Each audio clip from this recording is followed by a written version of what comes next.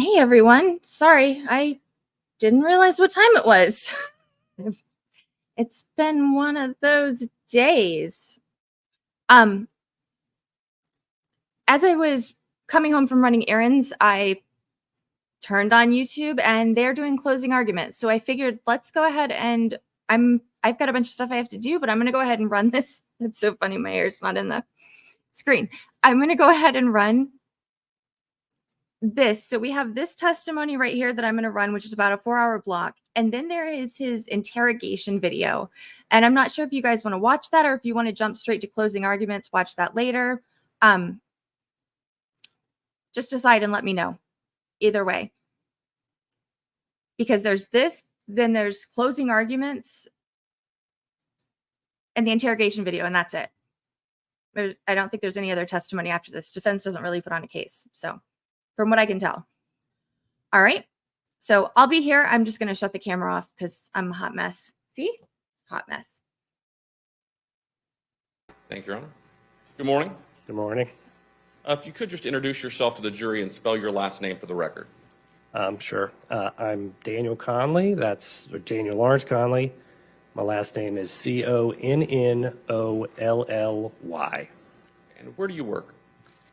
Currently, I am self-employed. Yeah, what type of work do you do? Primarily made to manage consulting. This is like the ERP system that I work with Shanti on. And what city do you currently reside? Cary, North Carolina. And how long have you lived there? Since summer of 2019, we moved there. Before that, going back to 2018, where did you live? Princeton, West Virginia. All right. If you could just give the jury a brief description of your educational and work background. Okay. I have a bachelor's and master's in management information systems. Going on for my master's, I did a few years of software and web development. And for about 7 years after that, I worked at my family's business, helping them re-implement systems like their payroll and systems like Made to Manage. That's what I worked on with Shanti. And since we sold that business and we moved to North Carolina, I've worked at Fidelity Investments and then did Made to Manage consulting for a company. And over the last 5 or 6 months, I've been doing that independently. Can you just tell the jury a little bit more about what this program Made to Manage is? Sure. It's a enterprise resource planning software, and it is specifically geared towards manufacturing companies. So it can help you track things like your inventory, your manufacturing processes, but also all things on the financial side. So you build a widget, it tracks all the costs of building the widget while also tracking your manufacturing process. And basically those costs, you can do things like print out financial statements, do all your financial reporting, and it's all in a single system. And you mentioned earlier that you worked with Shanti on this program. Is that Shanti Cooper or Shanti Cooper Tronnes that you're speaking of? Shanti Cooper is how I knew her, but Shanti Cooper Tronnes, yes. And how long is it that you knew her or worked with her? So I was acquainted with her from 2013. I did not work with her a great deal at that time. She worked at my family's business, but away from me. We did not have a working relationship at that time. However, several years later, I got more into the financial side of Made to Manage and needed help. And I was aware of her from the earlier acquaintance. So from, I'd say, summer of 2016 until the time of her death, we worked more and more closely together on the financial aspects of implementing Made to Manage. So. And is it fair to say that Shanti was a resource for you related to the Made to Manage? Yes. Now, did you ever actually meet Shanti in person? No. So how is it that you would communicate with her? Text, phone, and email. So I want to go back to April of 2018. Can you just sort of explain to the jury what your work relationship was with Shanti at that time? Sure. I believe it. Well, at that point, she had assumed. She offered us her service. She called remote controller. Controller being like the financial position, like the person who tracks all your, make sure everything's in line financially. So she would primarily help at like the end of month close. So that's like when you're closing out your books on a monthly basis to make sure everything's correct, so it doesn't, like, errors don't accumulate, etc. She would help us with that process on a monthly basis. But also, if we were trying to implement a new process that involved like a financial aspect, she would help with that also. So there was a recurring thing of the end of month, but then also like special projects she would help also. Are you able to estimate about how many times a month that you would communicate with Shanti? I would definitely every month at month-end close, a significant amount. Usually, because we were correcting quite a few things, there was usually several projects in addition to that going on. So I would say it was more ongoing communication than a couple times. There might be a time where we weren't really doing anything and it wasn't end of month, so we wouldn't speak for 2 weeks. But then maybe we would pick up a project and we would speak on a daily basis. Good. So when you would text or email Shanti, how long did it typically take her to get back with you? It was always very quick, often within minutes, to the extent I felt pretty bad messaging her outside of business hours in most cases because I knew she would respond very quickly. Did you ever recall having a period of time in the time that you worked with her where she was not responsive to you? Only when she had her appendix out, but I knew that was happening, so that's probably the only time I knew I would, if I messaged her, I would not get a hold of her. Now, going to the morning of April 24th, 2018, do you recall sending Shanti a text message that morning? I do. And what was the nature of that text? I believe I was asking her a question about finance charge. Certainly, once I had not received anything by that morning, that struck me as odd. I don't have any further questions. Thank you. Cross? Just briefly, Your Honor, thank you. Good morning, Mr. Conley. Good morning.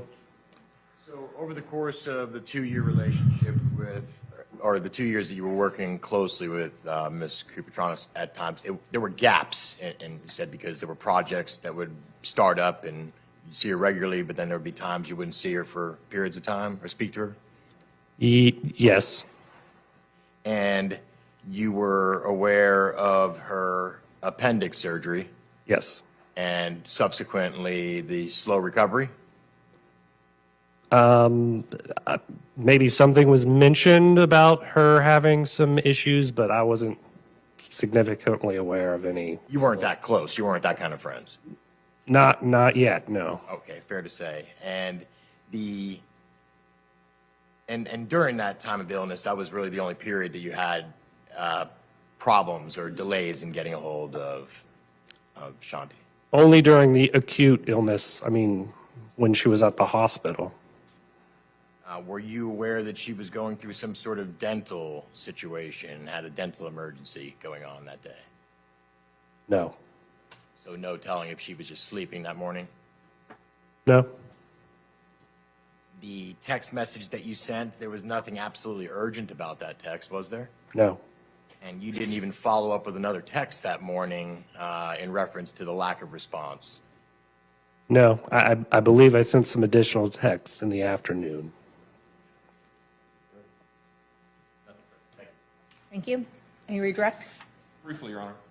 So you mentioned there was a brief time during her acute illness with the appendicitis that you weren't able to necessarily get quick response out of her. Had that ended well before the text on April 24? Yes, yes. I think she did another end of month close in the meantime. I mean, this was 2 months, and we were working on a project at that time. She was supposed to send me something that day regarding an email the previous night that I sent to her. And during that time that you had been working on that project, was she always very quick to respond? Any project, she was very quick to respond. No further questions. May this witness be excused from subpoena? Yes, Your Honor. Any objection, defense? Thank you, sir. You may step down. You are excused. State, you may call your next witness. Real quick, I wanted to jump in. I completely forgot. So first thing, I'm very familiar with what he's talking about as far as the type of work and things like that that they did. So she would be incredibly busy the last week of the month into the first week of the following month. And then the next 2 weeks would kind of be not quite as hectic. So it's super intense and stressful when you're trying to close everything out at once. And all of these people are calling her for help while they're trying to do what they need to do because they have problems. So she would have very stressful week, and then things would be a lot easier, and then very stressful week. So her stress level would go in cycles. I just remember somebody talking about her being irritable. That would be why, if it was that week.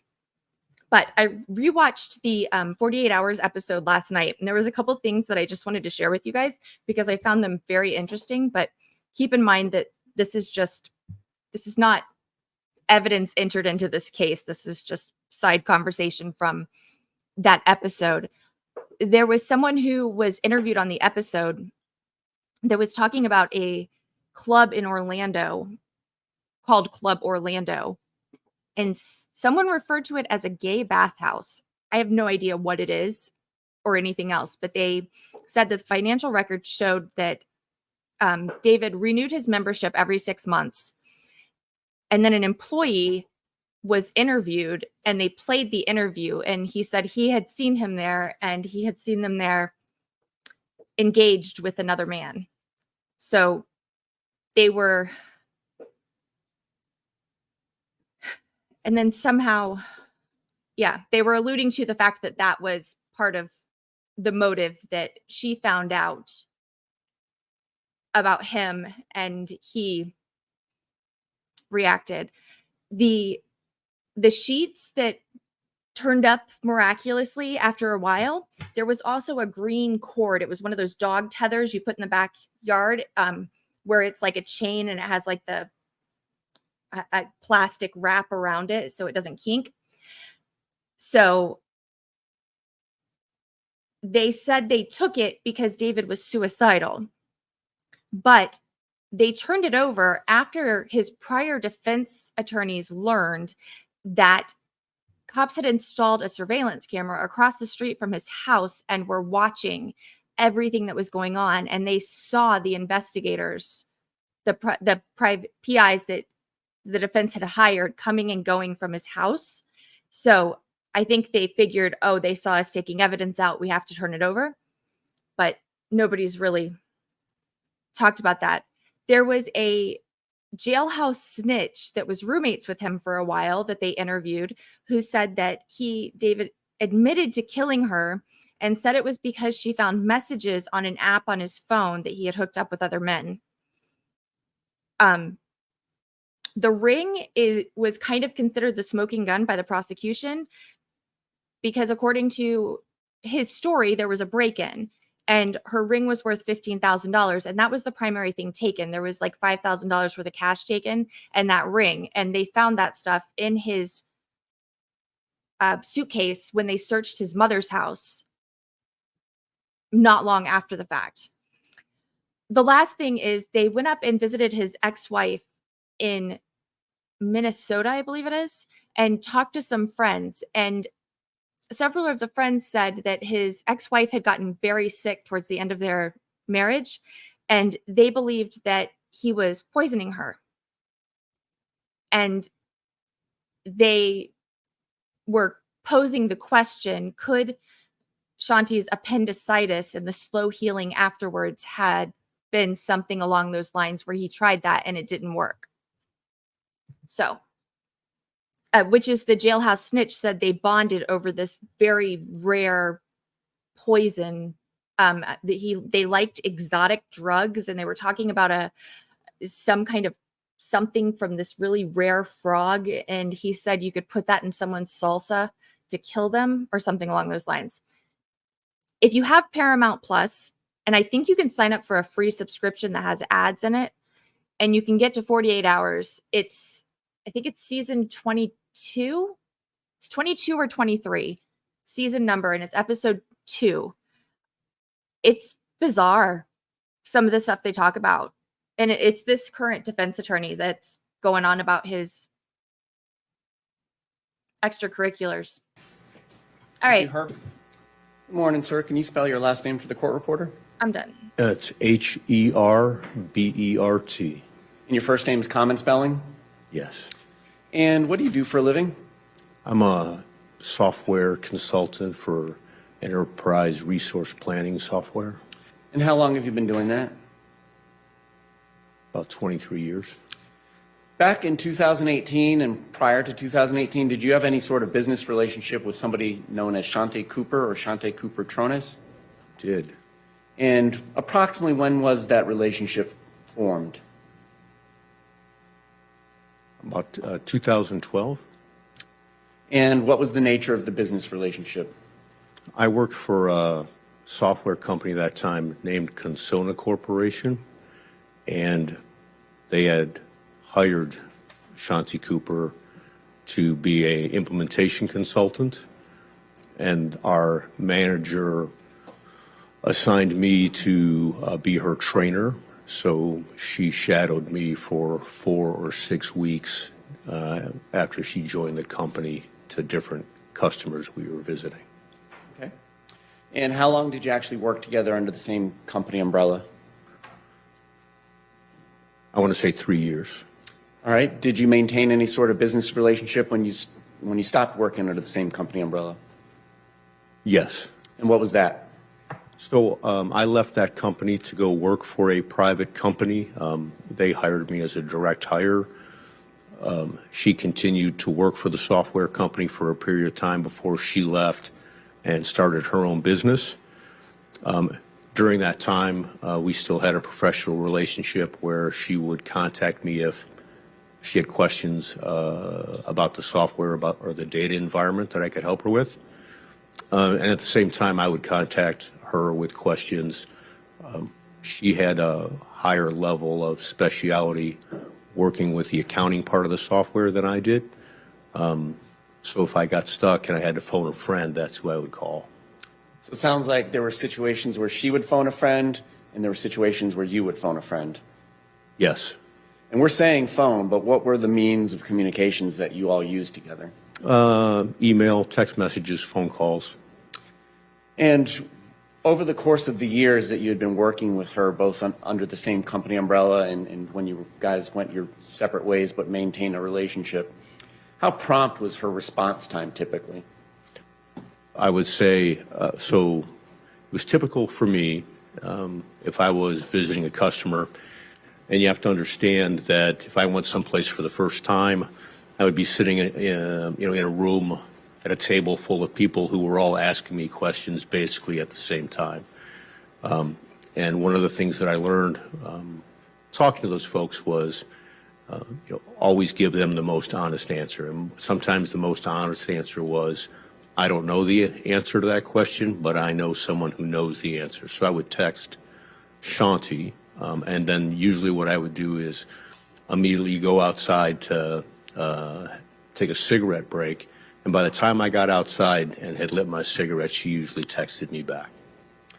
And not being a smoker myself, is that 5-10 minutes? That's 5 minutes. All right. So that was your typical response time you received from her during business hours? During business hours and sometimes even early in the morning before I went to work. And so early is a relative term. So what do you mean early before you went to work? 6 a.m. All right. On April 24th, 2018, did you send a text message to Shante Cooper or Shante Cooper Tronnes? I did. And have you had an opportunity in preparation for testifying today or review that? Only that I sent the text message. I don't recall what the actual verbiage was. Your Honor, at this time, the state would request to publish a portion of State 76 in evidence, and for the record, that was the timeline of her phone extraction. Okay. All right, speaking of row 1078, are you the Matthew Herbert with the phone that has an area code of 517? That is correct. And did you send the text, "I have another opportunity for you," with advanced reporter and MN details this evening? Yes. And that's not specifically requesting a question to be answered. Is that a fair commentary on it? Correct. More of a referral. But based on your communication with her over, I guess you said you met in 2012, 6 years, would you expect a thumbs up like an Apple iMessage or okay or any sort of response? Yes. And would that have the same typical response time that we've described already? Yes. All right. And if the records on her phone shows that this was sent at 10:28 in the morning on April 24th, does that seem accurate? Yes.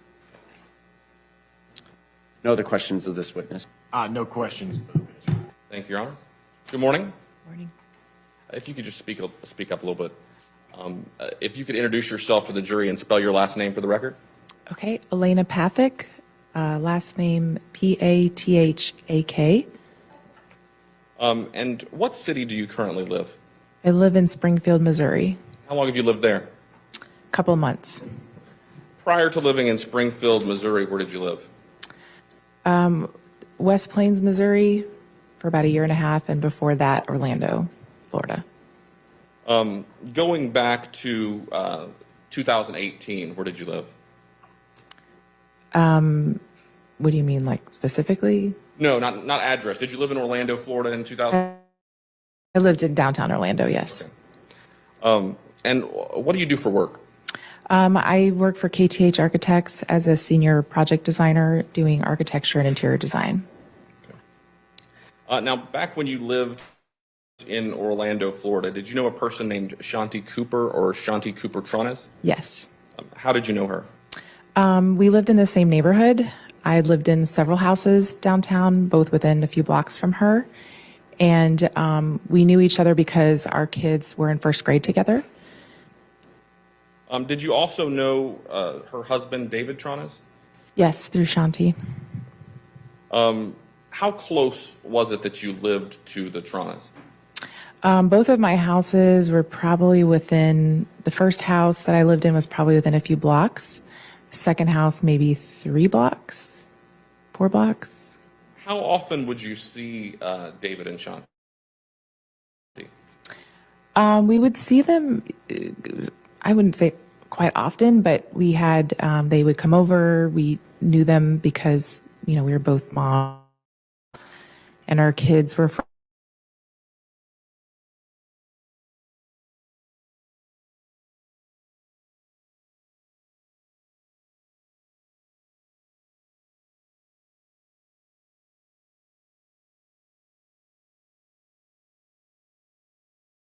friends.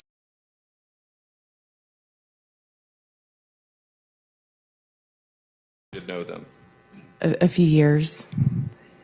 Did you know what David or Shanti did for work? I know that Shanti was into accounting. She had her own consulting company. I was under the impression it was doing well. And I actually never knew what Dave did for a living. When my husband had asked him, he said he was into sales, but I don't really know what that means. I mean, it was, it was just kind of strange because my husband was like, I don't know if he sells vacuums. I mean, it was just a strange answer. We never really knew specifically exactly what he did. Do you ever remember during your interactions with Shanti, her discussing the purchase of a Mercedes?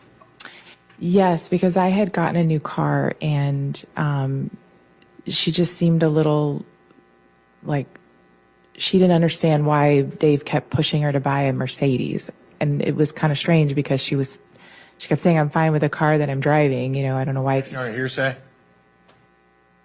Attorney's approach. Okay, I believe you were answering related to conversations that you had with Shanti related to the purchase of a Mercedes, if you could just continue. Yes, she Sorry, Judge, I'm going to, just for the record, object to relevance. Overruled. Answer. she didn't understand why he kept pushing her to buy a new car. Now, as a couple, how often did you have an opportunity to observe the two of them together? Well, whenever we have them over, or my kids' pool party, or like I said, the Super Bowl, they came over to our house, just the two of them. So, I mean, we did see them. In the time that you spent around the two of them, did they appear to be affectionate towards each other? No, I never saw them hold hands, touch, kiss. It was a little strange. Now, in the time that you knew them, did you ever go over to their house? I did, yes, several times. Did you ever go inside the house? Yes. What was Yeah. the most recent time before the murder that you had gone to the house?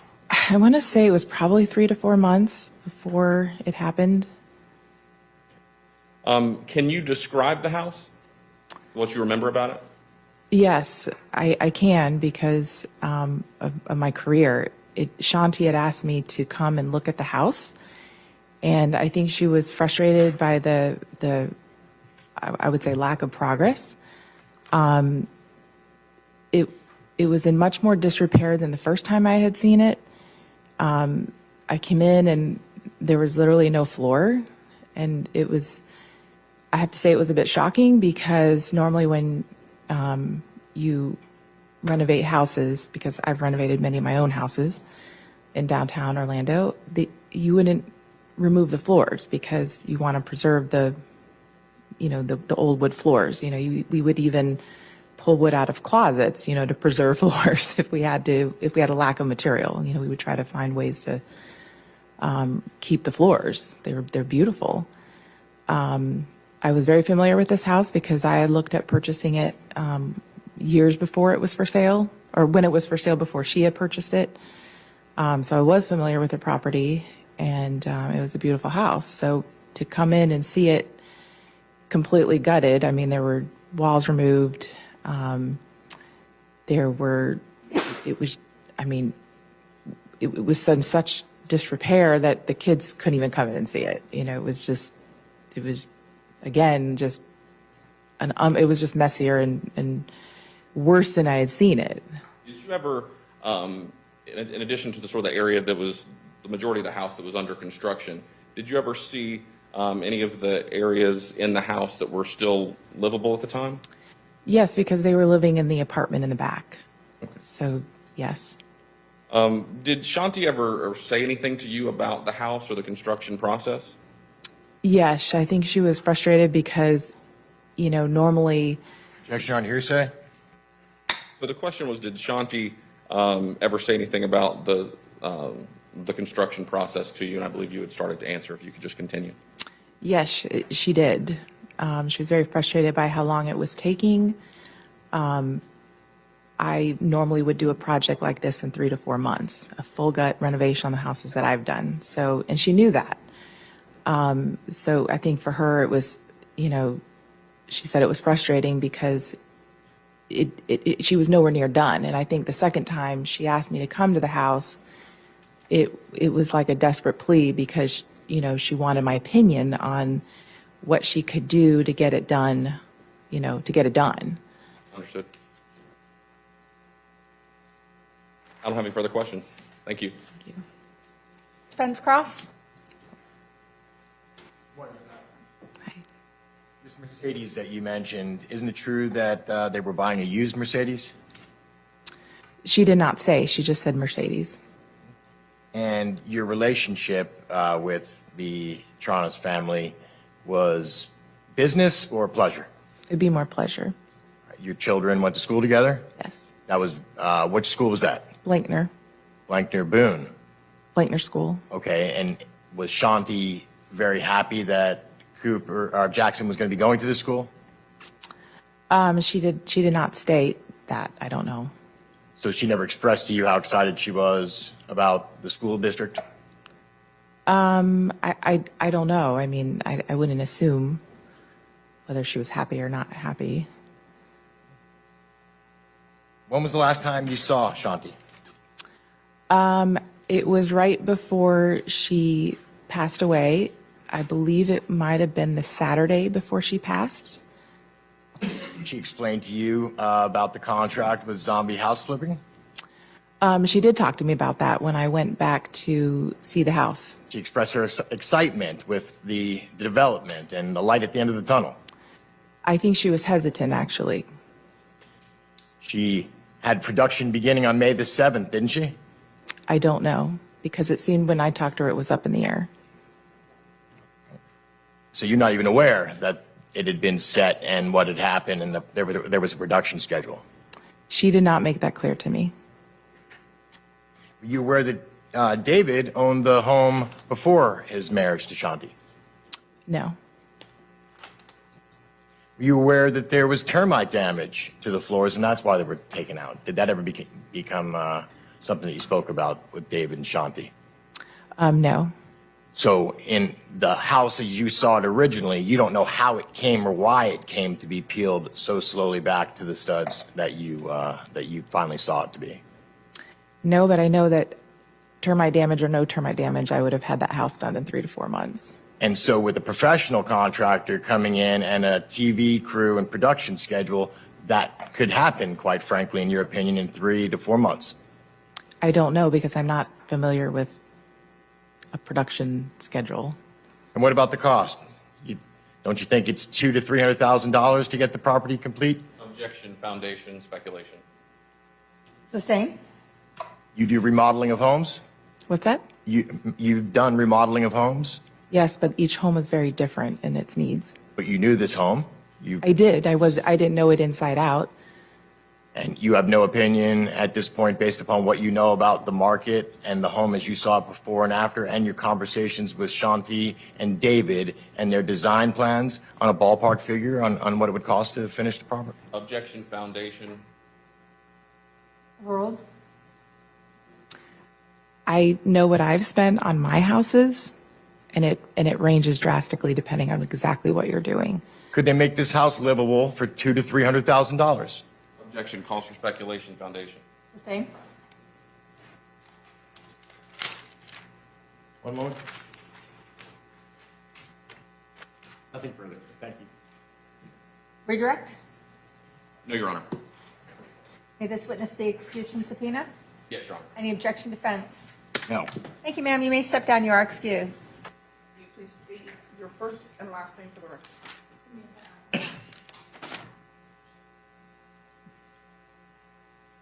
Thank you, Your Honor. Good morning. Good morning.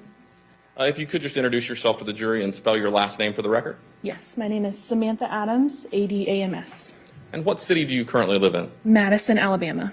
And how long have you lived there? A little over a year. Okay. Prior to living in Madison, Alabama, where did you live? Prior to Madison, Alabama, I lived in Palm Bay, Florida for approximately 3 years, and then before that in Asheville, Alabama, and then prior to that, Orlando, Florida. And what was the time period that you lived in Orlando, Florida? I was born and raised in Orlando, Florida, and I lived there prior to my 22nd birthday. And when was your 22nd birthday? May of 2018. All right. And what do you currently do for work? I am a facility security officer for a military defense contractor in Huntsville, Alabama. But going back to 2017 and 2018, were you working full-time or were you also a student? I was also a student. What were you in school for? I attended the University of Central Florida studying criminal justice. And in addition to being a full-time student, did you have a part-time job? Yes, I did. And who was that part-time job with? Shanti Cooper, Tronnes. How is it that you came to work for her? I was looking to leave my previous job at Universal Studios for a more job that was more flexible with my school schedule, and so I put a posting on care.com, and Shanti reached out the next morning asking for a nanny. Can you just explain to the jury a little bit, what is care.com? So care.com is an online site that individuals can post themselves to become a nanny or anything that an individual may need. Also, personal assisting, an app basically for an individual looking for help. And what was the nature of the work that you ultimately ended up doing for Shanti Cooper Tronnes? When I first started with Shanti, it was mostly nanny work with her son Jackson, and it eventually went into more personal assisting / nanny. If she needed anything, I was the person to help her. Can you give some examples of what you'd be talking about outside of childcare? Yes. So for Shanti, she ran her own business. So she would have me go to the post office, check her mailbox. She would have me, if she got any checks, go ahead and post those in her bank account, as well as go grocery shopping if she needed an errand ran, anything like that. And what, well, first of all, how long is it that you worked for Shanti? It was January of 17 until mid-April 2018. And what were your typical hours when working with her? Anywhere from 9 to 11 a.m. to about 3 to 5 p.m. Are you able to estimate about how many hours a week it is that you worked with Shanti? About 21 hours a week. And how much of this time, 20 or so hours that you were working with her, would you actually be sort of physically around her in the same room or area as her? Out of the 20 hours, I would say between running errands, between 10 to 15 hours out of every week. And why is it that you stopped working with Shanti? I was relocating with my parents to Asheville, Alabama. And in your work, did you have occasion to observe Shanti's work? Yes, I did. So whenever I had picked up Jackson, we would come straight home and we would start doing his homework. And during that time, I was sitting not even 10 feet away from where she was on her computer. Is that sort of based on the state of the construction in the house? Yes, sir. And so did you have the opportunity to observe kind of how she worked and calls and things like that that she would have with people related to work? Yes, sir. Did she appear to be responsive to people while working? Yes. So a majority of the time, whenever Shanti was working, she was not open to other contact. So if she was on a phone call, she would ask us not to interrupt her. And a majority of the time when I was there during my weeks, she was always on the phone. There was just a very rare occasion that she wasn't on the phone or interacting with me and Jackson. When she was working, what type of clothes would she typically wear? She would usually wear business casual, sometimes jeans, blouses, sometimes t-shirts, but mostly business casual. Did she typically wear like a tank top and shorts or perhaps gym type shorts? No, the only time that she wore pajama type wear was when she had her appendix surgery. And as best you recall, about when was that? I believe it was around March of 2018. And by the time you had left her employ in April of 2018, had she resumed back to wearing the jeans and blouse type wear at her work? Yes, sir. So would it have been unusual for her to be wearing a tank top and shorts at that time? Yes, sir. Do you recall, did she seem to have a lot of difficulty after the surgery? Yes, sir. She didn't want to take the pain medicine associated with the surgery. All right. So in your time working with Shanti, did you ever meet her husband, David Tronnes? Yes, I did. Did you have much interaction with him? No, sir. I mostly interacted with Shanti. Did you ever see David or Shanti argue or bicker? I saw them bicker on occasion. Did they ever bicker about the home renovation, things of that nature? Yes, sir. Was this sort of just an ongoing bickering that went through when your employment ended? Yes, sir. Do you recall Shanti wearing a wedding ring or engagement ring? Yes, sir. Was that something that she always wore or just wore some of the time? She always wore. Was there ever a time that you recall seeing her that she was not wearing the engagement ring? I never saw her not wear the engagement ring. The only time that she ever took off was the wedding band, because one day I reported to work and one of the diamonds had fallen out, so she had me take it to the jeweler's, but she was still wearing the engagement ring. Had she gotten the wedding band back after that at some point? I think we got it back the same day. Okay. And then after that day, did you ever see her not wearing her engagement ring or her wedding band? No, sir. Were you Facebook friends with Shanti? Yes, I was. I don't have any further questions. Thank you. Good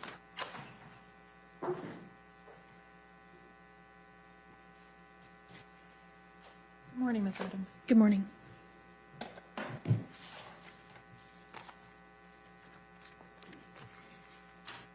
You would describe David as quiet? Yes? Yes. Pretty much an introvert? Yes. You mentioned during direct that while Shanti was working, she wasn't really open to outside communication, right? Yes, ma'am. So during the day, what would David be doing while Shanti was working? It depended on the day. Some days he would be working downstairs in the garage, out in the yard, or helping with the dogs. Okay. Did he take the dogs to the dog park? On occasion. From your observation, was there a lot of communication between the two of them while she was working? During the day, not really, no. Did he pretty much stay out of her way? Yes, ma'am. And he kept himself occupied doing tasks around the house? Yes, ma'am. Did you ever notice the two of them calling or texting each other through the day? I didn't sit directly beside where Shanti was, and when I was running errands, I wasn't aware if they were texting or not. Did you ever hear phone conversations between the two of them? No, ma'am. Leading up to the time that you finished your work there, tell the jury when that was. When did you stop working for Shanti? It was in the middle of April. I don't remember the exact date. Okay. You were working there during the times when renovation was taking place on the house? Yes, ma'am. You became aware that they were going to be involved in the zombie house flipping show? Yes, ma'am. Shanti was excited about that, wasn't she? Yes, ma'am. In fact, work was to begin May 7th, I believe. Is that correct? I wasn't aware of a date. Did you know that it was supposed to start soon, in time to when you were leaving? I believe so. Okay. Prior to that, had work been progressing on the renovation? I would say work was retracting, not progressing. Okay. In January, that year before you terminated your employment, had there begun a renewal of some work in the house? January of 17 or January of 18? 2018. Yes, ma'am. Okay. And from your observation, what was happening? In January of 17, it looked, if I recall correctly, they Talk were... about 18. Sorry, January of 18. If I recall correctly, they were putting cement in the home. And did you learn why that had to stop? No, ma'am. Shanti was excited about participating in the show because of the sponsorships that they were going to get. I'm not aware. Objection Foundation. Sustained. I'll withdraw the question. What were the general work hours where that you would work there at the home? Anywhere from 9 to 11 to 3 to 5 p.m. Okay. Were you there when the family would share meals together? No, ma'am.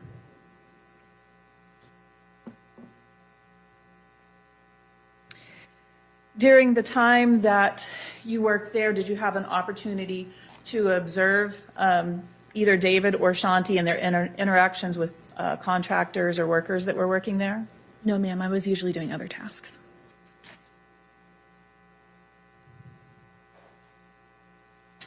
You described the ring, her engagement ring that she wore. Are you familiar with where she kept her jewelry? No, ma'am. Now, she wouldn't always wear that ring, would she? The engagement ring or the wedding band? The engagement ring or the wedding band? I've always seen her with the engagement ring. Would she wear it in the pool? I'm not aware. Were you there when she would spend time in the pool with her and Jackson or her and David? I've only ever been in the pool once with her, and I do not recall if she was wearing the ring. Did you go on trips with the family to like Aquatica or places like that? Yes, I did. Okay. Did you see her wearing the ring there? I believe she was wearing the ring. Are you sure? I cannot recall. You said that you would start your day with Shanti around not between 9 and 10. Is that accurate? 9 to 11. When you would arrive, she was already dressed for the workday? Yes, ma'am. So you're not familiar with her morning routine, are you? No, ma'am, not prior to 9 to 11. And you would leave by 5 o'clock in the afternoon at the latest. Is that your testimony? Yes, ma'am. So you're not familiar with her evening routine either, are you? No, ma'am. So you don't know if she wore the ring in the shower?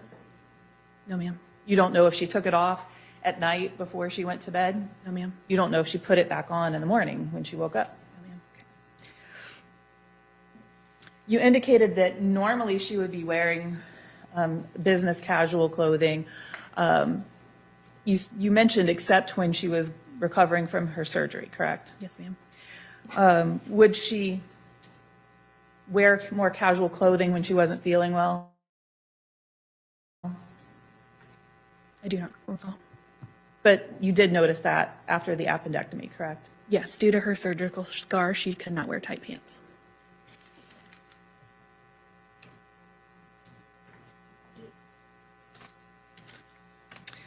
Did you become aware of any problems or concerns that Shanti had about the neighborhood? No, ma'am.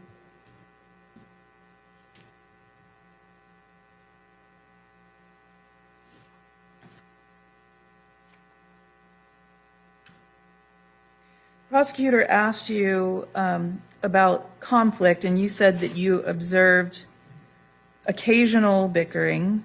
Is that your testimony? Yes, ma'am. Nothing you saw ever gave you a cause to be concerned about Shanti's safety? No, ma'am.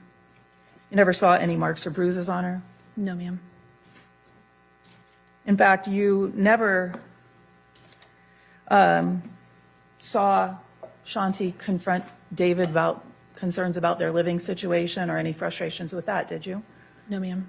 She mostly kept me out of that.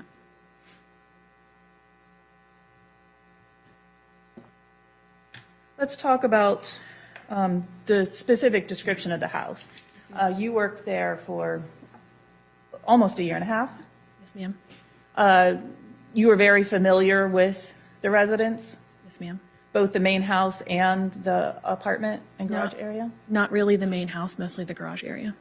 Were you familiar with the roof deck that was led to the loft area from the main house? Yes. Okay, and describe that roof deck. From best that I can recall, from the garage apartment, there was, right behind the staircase, there was a door that led on, and it was a flat roof-like structure. Okay, could you access that area from the main house? I am not aware.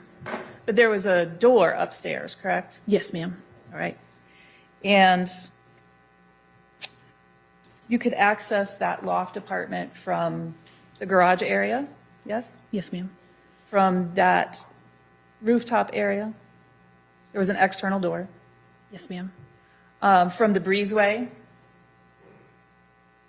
between the main house and the loft apartment? So going to the above garage apartment, there was just that door in the breezeway and then the door that was upstairs. The garage doors? The garage doors only went into the garage itself. Okay. And would you have to leave the garage to come in through the side door? Yes, ma'am. Were there a lot of doors between the main house, the garage, and the loft apartment? Yes, you would have to go all the way up the driveway, all the way down to the back. You would look at the garage, you would see a breezeway on the right, you would go through the breezeway, it would be the second door on the left, and that would lead you upstairs into the garage apartment. When there was work happening, would the construction workers arrive before you got there early in the morning? Yes, ma'am.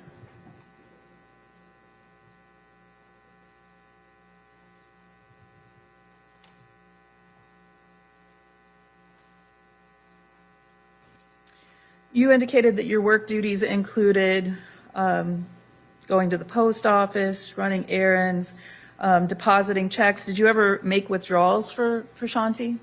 Yes, ma'am. Did she keep cash in the house? Yes, ma'am. Describe that. Keeping cash in the house, to my best recollection, she kept a poker bag in her closet that was hidden that she would keep cash within. Did you ever put money into that poker bag? No, ma'am. I always handed it directly to Shanti.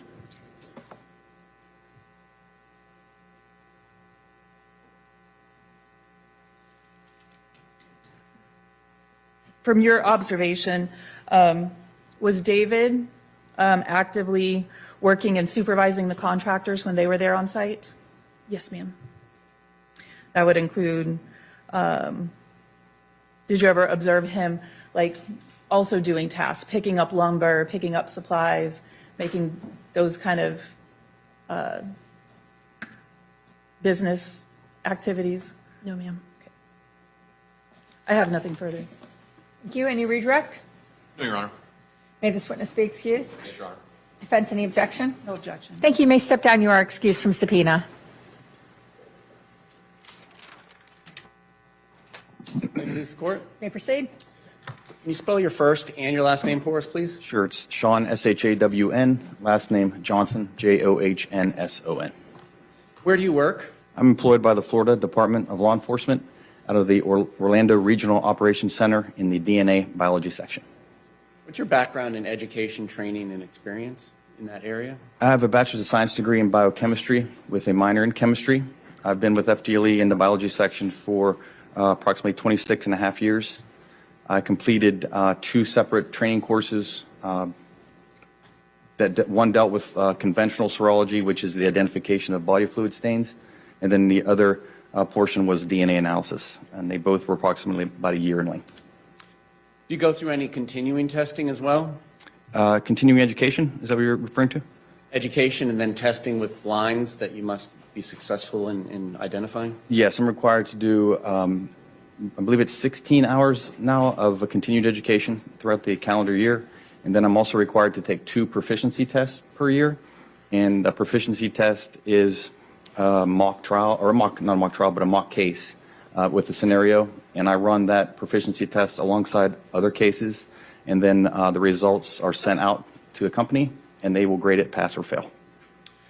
Does the FDLE lab in Orlando itself hold any accreditations? Yes, we're accredited by the American National Standards Institute, National Accreditation Board. And what is the process of a lab becoming accredited? Approximately every 4 years, people of the forensic community nationwide come into our lab system, and they fan out over the state and go into the biology sections and make sure that we are doing what our standard operating procedures say we're doing. And it's an extensive interviewing process with analysts, and that, like I said, is done every 4 years. Tell the jury about your actual workspace itself. I have my own work area in that I perform DNA analysis in that, where I examine items of evidence in my area. I have a refrigerator that is locked for evidence security. And then when I look at evidence, the area in which I place the evidence out on is cleaned between items. And so I have actual space that's for computer and then for evidence. And is there anything to do to help ventilate the air in there? Not at that specific work area. When I'm doing the DNA analysis, that is done in hoods that have certain airflows. Just explain that to the jury. It's basically just to keep my DNA off of the samples and from anything going into the hood that would be unwanted. And how is it that a piece of evidence gets presented to you for analysis? I'm assigned cases just randomly, and then once I receive the case, I'll request the evidence that's involved in the case, and then it is brought to me by a technician. And can anybody just walk into the FDLE lab in Orlando and pick up pieces of evidence? No, the submitting agency will bring it into our evidence section, into the vault, and that's where it stays until I request it. And then when you request it and it's into your care and custody, what do you do to make sure that it remains secure? Like I said, I have a locked refrigerator and locked storage areas. And so one piece of evidence is taken at a time. I perform my analysis, seal it back up, and put it away to be locked away. You have any technicians that assist you with your work? Yes. And do they wear the same protective clothing as you do? Yes, they do. And do they have the same security protocols that you do as far as keeping the evidence secure? Yes. All right. Have you ever given an opinion testimony before about DNA evidence and the comparison of known DNA samples to unknown DNA samples? Yes, I have. Approximately how many times? Today will be my 190th time. And have you ever not been allowed to give opinion testimony in these areas? No. What is DNA? DNA stands for deoxyribonucleic acid. It's a material that controls the function and development of the cells in our body. It's what makes us who we are. It's our genetic blueprint. We get half from our DNA from our mother and half from our father at conception. And DNA is actually 99.9% the same from person to person. This large portion makes us human beings. It gives us the ability to communicate, stand on two legs, so on and so forth. 0.1% is different. You can see a lot of the differences when you look at individuals: hair color, eye color, height or weight, and so on. Within this 0.1%, what I look at are 21 areas of the DNA that differ from person to person by their size. And it's these sizes of DNA that make up an individual's DNA profile. And do these 21 areas that you test for, do they have anything to do with functionality, like how tall you are, your eye color, or anything like that? They do not. And are there chemicals that you use that can identify these areas of the genome? Yes, I use chemicals that specifically target those 21 areas. And are these chemicals available commercially? Yes. And what particular kit or kits did the FDLE use at the time that you made these analyses in 2018? It's called Global Filer.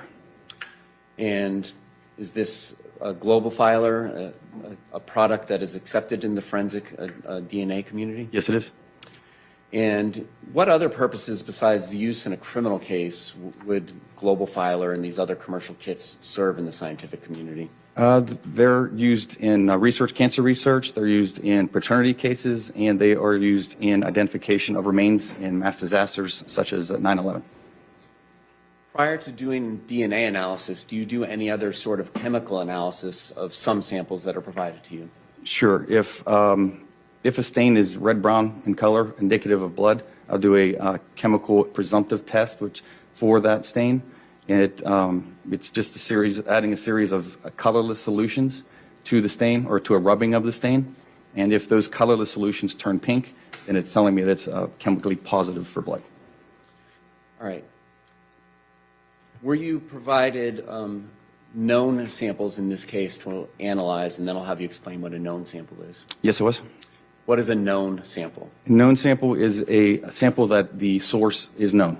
For example, a buccal swab is a swabbing of the inside of someone's cheek, and also a DNA card is used to dry down liquid blood.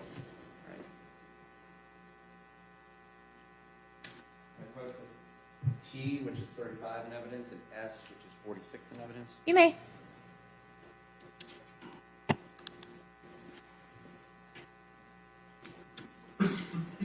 So I'm showing you T, which is 35.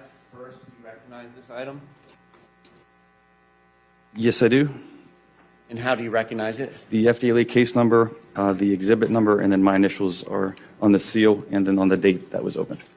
Now, when you receive a particular piece of evidence such as this, does it come in that sealed envelope? Yes. And then when you are done performing whatever casework it is that you perform on it, do you replace it into that envelope? Yes. And then do you seal it with your own FDLE tape? Yes. And you place your own initials over that tape? That's correct. Is that item in substantially the same condition as when you left it after repackaging it? It is. The seal's intact and my initials are still in the seal. All right. Now, when you receive that item and when you open it, what was inside of it? This is buccal swab represented as being from David Tronnes. So you didn't go out there and collect a buccal swab from somebody named David Tronnes, did you? I did not. And that's why you say identified to you as? Correct. And what is actually physically in the box? In the envelope, can you describe it for us? There is literally a wood, stick cotton swab. And is it suspended in a box so that the cotton swab doesn't touch the sides of the box? I don't recall if this was. Sometimes they are, sometimes they're not. Okay. And then why don't you just take us through the process of how you take this cotton swab and develop it into a DNA profile? Sure. The first thing I do is I just take a very small portion of the buccal swab because there's a lot of DNA on a buccal swab. The first step is the extraction process, and it's simply adding chemicals and heat to these cells to break them open, to get the DNA out of the cells and into solution. The next step in the process is quantitation. That tells me how much DNA I was able to get out of the stain, or in this case, the buccal swab. Once I have a certain amount of DNA, the next step is the amplification, or PCR, which stands for polymerase chain reaction. And what that does is it amplifies those 21 areas I spoke of to get millions of copies of those areas to give me enough to obtain the DNA profile. This doesn't change the DNA, it just copies the DNA. It's the exact same reaction used for COVID testing, PCR COVID testing. So once I have a lot of DNA at these 21 areas, those samples are then processed and the size of those 21 areas are determined. Speaking of these 21 areas, are you familiar with what STR is? Yes, STR is short tandem repeats, and those are just the units or the repeats that make up the sizes of the DNA. And so if someone has 10 repeating units, then they have a 10 in their DNA profile. Now, each of these 21 locations, is it one that is one location that's being tested, or is there two to kind of go with having two parents? All 21 are being tested at the same time, but for a buccal swab, I would never expect to see more than one size of DNA. More than two sizes of DNA at any area. Because like I said earlier, you get half from your DNA from your mother and half from your father. And so at any area, any of those 21 areas, if mom would donate a piece of DNA that's 10 and dad would donate a piece of DNA that's 11, then that person would be a 10-11. If mom and dad had donated the same size, then it would just be a 10. Never more than two. If there's more than two, that tells me that there's a second person donating that DNA profile.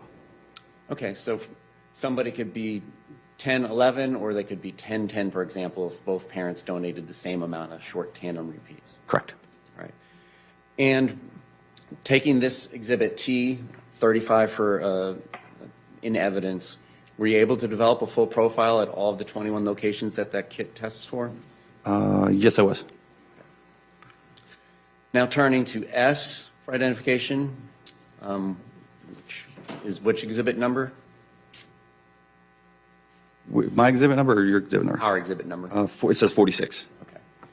So talking about S or 46 in evidence, were you able to take the contents of that envelope and develop a full DNA profile in the same manner you just previously discussed? Yes. Is that a DNA card represented as being from Shanti Tronnes? It is. Now, how's a DNA card, you briefly explained it, but how is it different than a buccal swab? It's the DNA in liquid form in the blood isn't as stable for a long period of time. And so the portion of the blood is dried down. And once it's dry, it can be DNA tested for 30, 40, 50 years. And so that is just a DNA card. All right. And then you mentioned the internal numbers that get used by yourself and law enforcement. Was that labeled as K2? Yes. And does that go with known 2? Yes. In the previous exhibit T, which is 35 in evidence, was that K1 as in known 1? Yes. All right. Turning back to S, you were able to develop a full profile at all 21 locations? Yes. All right. Turning to one of our first unknowns, V for identification, 37 in evidence. May I approach?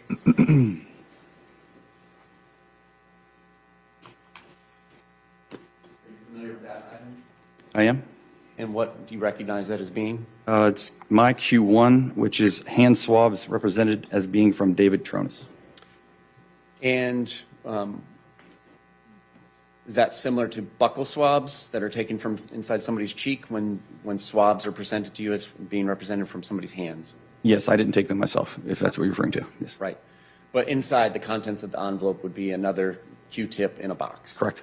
All right. And same question for the second exhibit we just discussed, S for identification, and this one. Was it in a packaged and sealed envelope when it was presented to you? Yes.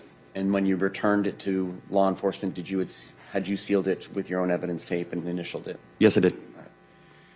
Were you able to develop a DNA profile from V for identification? I took sample to DNA, and yes, I was able to. Well, first of all, David Tronnes, his DNA is expected to be on his own hands, and so he's expected donor. The evidence it demonstrated the presence of a mixture consistent with 2 donors, including, and one of those donors was one of them was male. Now, is there any sort of statistical basis to assign significance when you say that an unknown matches a known? Yeah, anytime a single source profile matches another single source or a person is included in a mixture, then I'm required to put a statistical significance or weight to that match or inclusion. And what sort of statistical database does the FDLE use to give significance to these comparisons? We use the NIST, National Institute of Standards and Technology database from 2013. And can you just give a brief overview of that study and who was comprised with it, and does it have, well, that's enough questions. Go ahead. Sure. It basically what happens is we use what's called a likelihood ratio is what the statistic is. And that's what that is a comparison of two scenarios. How much more likely is one scenario to occur over another? And a good way to think about a database is if you have 100 people come through the door, and as they come through the door, you ask them their shoe size, that would be a database of shoe sizes. And so then if a random person on the street, you ask them what's their shoe size, and they would say size 10, then you can go to your database of shoe sizes and see how rare or common the frequency of a size 10 is in the database. Well, the database I use is not shoe sizes, but it's those sizes of those 21 areas in the general population. And so at each area, the likelihood ratio is calculated in the DNA profile, and then it's able to be multiplied over those 21 areas together to give the likelihood ratio of that DNA profile in its entirety. Is the use of this database accepted in your relevant scientific community? Yes. And so you don't need to have millions of samples in order to develop a statistical database. A much smaller sample size is okay? It is the database that I use is approximately 1,000 people, and it has been scientifically proven to be reliable to use it as a representation of the general population. All right. And so for V, was that assigned Q1 internally for an unknown or questioned source? Yes. And that you expected Mr. Tronnes' DNA to be there because the swabs came from him? Correct. And what else was there, if anything? Then I compared Shanti Cooper Tronnes' DNA profile to the mixture. And was there any statistical significance to that comparison? Yes, she was included as a contributor in the mixture. And then the observed mixed DNA profile is greater than 700 billion times more likely to occur if the sample originated from David Tronnes and Shanti Cooper Tronnes than from David Tronnes and an unrelated individual. And you say 700 billion. Is there any relationship to that number that FTLE uses in the Earth's population? It's approximately 100 times the Earth population. And you can proceed. It's approximately 100 times the Earth population. The actual number is much, much larger, but we cap it at that in order to have a relative number you can kind of wrap your head around, and just for reporting purposes. All right, I'm going to, with the court's permission, approach with you for identification, states 36. Okay. Are you familiar with this exhibit? Yes. And what does it said to contain? Is my Q2, which is fingernail clippings represented as being from David Tronnes. And again, the packaging and labeling and sealing of this exhibit when you received it and you returned it, similar as what we've previously discussed? Yes. And were you able to develop a profile from Q2? Again, this was a mixture of two individuals with David Tronnes' DNA expected to be present. And was there any statistical comparison that you could make to the DNA card's profile of Shanti Cooper Tronnes? Yes, Shanti Cooper Tronnes was again included in the mixture. And again, the observed mixed DNA profiles are greater than 700 billion times more likely. Now, do you actually send fingernail clippings into the DNA comparison, or is there a step prior to that? I actually take the clippings and using a sterile swab, I'm swabbing the clippings. All right, and so then similar to the other Q-tip exhibits that we've already discussed, that's what's actually getting clipped is some of the cotton off of there? Yes.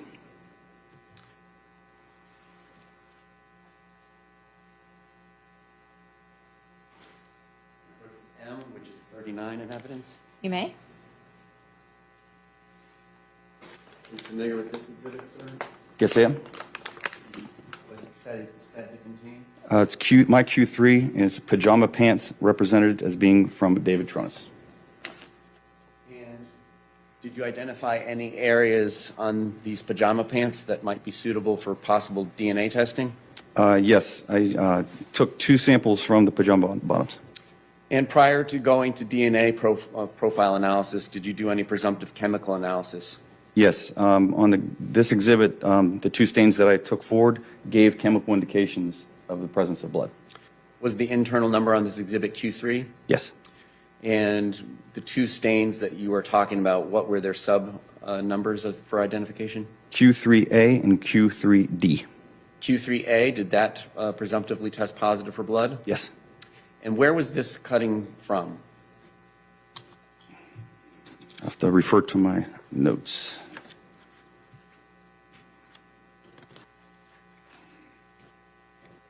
I have, according to my notes, there is on the front of the pants. And were you able to develop a profile from Q3A? I developed, yes, it was, and it was a mixture of 2 individuals. And were either or both of the known samples in this case present in that mixture? Again, David Tronnes' DNA was expected to be there because they were his pants, and Shanti Cooper Tronnes is included as a possible contributor to the mixture. To what statistical significance? The observed mixed DNA profile is greater than 700 million times more likely. I'm sorry, was that million or billion? Billion. Okay. Q3D, did you test that presumptively for the presence of blood? I did. And where was that cutting from? That was on the back. And were you able to take that to a DNA profile testing and develop a DNA profile? I took it through DNA, and I obtained the presence of a mixture. DNA results foreign to David Tronnes were obtained. However, they were so minimal, I could not use them for any comparison purposes. And at what stage are you making that decision that it's too minimal? Is that pre-amplification or after amplification? That's after the entire process is done.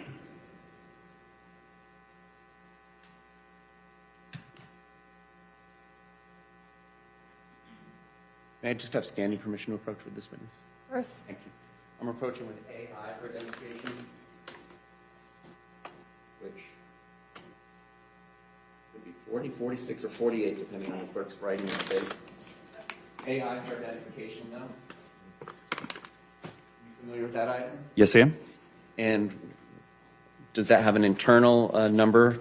It does. It's my Q4. All right. And what was it said to be? Vaginal swabs represented as being from Shanti Cooper Tronnes. And were you able to develop a DNA profile from this exhibit? No. Well, part of the process it went through extraction and quantitation. For vaginal swabs or orifice swabs, if there's no male DNA present, then the process will stop after the quantitation period. And in this case, the quantitation failed to demonstrate the presence of any male DNA. Yes. All right. Thank you. AJ for identification, 49. Are you familiar with this exhibit? Yes. And what internal identification number was assigned to this exhibit? This is Q5. And what was that said to be? Oral swabs represented as being from Shanti Cooper Tronnes. And did you take this through DNA analysis as well? No, I did not. It actually also was dropped after the quantitation period portion of the process due to there's no male DNA present.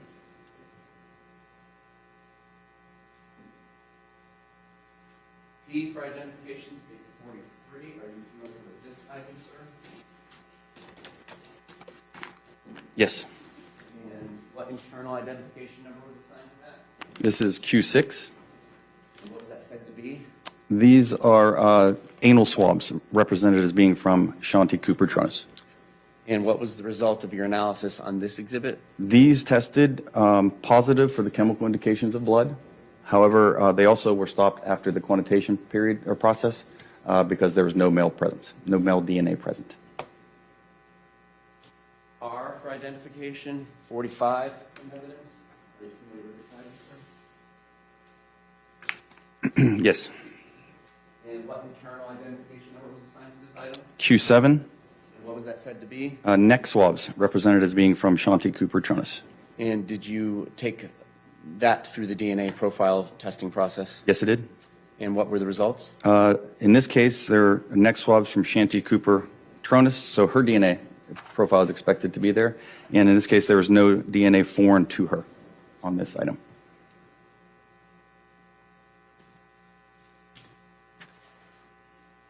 X for identification, 47 in evidence. Are you familiar with this item, sir? Yes?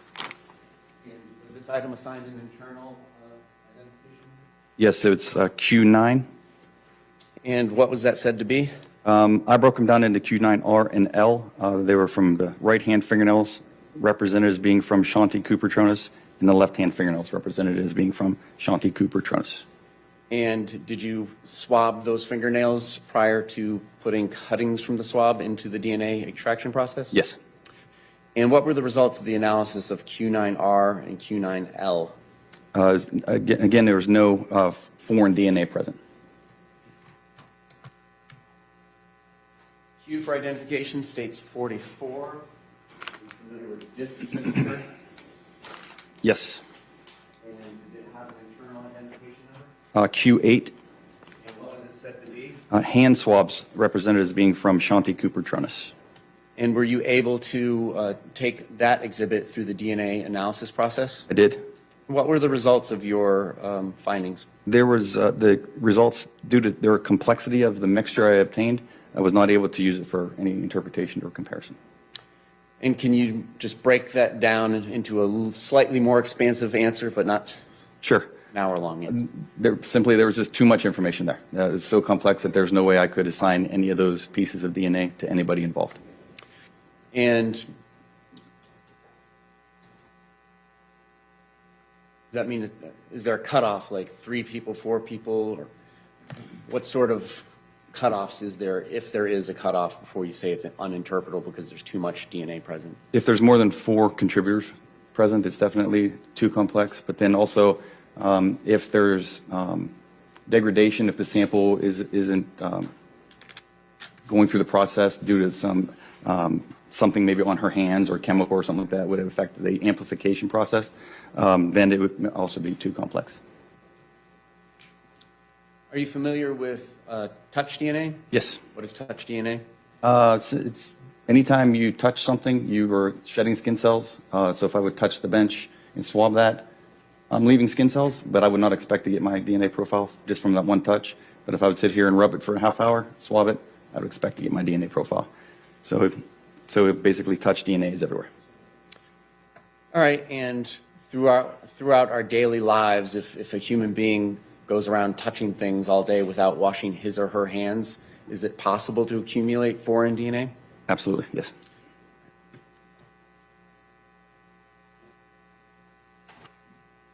Approaching with states AE and AF for identification, 55 and 56 of evidence respectively. Asking you first about AE. Are you familiar with that item? Q. Yes. Did that have an internal identification number? Yes, Q10. And where was that said to have come from? A swab from interior side of the north side rail. And were you able to take this item through the DNA examination process? Yes. And what were the results? It gave chemical indications of blood. And then a complete female profile was obtained, and it matched Shanti Cooper Tronnes. AF for identification. Did that have an internal identification number assigned to it? Yes. And what was that? Q11. And where was that said to have come from? Swab from metal frame on interior of north side rail. And did you presumptively test that to be blood or not? Yes, it was positive. It gave chemical indications of the presence of blood. And were you able to develop a DNA profile from this item? Yes. And were you able to compare that to any known samples in this case? Yes, it matched the DNA profile from Shanti Cooper Tronnes.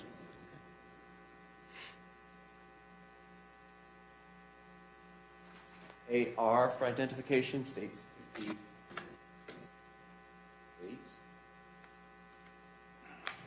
Familiar with this item? Yes, I am. And did it have an internal identification number? Q12. And what was it said to be? A swab from wooden slat collected from bed frame in upstairs loft. Did you do any presumptive chemical testing on this item? Yes. And did it test presumptively positive for anything? It gave chemical indications for the presence of blood. And were you able to take this through the DNA profile testing and develop a profile? Yes, I obtained a mixture consistent with 2 donors, including at least 1 male. And were you able to assign any statistical significance to the 2 known samples that you had at this point in time? Yes, David Tronnes and Shanti Cooper were both included. The observed mixed DNA profile for when I compared it to David Tronnes is approximately 14,000 times more likely to occur if that sample originated from David Tronnes in an unrelated individual than from 2 unrelated individuals. And then compared Shanti Cooper's Tronnes's profile to the mixture, and the mixture is observed. The DNA profile is greater than 700 billion times more likely to occur. Now, when you get a number like 14,000 times more likely to occur if he's in the mixture as opposed to 2 strangers, approximately how many different locations out of those 21 are we talking about?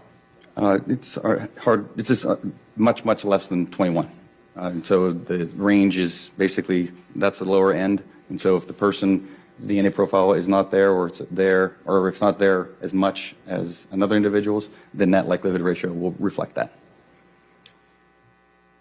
Are certain things such as blood better sources of DNA as opposed to, like you said earlier, skin cells?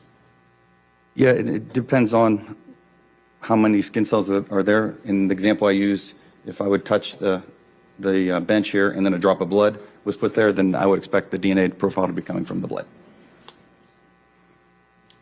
AG for identification states 57 in evidence. Are you familiar with this item?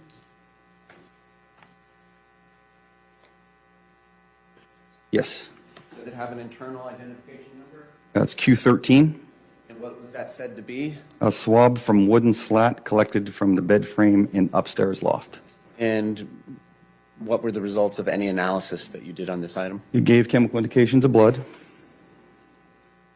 A complete female profile was obtained that matched Shanti Cooper Tronnes. Approaching with AA 50, AB 51. Are you familiar with AA 50 first? Yes, Sam? And did that have an internal identification number as well? Yes, Q15. And the next exhibit, AB for identification 51, did that have an internal identification number as well? Yes, Q16. And where was Q15 or AA for identification said to have come from? A swab from carpet southwest of bedding/victim's head. And where was AB or 51, Q16 said to have come from? Swab from carpet southeast of victim's head. And did you get similar results that you just testified about for Q13, which was AG? Yes, a complete female profile that matched Shanti Cooper Tronnes. And they were also presumptive positive for blood? Yes. With no foreign contributions? As far as, what do you mean by No foreign DNA, just one profile, Shanti? Correct. It was a single source and it matched Shanti Cooper. On exhibit Q13, there was a possibility of an additional contributor, but again, it was so low that no interpretations could be made. Approaching with Z for identification, 7 in evidence. Are you familiar with this item? Yes, I am. And did it have an internal identification number? Q14. And what was it said to be? Hairs from top of drain in bathtub of apartment above garage.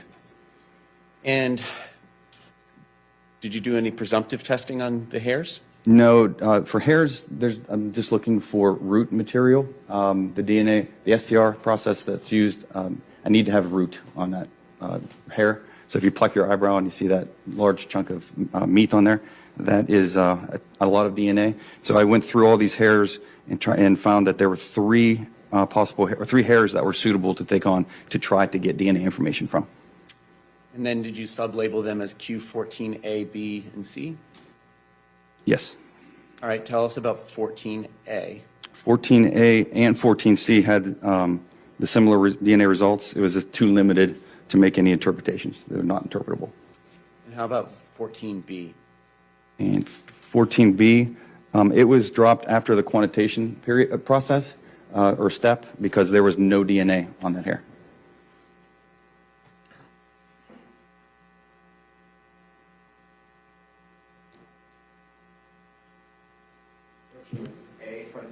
identification states 29 in evidence. Are you familiar with this item? I am. And did it have an internal identification number? Q18. And what was that said to be? This is a white fitted sheet. And when you get presented something like a sheet, how do you go about identifying areas for possible DNA testing? In this case, it was a white sheet, and so I'm looking for red-brown stains. And in this case, when the sheet came in, there were certain number of stains previously identified before it got to me. And so I just went ahead and tested those stains. In 1 second, I'll tell you how many.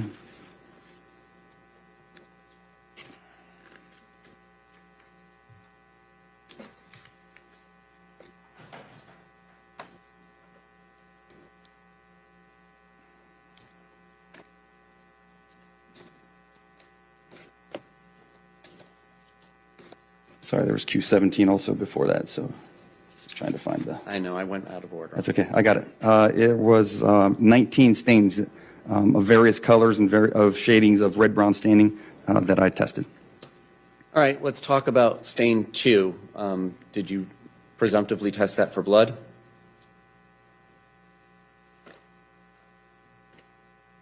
Yes. And what was the result? It was positive for chemical presence of blood. And when taking that stain through the DNA process, were you able to develop a profile? Yes, I obtained a mixture consistent with 2 donors, including at least 1 male. And when comparing that to the known samples you had at the time, was there any comparison to be had? Yes, David Tronnes is included as a possible contributor, and the observed mixed DNA profile is approximately 410 million times more likely to occur if that sample originated from David Tronnes and an unrelated individual than from 2 unrelated individuals. And how about any relationship to Shante Cooper Tronnes on stain 2? She was also included in the mixture, and the observed mixed DNA profile is greater than 700 million times more likely to occur. Stain 6 on Q18? A partial DNA profile was obtained from a male individual.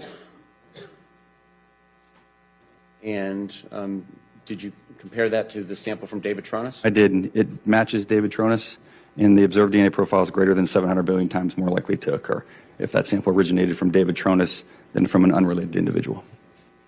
Stain 11, what were the results of any testing on that stain? Again, a mixture of 2 donors, including at least 1 male. David Tronnes was included in the mixture, and the observed mixed DNA profile is greater than 700 billion times more likely to occur. And Shante Cooper Tronnes was also included, and the observed mixed DNA profile is greater than 700 billion times more likely to occur. Counsel, that was stain number 7. That was stain 11 on Q18.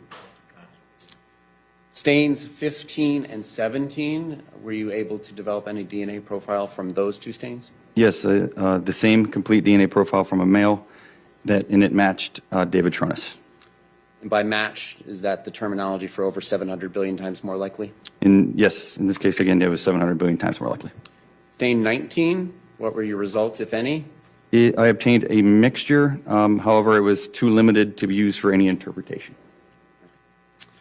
Now, turning back. B for identification.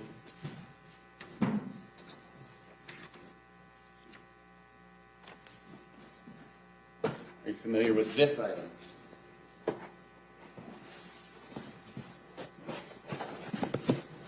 Yes, I am. Did it have an internal identification number as well? Yes, Q17. So hence why it was out of order with A and B, sorry. That's okay. What was it said to be? This is a white top sheet. And again, was it presented to you with certain stains already pre-marked by the law enforcement agency? Yes, in this case, there was 33 stains that were identified. All right. Let's talk about stain 5. Did you test stain 5 for the presence of blood? Yes. And was it present? Yes, it was positive. Did you take it through a DNA profile testing? I did. And what were the results when compared to the known samples you had? I obtained a complete male DNA profile, and it matched DNA profile from David Tronnes, and then the observed profile is greater than 700 billion times more likely. And that was presumptive positive for blood. Yes, on stain 5. Stain 9, did you test that for the presence of blood? Yes. What was your results? A complete male profile was obtained from Q17 stain 9. And what was the results from testing it for the presence of blood? It was positive. And so stain 9, you developed a complete male profile? Yes. And when comparing that to David Tronnes' DNA sample, which you already had, what were the results? He's excluded as the source of that DNA profile. I'm going to approach with you with CI for identification, 6 feet in evidence. Are you familiar with this item? Yes, I am. And did it have an internal identification number? It's my item 21 or K3. So a known 3? Yes. And what was that said to be? A buccal swab represented as being from Jackson J. Cooper. And similar to the buccal swab from David Tronnes, was it on a Q-tip in a cardboard box? Yes. Were you able to develop a DNA profile with it? Yes, I was. And are you still using the same commercial kit when you did this as when you did the 2018 and 2019 test? Yes. All right. When comparing this exhibit that I just presented you to the stain on stain 9, what was the relationship, if any? I compared the two profiles, and the DNA profile from stain 9 matches the DNA profile from Jackson J. Cooper, and the observed DNA profile is greater than 700 billion times more likely to occur. All right. Stain 18 on Q17 or B, did you presumptively test that for blood? 18? Yes, sir. Yes, it was positive. And did you develop a DNA profile from that exhibit? I obtained a partial DNA profile. And what does a partial profile mean? It's just a DNA profile that's less than the 21 areas, but still enough to use for comparison and interpretation. And did it have any statistical significance to any of the 3 known profiles? Yes, it also matched Jackson J. Cooper. And not a mixture, just him? Yes, it's not a mixture, it's just a single source, and it is the observed partial DNA profile is greater than 700 billion times more likely to occur. So even if you don't have 21 locations, you can still exceed 700 billion? Yes. All right. Stain 19, did you test that for the presence of blood? I did. What were the results? Positive. And did you develop a DNA profile from this exhibit? I did. And did it have any statistical relationship to the knowns? Yes, it matched DNA profile from David Tronnes, and the observed DNA profile is greater than 700 billion times more likely. Stain 23, did you test that for the presence of blood? Yes, it was positive. And did you develop a DNA profile? Yes, a complete male DNA profile was obtained. And did it have any statistical significance with the 3 knowns? Yes, it matched Jackson J. Cooper, and it is greater than 700 billion times more likely to occur. Stain 27, did you test that for the presence of blood? Yes, it was positive. And did you develop a DNA profile? Yes. And what were the results of that DNA profile being compared to the 3 knowns? It also matched Jackson J. Cooper and is greater than 700 billion times more likely to occur. And finally, stain 28, did you test that for blood? 28, yes, it's positive. And did you develop a DNA profile? I did, and it matches Jackson J. Cooper. And it was a partial DNA profile. And it is also greater than 700 billion times more likely to occur. No other questions of this court? May proceed. Good afternoon, sir. Where do you work? I'm self-employed now. When I lived here in Orlando, I was employed at the District 9 Medical Examiner's Office. And what time frame did you work at the District 9 Medical Examiner's Office? From April of 2008 until August of 2020. And what role did you serve there, or roles? I was the Deputy Chief Medical Examiner. And tell us about your undergraduate and your medical school training. So I have all of my education and training from the University of Cincinnati in Cincinnati, Ohio. I have a Bachelor of Science degree in biology, a Doctor of Medicine degree. 5 years of training in anatomic and clinical pathology, followed by a year of specialized training in surgical pathology, followed by a year of training in forensic pathology. I have been certified by the American Board of Pathology in anatomic, clinical, and forensic pathology. I'm currently licensed to practice medicine in Ohio and Florida. And can you tell the jury what pathology is and then those subspecialties that you also mentioned? Yes. So pathology in its simplest form is simply the study of disease. Pathologists are physicians who are usually employed by hospitals. Clinical pathologists oversee laboratory testing, analysis of blood and body fluids. Anatomic pathologists make diagnoses based on tissue samples and sometimes autopsies. There's a subspecialty of anatomic pathology called forensic pathology, which deals with the investigation of death. And at the medical examiner's office, did you perform autopsies? Yes, And do you continue to perform autopsies up in Ohio? I do. Approximately how many times have you conducted an autopsy?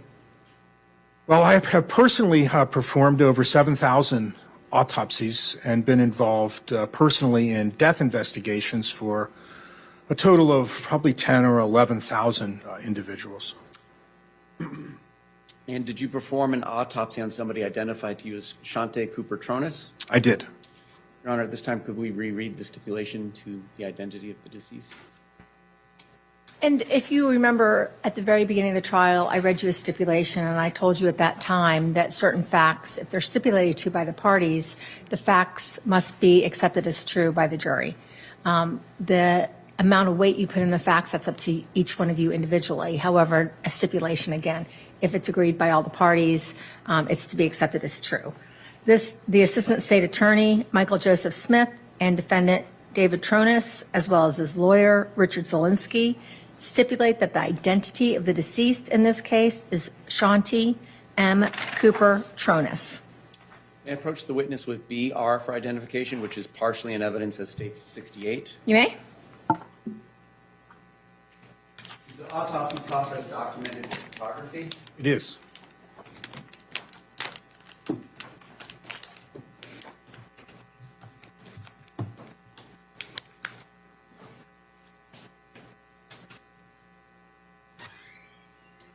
Do you recognize image 66 on this exhibit? I do. What do you recognize it as?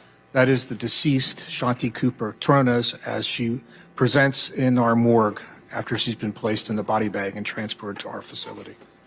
Your Honor, this time the state will use with the rest of the images into evidence on state 68. Without objection, that's 79. And is the entire external and internal autopsy process documented with photography? Well, there are some aspects of the internal examination that may not be documented, but pertinent findings are documented photographically. And can you just tell the jury about the medical examiner's office and their jurisdiction and role in the criminal justice system? Yes. So the medical examiner in the state of Florida is charged with investigating deaths that are due to violence. That is something that is not a natural disease process. And also in that regard, investigating deaths that are sometimes due to natural disease processes because we just don't know. So an individual is found deceased, has no medical history, they may be injured, they may not, they will come to the office and they will be generally autopsied to determine the cause of death. And have you ever given opinion testimony before about cause and manner of death? Yes, several hundred times. Have you ever not been allowed to give opinion testimony in these areas? No. So just explain to the jury, did you go out to the scene where these remains of Shante Tronnes were collected? I did not. The office sends an investigator. These are individuals who are trained to investigate scenes, and they serve as the eyes of the pathologists, if you will. And in this case, one of our individuals was sent to the scene twice, I believe, in this case, to examine the body and to secure the body and make sure that the body was transported back to our facility intact. Do investigators from the medical examiner's office document their findings with photography? They do. Is that in part what you rely on when determining the ultimate cause and manner of death? Yes, frequently it is. And what other sorts of information in this case did you rely on besides the photography taken by the investigator and your findings during the autopsy, if anything? Well, there would have been conversations, multiple conversations with law enforcement. They may ask me particular questions, give me background information, ask me specific questions related to their questioning of the defendant or other people. And in this case, I don't know that I needed any of that information to come to a conclusion as to the cause and manner of death. Do detectives frequently witness the autopsies that you all perform over there? Yes, they often do. I don't recall in this case if they actually attended the autopsy. I know we spoke afterwards. I'm not sure if they actually were present at the time. What sort of process, if any, does the body or the remains go through prior to being presented to you after it has arrived at the medical examiner's office? Well, the first thing we have is we have the story from whoever found the body, law enforcement, and then we have the photographic images of this death scene from our investigator, as well as the background information that the investigator may get primarily from law enforcement or sometimes other family members. Then the body is transported to our facility, where there will be an initial determination as to whether or not there needs to be any type of special procedures performed. I believe in this case there was a request from law enforcement to obtain swabs for DNA analysis from the hands and the neck, which we did perform. At that point, the body is then removed from the body bag, photographed. At the scene, the investigator will have placed paper bags on the feet and the hands to preserve evidence. And those will be carefully opened. The hands will be inspected. Swabs are then obtained. Then the body will be photographed as is. And at some point, the body needs to be cleaned so that we can tell the difference between a smear of blood and an actual injury. After the body has been cleaned, we'll obtain a new set of photographs of almost all of the body surfaces, paying particular attention to those areas of injury or apparent injury or anything else unusual, tattoos, scars, things like that. The body has at that time already been weighed and measured. And then the autopsy will commence. Personally, I perform the autopsy the same way in just about every case, irrespective of the nature of the case, which involves then a removal of the organs, paying particular attention to any evidence of injury or disease. From those organs, individual sections are retained for future reference. Blood and body fluids are obtained for toxicologic analysis. At that point, usually in cases of traumatic death, the cause of death is apparent by that time. If not, there may be other tests, studies that are performed. Then the procedure will be documented. The protocol will be completed. My report will be typed. I'll review it and subsequently sign it. Your Honor, permission to publish states 68. You may. Is the monitor on in front of you, Doctor? Well, there's nothing. It is.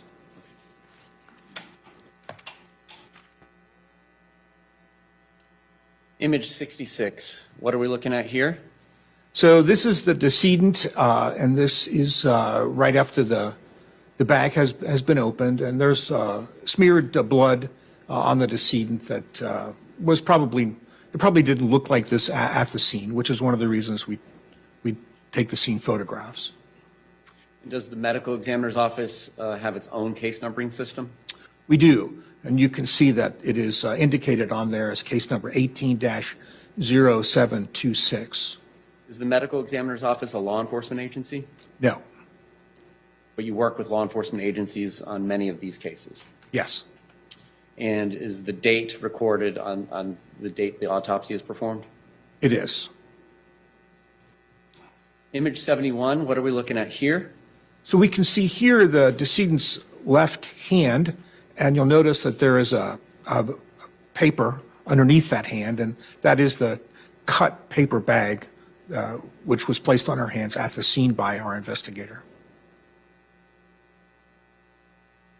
72, what are we looking at? That's the back or dorsal surface of the left hand. Are there any signs of injury or trauma that you took note of? There may be a small mark there on the anterior wrist, or I'm sorry, the posterior wrist, the dorsal wrist. Yes, right there. 73? Same hand now. We're looking at the lateral aspect of the left hand. Any signs of injury or trauma? That same mark appears to be there on the wrist. 74? Now we're looking at the medial or toward the midline aspect of the hand, and I don't see anything there. I see some wrinkling of the skin that's associated with being placed in the paper bag. And why is it important in these types of cases to document a decedent's hands? Well, there's frequently questions that come up about about the hands. It's just a good policy. You don't know at the time that you're starting the autopsy sometimes what questions may be asked. And often when people are killed, there will be a struggle and they will have some marks on their hands that could be important. 75? Now we're looking at the palmar aspect of the left hand. Any signs of injury or trauma? I don't see anything there. 76? Now we're looking at the right hand with the opened paper bag. 77? Now we see that same right hand, and we see a sort of a vague rectangular mark at the base of the thumb and the index finger, and that's a slight abrasion. And then we see a more well-developed drying abrasion on the wrist. What is an abrasion? An abrasion is simply a superficial skin injury, like a skinned knee. That is an example of an abrasion. Would some of us call it a scrape? Yes. 78? Again, we see that ill-defined area of abrasion on the back of the right hand. I don't see, and it might be a small mark below that. I don't see anything else. 79? Now we're looking at the medial aspect of the right hand without any. Looks like there might be a small contusion on the surface of the wrist there, the upper surface in the photograph. Yes. The arrow is? Correct. What is a contusion? A contusion is a bruise. It is simply a rupture of blood vessels under the surface of the skin, and they will often present as a bluish, purplish, sometimes green or yellow color through the skin. And does the color of a bruise or contusion change or evolve during the healing process? It does. Image 80? Now we're looking at the palm of the right hand. Is there any sign of injury or trauma? I believe not. 82? Now we're looking at both feet. Again, they had been placed in paper bags. The bags have been cut open, and we're looking at the feet now. 83, what are we looking at? Now we are looking at the face of the decedent after the skin has been cleaned, and we can see there's several things that we can see here. First of all, we can see that the left eye, both the upper and lower eyelid, are darkened. They're swollen, so she has hemorrhage under the skin of the left upper and lower eyelids. What is a hemorrhage? Hemorrhage is bleeding. She also has over the cheekbone, there's a dark spot that you can see that is actually a laceration. A laceration is a blunt injury of the skin or any other organ, which results in tearing of the skin. It's not caused by a sharp instrument. And that actually goes down to the bone Didn't appear to be any fracture there. Then you can also see that there's some swelling associated with that injury on the left side of the face. She also has a number, if you look at the facial skin, she's got some small dots, dark red dots on the skin surface. Those are petechial hemorrhages. Those are small, very small hemorrhages that occur on the skin, primarily in the face, the eyelids, or in the clear lining of our eyes. And what sorts of things causes petechial hemorrhaging? Well, they can be seen in a lot of cases of traumatic and natural deaths. They're most commonly associated with deaths associated with strangulation or compression of the torso.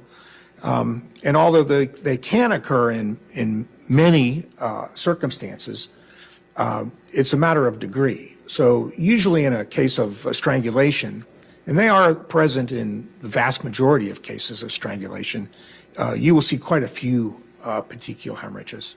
Whereas in cases of people that die from heart disease or whatever, some other type of trauma, they can have scattered petechial hemorrhages, but usually not to the same extent that you see in a person who has been strangled.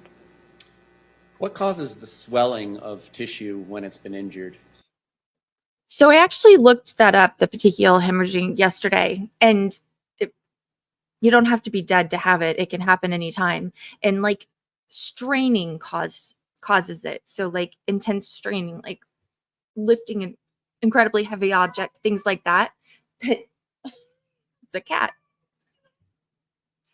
It can cause it like in your face and in your eyes. So if you think about when somebody's being strangled, they're straining because they're trying to get oxygen. So anything that causes that action can cause it. Also, keep in mind that the one of the objects the defense was harboring was one of those long dog tethers.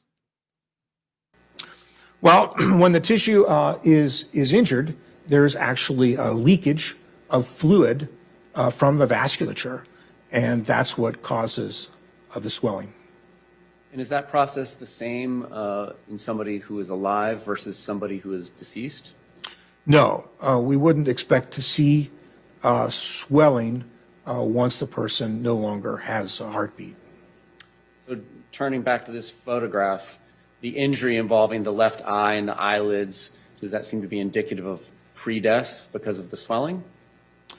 The swelling and the coloration. I mean, there can be circumstances, for instance, if I were to autopsy a person who didn't have dark swollen eyelids like that and turn them over on the autopsy table and leave them like that for a day, they could develop something that looks similar to this. This sort of blunt force trauma that we see in this image, is that consistent with a punch from a human being? It could be. It could be a fall. It could be any number of things. Any number of injuries can cause this type of appearance. And the injury on the cheek, is that also consistent with a punch from a human being who might have been wearing a ring on one of his or her fingers? Yes. And you said that injury went down to the bone? It did. Is that the sort of injury that would have required stitches or sutures if she had survived the attack? I think most likely, yes. An injury like that, would it bleed a lot? In general, yes, injuries to the head, because there's such a rich vascular supply, a lot of blood vessels in the head, it tends to bleed quite a bit. 84, what are we looking at here? We're looking at now the head and the torso. You can see there that there's a small bruise above the right breast. There's another one over the right collarbone or clavicle. And then you can also see that there's, even in this picture, you can see on the top of the right shoulder, there's a bruise, and on the right upper arm, there's bruising. And then you can also see there's a dark area on the right side of the neck, an abrasion. What are we looking at in 85? Now we're looking at the lower torso, and here we can see most prominently over the superior aspects, the upper aspects of both knees, there's abrasions there. So as I mentioned earlier, the skinned knee, the difference here is that when you fall and skin your knee, the abrasion is actually a little bit below the midline of the knee. In this case, these abrasions are above the midline of the knee. So that leads me to believe that these were most likely caused by dragging the individual in a face-down position. Is there anything you can say about these injuries above the knees in relation to time of death? No, they appear to be, they appear to have occurred either right before or right after the death. They appear to be the same age as the other injuries that I've seen here. 86? Now we see the knees again with the rest of the legs, and I don't believe there are any other injuries there. 87? So now we're looking at the left side of her face, and we again see in better detail that injury over her cheekbone, and you can see that it is. I think you can appreciate from that picture that it is deep. It completely goes through the skin surface down to the bone, the zygomatic arch, which is the portion of our skull that forms the cheekbone. In this picture, you can also see that she's got an injury to her ear. Back here, you can see that there's dark red area of her ear. That's an abrasion.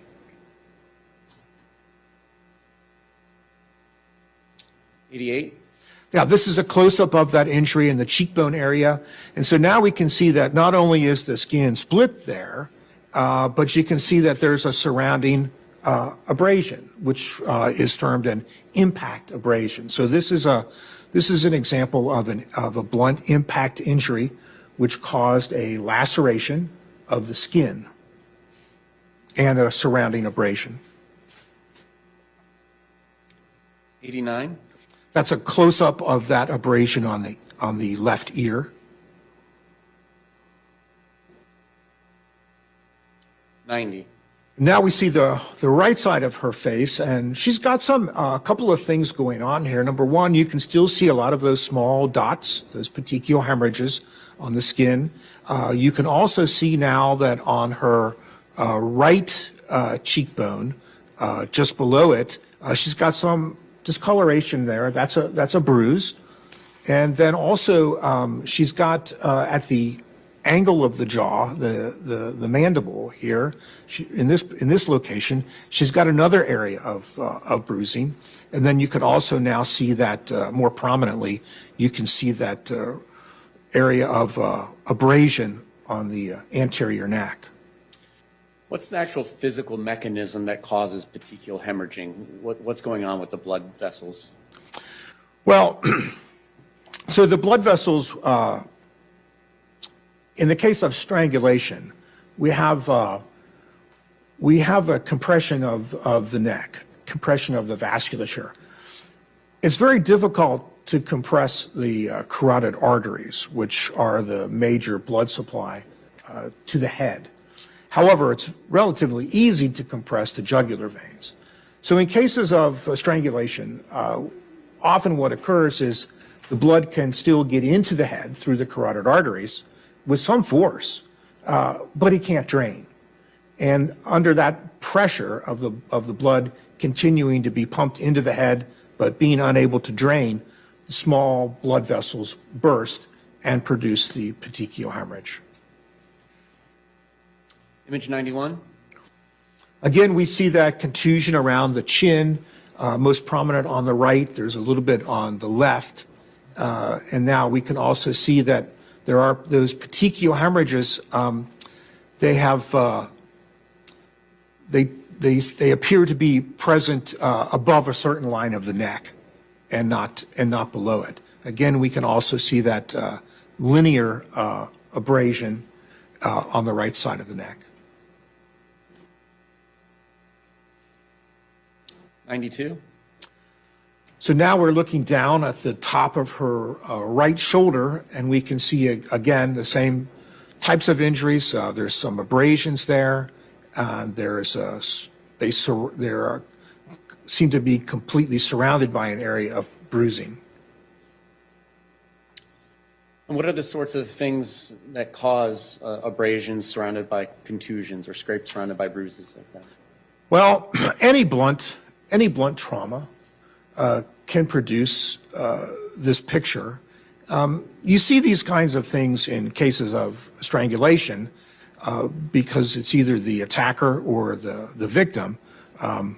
In the case of the victim, it would be them trying to remove or move the hand or the arm or the ligature. In the case of the attacker, it's usually the fact that the victim is fighting back, struggling, and there's some pressure put on a part of the body, either by something in the person's hand or by their own fingernails or something else. You mentioned the word ligature. Can you spell that for Madam Court Reporter and then tell us what you're talking about? Ligature. A ligature is like a rope or a cord that is frequently used in strangulation or hangings. 93. A close-up now of that shoulder. Again, you can see the fairly clearly defined 3 separate areas of abrasion, but the area of contusion surrounding it is less defined, and that's typical of a contusion. And these 3 separate areas, is that consistent with fingers? It could be. I mean, I couldn't rule out something else. It's a nonspecific injury, but it certainly could be. What are we looking at in image 94? She has a small bruise above her right breast. And are there any injuries on her right arm that we can see? Yes, we can see that small area of abrasion again, and then there's some ill-defined area of bruising on her right forearm. And then we can also see just at the bottom left of the black square, we can see some areas of bruising in her right upper arm. Are the injuries on her right arm consistent, among other things, but consistent with forceful grabbing? Yes. 95? That's a better view of her right upper arm, showing the injury on the shoulder. And then we can see several areas of bruising on the front and sides of her right upper arm. 96? A close-up of that contusion on the right upper arm.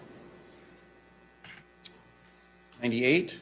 Now we see some contusions of the right forearm as well as that abrasion over the right wrist. Do any of these contusions on the forearm almost appear linear? They do, and those are the types of injuries that you would see if a person were grabbed by the arm.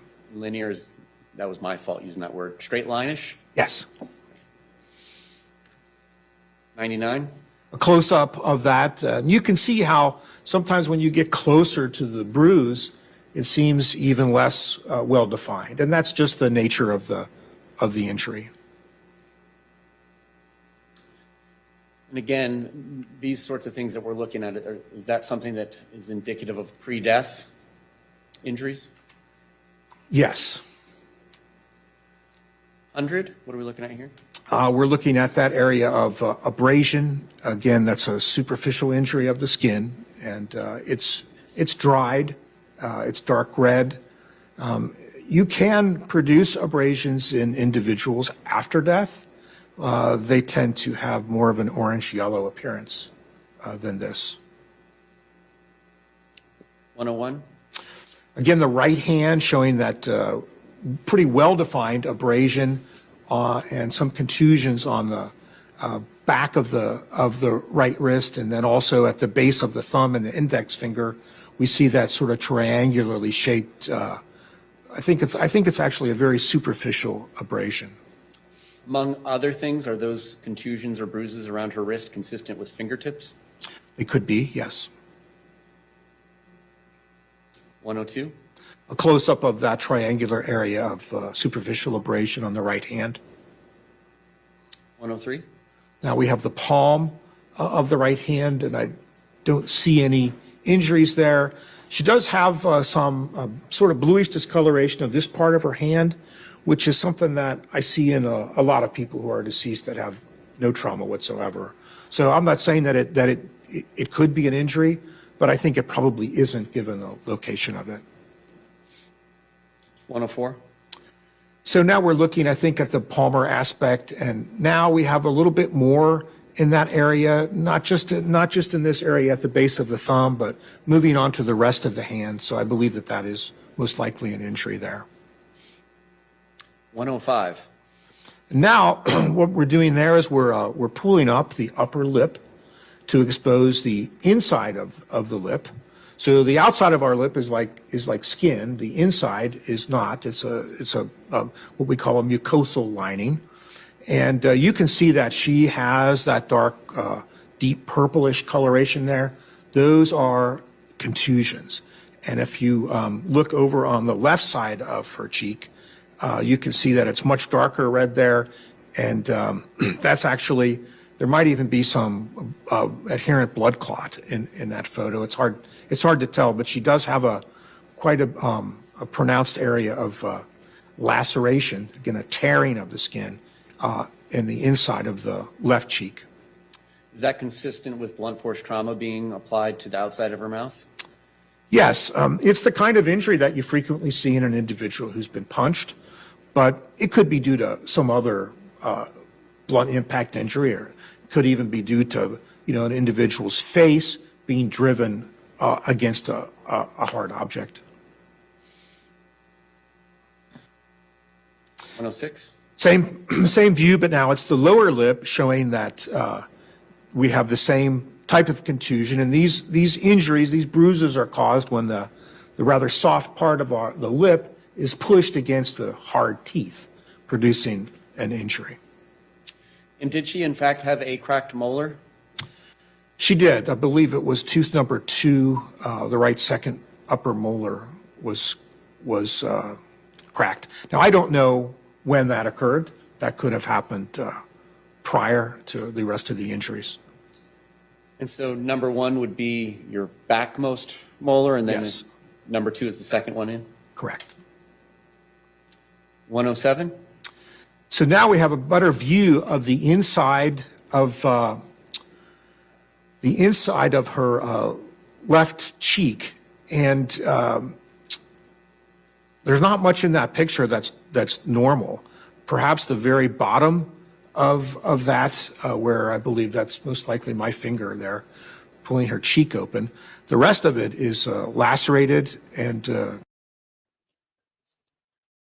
Okay. I think we need to take a 5-minute recess from this, because I know it's a little bit intense to talk about injuries, but also I know it's boring to listen to him drone on and on and on. And I need to show you what's going on in the world today.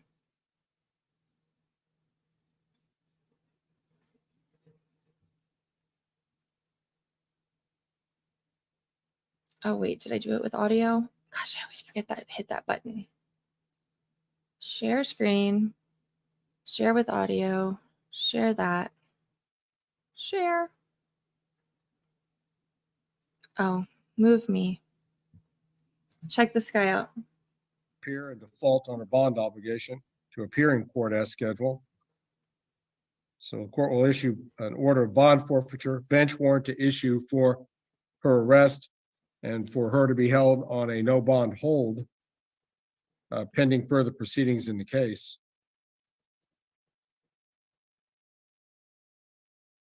I'm presuming that the name Aaliyah Faye Townsley is female. I certainly didn't mean to misstate.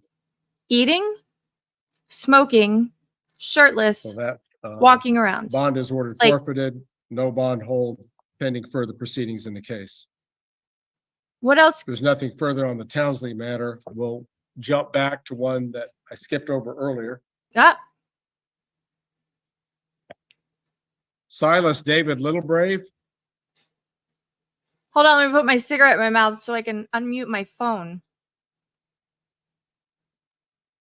Silas David Littlebrave.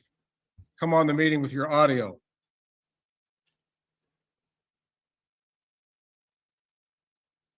Well, I spent all this time making lunch instead of figuring out how to use it. Little Brave, if you can hear me, would you just raise your right hand so I can see? He Your apparently can't hear armpit? me either.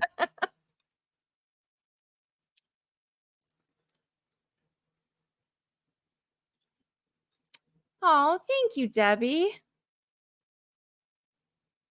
If anyone's here that's not a member, click on the gift memberships and it will allow you to Anytime, That's Mr. gift Little Brave, I'm membership. waiting for you to fully join this meeting so I can talk to you. tricky. Apparently has no audio connection at all. I've tried sending chats. He's not responding. Look at young Regier up there.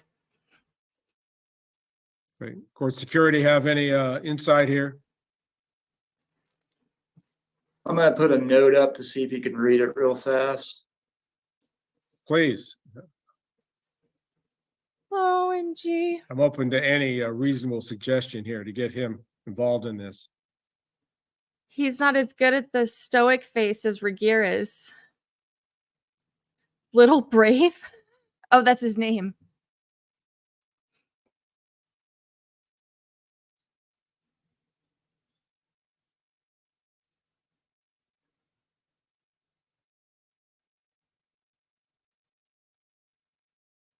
He's young Regier. Do you know how they had that show Young Sheldon?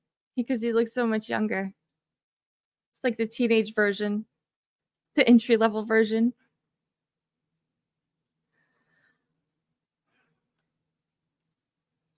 I'm presupposing that he can see your message, court security, because we can see him. Yeah, he can see it. I just don't know if he's looking.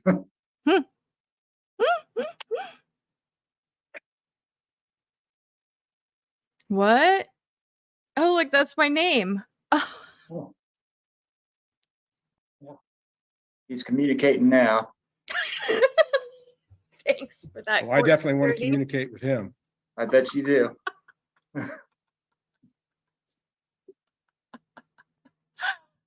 OMG, I'm dying. Right? It looks just like him. I'm sorry. I had to show you guys this.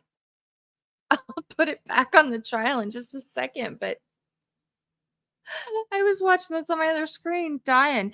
He's been walking around shirtless, smoking a cigarette, making SpaghettiOs or something in a bowl, and he put some mustard in it and some spices and stirred it all up. Then he's eating, and he'll take a bite, and then he'll smoke a cigarette and take a bite, and smoke a cigarette as he's walking around with the Zoom on.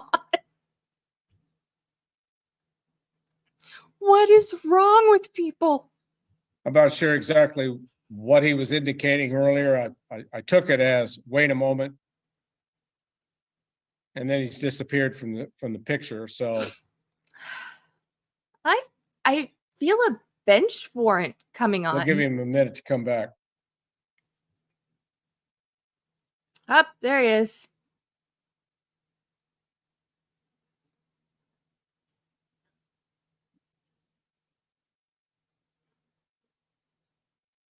What'd you have to go do? Had to go pee real quick.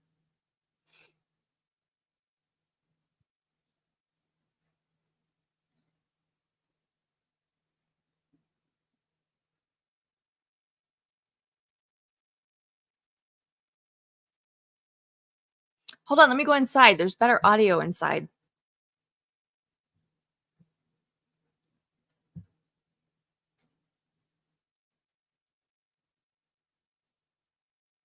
Silas David Littlebrave. All right, you're gonna need to unmute yourself. You're currently muted. All right. I'm sorry, Your Honor. Sorry, Your Honor, not my phone. So can you hear me? Yes, I can hear you, and I can also see you. Okay, thank Mr. you. Little Brave, I think it's incredibly disrespectful for you to show I up know. for a I know. Zoom court without a shirt and with a I know. cigarette hanging out of your mouth. I know. I'm sorry. I apologize, Your Honor. If you Well, know, what made why you did think you that was do going to be it? proper in the first place? Well, I just got up, had a long night, and I'm trying my best to make best of what I got, and I got a lot of court cases up. No, I'm just trying my best to. I mean, I respect your court, Your Honor, and I'm sorry. Surely you had a shirt to put on. I do. You want me to put it on? No, I think we better get our business done before we lose you again. No, you won't. You won't lose me. You can find me. I see a bench warrant Yeah. that was issued in this case. Yeah. For your failure to appear, Okay. which you've eventually posted a $3,000 bond, Yes. a But second chance bail bonds. man, in my defense, I was there and I had the court date, and they picked me up before the court date, which was Monday. And then I don't know why they picked me up because I was in jail the day before. And I don't run from you guys. I turn myself in every chance I get. I want to get all this stuff taken care of, and I turn myself in every chance. yeah, that cost me some money. So I'm trying my best to make it up. And my phone got turned off. I'm using my friend's phone. I still my bondsman some money, and so, but I'm here. I'm here. All right, you're being charged currently with theft, a Class A non-person misdemeanor. Yes. Darren Patterson was appointed by Judge Satterfield at your June 21st court appearance. Yes. The next setting was September the 18th. And that's apparently when you failed to appear. Yes. And I only had 2 years. $3,000 cash professional surety bond was established at that time, which you eventually posted. Yes. All right, Mr. Patterson is going to remain your attorney. We're going to Okay. set a new court date. Your Honor, if I I'm going to may, put it out very far. Excuse me? if I may, Your Honor, it looks like Josh Andrews was counsel for the last hearing in September. I'm not sure what the discrepancy was, but it looks like Andrews is on this case. All right. Mr. Patterson must have conflicted out. I do see that order appointing new counsel in the file. Joshua Andrews will remain his attorney, retained or appointed. And we will set another court date. I'm going to set this on Judge Lee's calendar, November the 17th at 1:30. Did you hear that? Sitting there the whole Little time. Brave? Yeah, November 17th at 1:30. And you are ordered to appear at the Butler County Judicial Center in El Dorado, Kansas. In person? Yes, in person. Okay. And no smoking in You the must be courthouse. there. Okay. I'll be there. Now, if Judge Lee isn't there, that's his business. He may conduct a docket by Zoom. If so, then you need to be at the Judicial Center to participate And it's by how court? Zoom from that location and that location only. Nice. Okay. And Mr. Little Brave, you better be wearing a shirt. I've got and one be on. I'm dressed sorry. decently for court I'm sorry, Your Honor. without a apologize. cigarette. I'm sorry. I'm sorry. I had a long night. It's hard these days, so I'm trying. Long night doesn't excuse open disrespect for the court, which you showed in 2 different ways, not to mention your own fumbling technology issues that you had, which to a certain extent I can understand. But to get around that, we're going to make sure you appear at the Judicial Center from now on, where I'm quite confident technology will not be an issue. I apologize. Did you get that written down? November 17, 1:30 But p.m.? he's not going to show up. Yes, Your Honor. All right. Then I would I expect apologize. that you'll be at the Judicial Center at that time. Thank you. Maintain the defendant under his current bond. Anything else from the state at this juncture, Mr. Canfield? No, Your Honor, thank you. You have any questions here, Mr. Little Brave? No, just apologize, and I'm sorry. All right. Why apologize? Like, just do it. Right.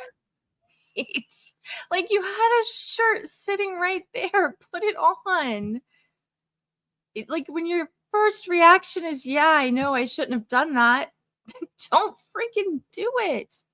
Oh, I'll somehow put that together and put it out later. Sorry. But in the meantime, 108. here's your Now we're boring looking at the medical right exam. side. Not a great picture, but we can see that there's a similar process going on the right, but not to the same extent as we saw on the left. 109.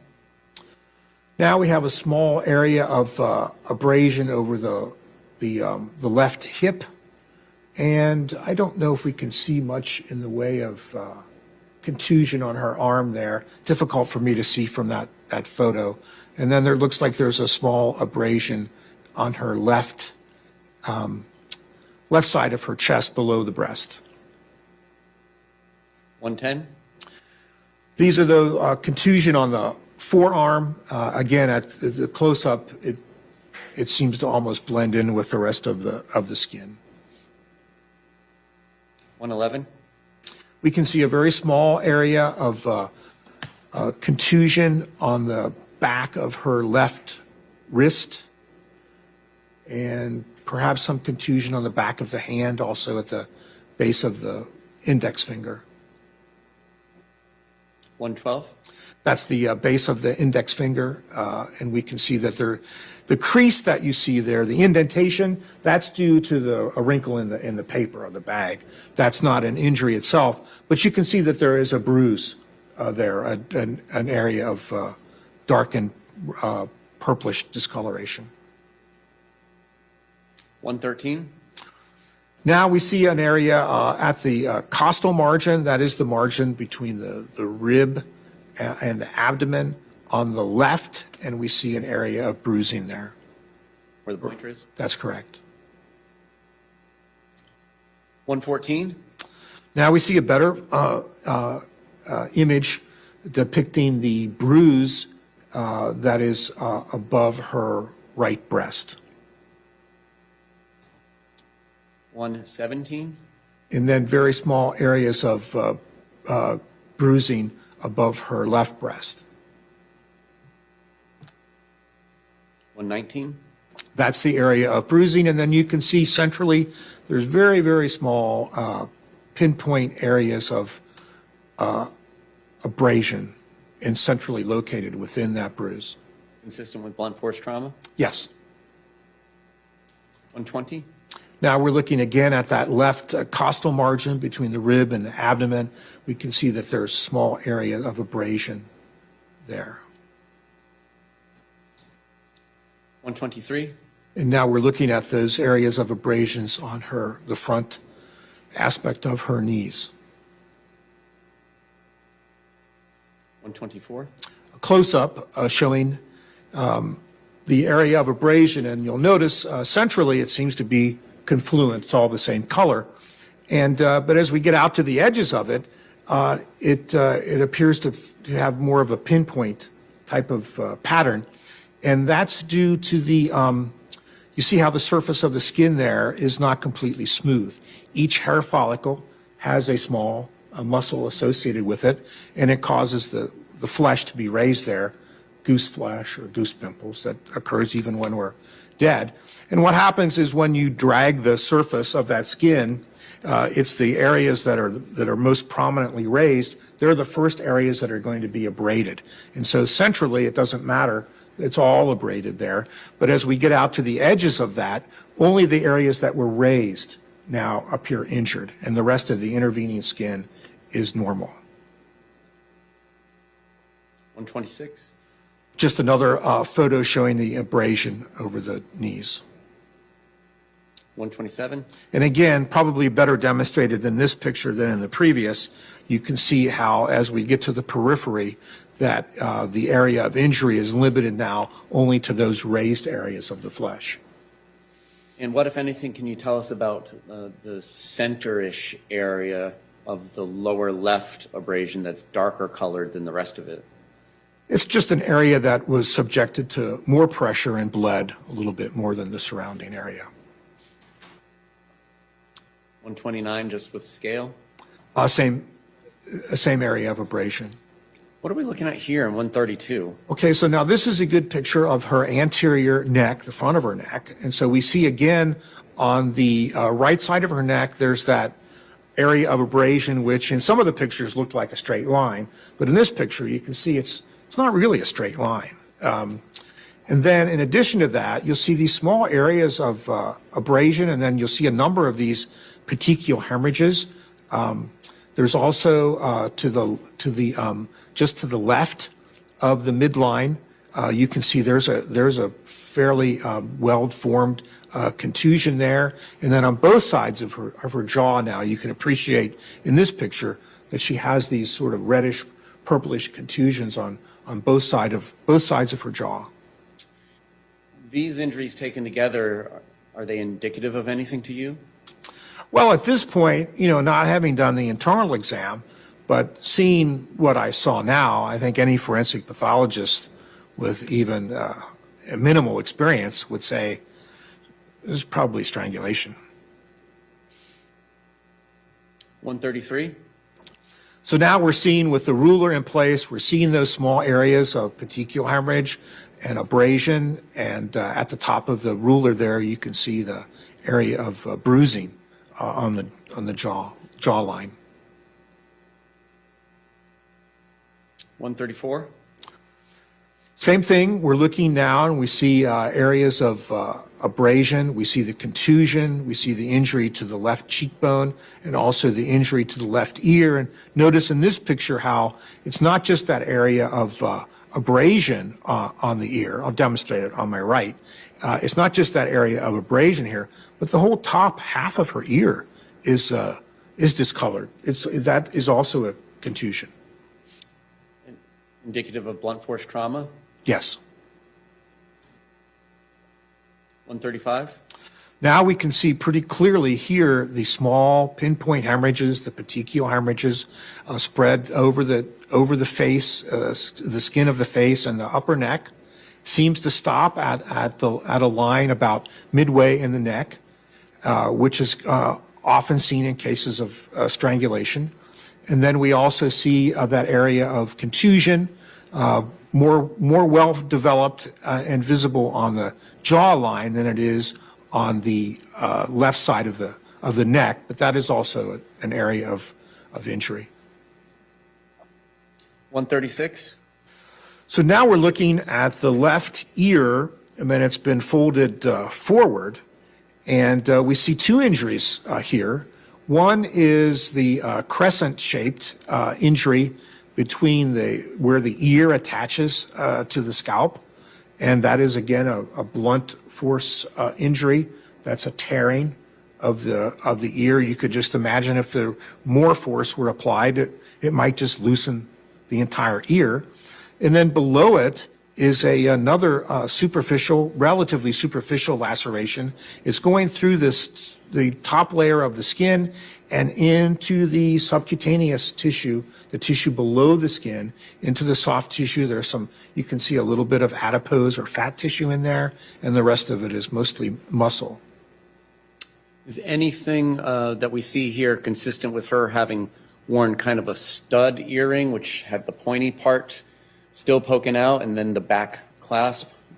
That could be one of the reasons that we see that injury, the lower injury, the one more to the left. I doubt that it explains the tear, the crescent-shaped tear. So the injury to the left in this image could be explained by an earring such as I described, but the crescent tear on the right is not. Correct. Just to scale in 137? Yes, a close-up, and again, now you can see a little bit better that there's a bruising involving the ear itself, as well as the lacerations, which we talked about earlier. Is there any sort of injury going on in the top of this image on this part of her ear as well?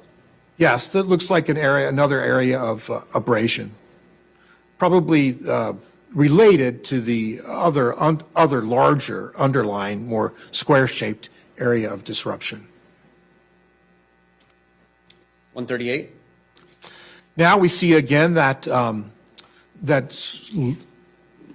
sort sort of linear, sort of not linear area of abrasion on the right side of the neck, and also the associated petechial hemorrhages. 139? Yeah, that's a close-up of that area, and you can see that in the close-up, it's not really a line now. It's probably a number of different scrapes. I mean, given what I know about the case and the conclusion that I came to, I would say that it most likely represents it's either the attacker's, something in the attacker's hand pressing against the neck skin, or the victim, the decedent's attempts to remove the attacker's hand from the neck. 140? Now we're looking at the back of the left hand. I don't see much in there on the wrist. There looks like there's a little pinpoint area of abrasion. 141? Left hand again from the lateral aspect. I don't see much in that picture. And then 142. Now the left hand from the side and the palm, and again, they don't show much in the way of injury, but you can see from this photo and the other ones that the fingernails of the decedent are robust, they're long, and they're easily capable of producing abrasions on the skin of the neck. And we've seen 144 pre-cleanup. Anything different about this one? No. Same for 145? Correct. Or same for 146? Yes. And 147? Yes. What are we looking at in 148? So we spoke earlier, we're looking at her right eye, and there's a forceps instrument there that's opening the lid. So remember, the right eye is the one that's the less injured of the two. And what we see here is toward the bottom of the photo, the lower lid, you'll see there's what looks like blood, and it is. That's what that is. That is a confluent area of hemorrhage. Sometimes you will have the petechial hemorrhages, and they will be discrete, small dots. Sometimes those dots sort of run together, and then sometimes you get just frank scleral hemorrhage. Right, the sclera is the white part of the eye. You'll just get hemorrhage within that membrane. It's still contained there. You couldn't wash that away. It would be contained by the conjunctival membrane, that transparent membrane that covers the surfaces of our eyes and eyelids. But again, that is something that you'll see in an individual who has been strangled. 149? Now, we see not only that area of dark hemorrhage, but now we see the small dots, the more classic appearance of the petechial hemorrhages. 150? Now we're looking at the upper lid on the, I believe that's the left eye now, and we can see that there's the same type of process here. There's a diffuse area of hemorrhage within the sclera and the conjunctiva. You can also appreciate in this picture that the iris and the pupil in that photo, they're not as clear as I might expect them to be. It looks a little bit cloudy, and that's something that happens in the postmortem interval. That's something that I would expect to see happen in a body that is not fresh, shall we say. And so that's a relative term, fresh. And I know from previous conversations with you, you'll say every person is uniquely different, but is there any sort of time frame we're looking at when you start to see this? Well, it's not predictable. So in other words, I can autopsy someone that I know has been dead for a couple of days and their eyes don't appear cloudy, and then I can have another individual who maybe is dead 24 hours or less and they can look cloudy. So it's these are what we call soft findings. They're indications. So in other words, if I see a person and their eyes are cloudy and I get the story that, well, they were just alive 2 hours ago, I'm starting to doubt that, but I don't know that I could completely rule it out. 151? And now we're looking again at the left eye and the lower eyelid, and we can see some of those petechial hemorrhages now a little bit more prominent, but they're not as, they're still identifiable as separate dots of hemorrhage. 152? Now we're just elevating the eyelid there, and I don't see any petechial hemorrhages in that area. 153? Now we can see sort of, we are everting the eyelid, sort of turning it inside out. There's some very small petechial hemorrhages there in the lower portion of the picture, and then laterally to the side, you can see that area of contained, confluent dark red hemorrhage. 173, what are we looking at here? Well, now we're looking at the side of her head. So during the course of the autopsy, we need to expose the skull so that we can cut the bone of the skull and examine the brain. That is accomplished by making an incision from behind one ear right over the top of the head to a point behind the opposite ear. The scalp then is reflected or sort of stretched over. So the front part of the scalp will be pulled down over the forehead. The back part of the scalp will be pulled down over the back of the head. In that photo, what you were looking at is now the left side of her head after the scalp has been reflected. And did we see any bleeding or hemorrhaging there? It's diffusely hemorrhagic. And what does that mean? It's all hemorrhage there. Were there any fractures to her skull? There were. So she had some fractures on the left side of her head, the temporal bone, which is a relatively thin bone of the skull. And that was not just a linear fracture, that was a complex fracture that involved small particles of the bone, sort of called a comminuted fracture. And that fracture extended up the side of her head and also it went down into the base of the skull. And was that consistent with the external findings that you saw of injury to her ear and that part of her head? Yes. Were there any other fractures to her head? There were fractures that extended from that general area to what we call the orbital plate. So there's a thin plate of bone that sits over our eyes, and that was fractured on the left, and that's why she had that such pronounced hemorrhage in her left upper and lower eyelids. Is that consistent with being struck by an adult male? It is. Let's talk about her neck. When you did the internal portion of the autopsy of her neck, did you see anything further that we have not discussed? Yeah, so at this point, I'm fairly confident that this appears to be a strangulation. So now I will pay particular attention to the muscles and the subcutaneous, the tissue just below the skin of the neck. And I will dissect those muscles individually, and then I will look for areas of injury which are classically associated with strangulation. And I find most of those in this case. So there is most famously, I think, is the hyoid bone, which most people associate with strangulation. It's actually not the most commonly injured structure in the neck in strangulation, but it is one of them. And in this case, that U-shaped bone gets, when a person is strangled, that bone is pressed against the spinal column of the neck, which is unyielding. It's a massive area of bone. And the hyoid bone is relatively very thin and in some cases pliable. And to an extent, it can be bent, but at some point, the tips of it will fracture.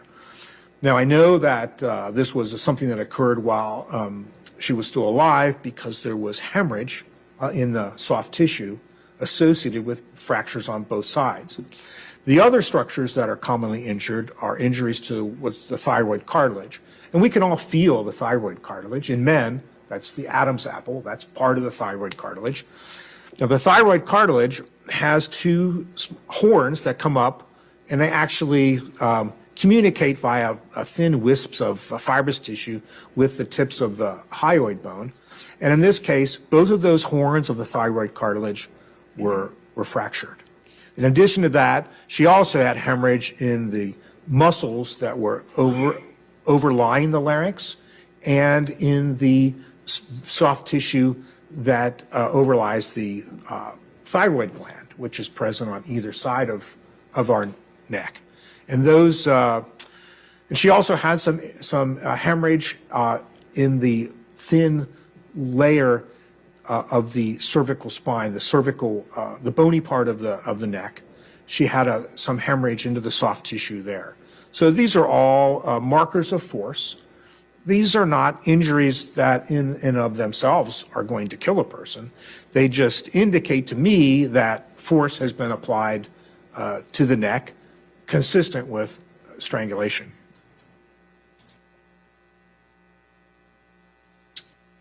What are we looking at here in 185?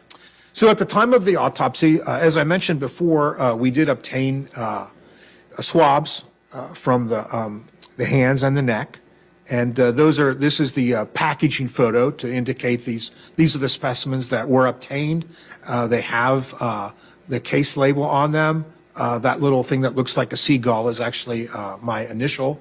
And this indicates that we have head hair, fingernails right and left, and the swabs from the hands and the neck, as well as a blood spot card in that envelope. And were you requested to also get oral, vaginal, and anal swabs of this victim? Yes. And any belongings she had, such as the jewelry she was wearing and her clothes, would have also been packaged up and submitted for collection by law enforcement? Yes, they were. All right, we can have the lights, Madam Clerk.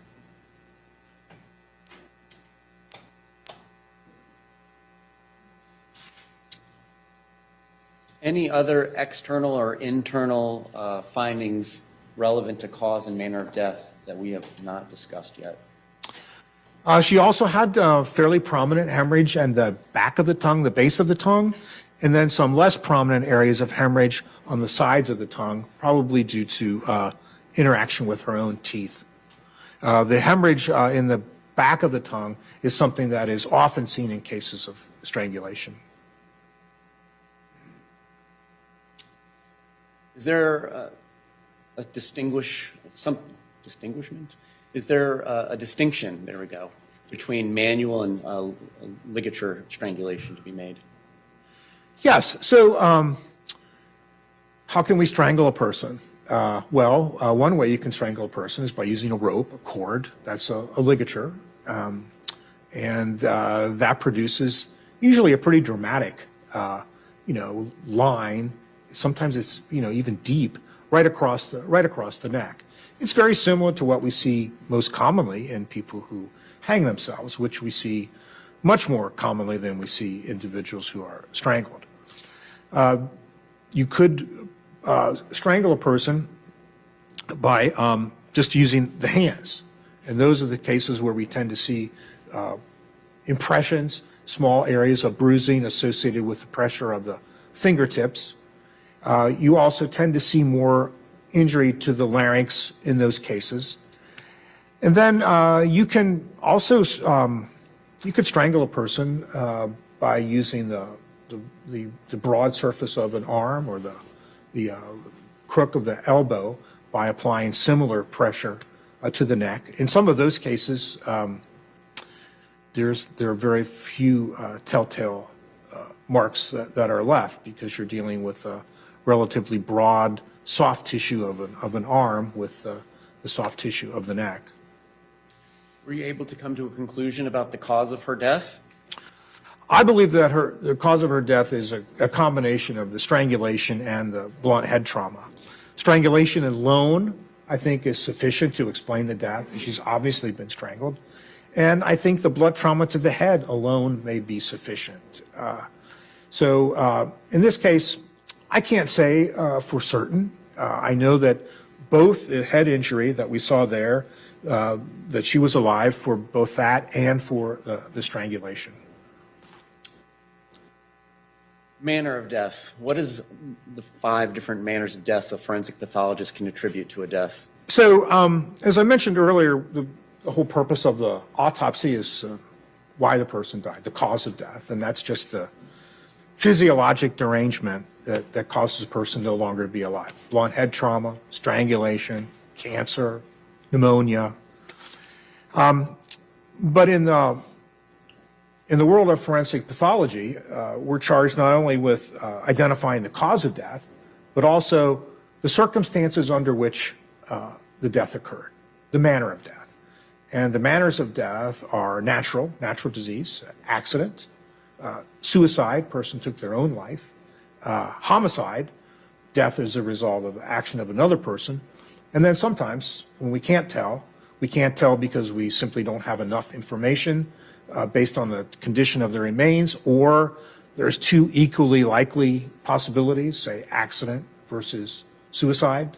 And then cases like that, we will use the term undetermined for the manner. Were you able to decide upon a manner of Shante Tronnes' death? Yes, in this case, the manner of death is homicide. And why is that? Because I don't believe that there's any way that this individual would have sustained those injuries as a result of accident. I don't believe that they're consistent with a self-inflicted injury. It's definitely not natural disease, and it is almost classic for strangulation. Is this consistent with a fall into a bathtub, either striking her head or striking her neck or both somehow? Well, certainly there could be some component of that, but it doesn't explain the extent and location and quality of those injuries. And what actually caused her death? What was the mechanism of death or causes? Well, in strangulation, what we're dealing with here is a type of death that's generally classified as asphyxial or asphyxiation. And there are different types of asphyxial deaths. The bottom line is there's a deficit of oxygen. So in this case, in the case of strangulation, you're compressing the veins of the neck. Blood can't drain from the head. Therefore, new blood can't get in. The brain is starved of oxygen. It's not only starved of oxygen, it also can't rid itself of the metabolic waste products that are produced constantly while we're alive. So there has to be good circulation to the head at all times. Just a few minutes without that circulation, or even less, can result in loss of consciousness and death. And to follow up on that, to cause one's death through strangulation, is it anywhere like those movies that depict it being instantaneous? Well, there aren't many areas in my field where we can resort to experimentation. We can't shoot people, we can't hang people. Not to be facetious about it, but so you end up dealing with the accumulation of the cases that you and your colleagues have done. So there isn't really a. I'm sorry. What was the question again? Is death by strangulation instantaneous, or does it take some amount of time? So one area which there actually has been some experimentation back during World War II, they used prisoners. They volunteered, really. As part of the war effort, they were having a problem with pilots blacking out. And these researchers developed this contraption that would actually, it was like a blood pressure cuff, but applied to a person's neck. And it would completely block not only the venous return, but it would also block the carotid arteries and even the vertebral arteries, which are small arteries in the back of our necks. So complete loss of blood circulation to the brain. Some of those individuals lost consciousness within 10 to 12 seconds. Now, there's no way another person could efficiently strangle a person that completely. So, and because there's often a struggle during that time, the person doesn't die right away.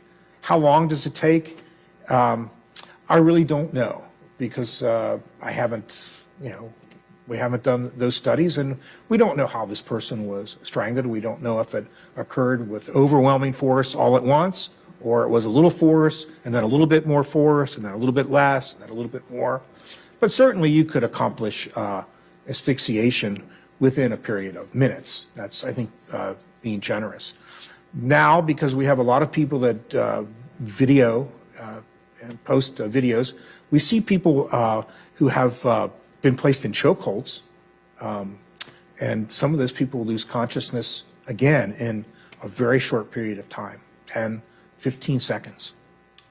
The external injuries that we saw to her head, you testified earlier that that can produce significant amounts of bleeding? Yes. Such that it could saturate a carpet? Yes. In the padding underneath the carpet? Yes. If that person is there and not moved during this bleeding process? Correct. Are all of your opinions offered today offered within a reasonable degree of medical certainty? Yes, they are. No other questions. Thank you, State. Defense, cross.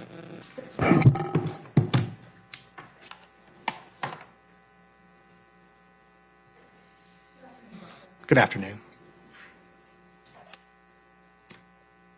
Now, you've testified it's your job to determine the cause and the manner of death, correct? That's correct. Not the who. No, that's true. You indicated that you found it to be blunt force trauma and strangulation. It could be one or the other, correct? It could be. What time did you perform this particular autopsy? 9 a.m. Would that have been likely your first case of the day? It likely, yes. 9 a.m. on what day? Let me refer to my report here. That is on the 25th. So she was pronounced in the afternoon of the 24th, and I believe about 4 p.m. And then that's when she was pronounced, not necessarily when she died. And then the autopsy was done the following morning.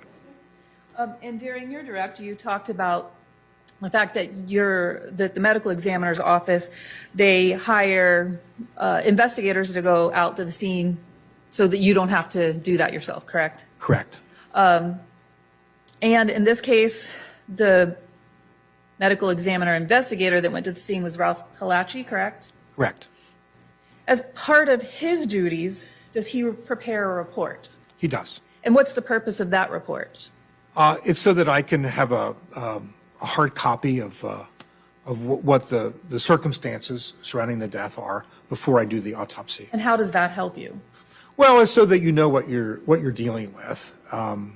Otherwise, you might just rely on a spoken word, and that's not as reliable, especially if you have, 5 or 6 cases that day. So the purpose of the investigative report is to guide us on the initial approach to the examination.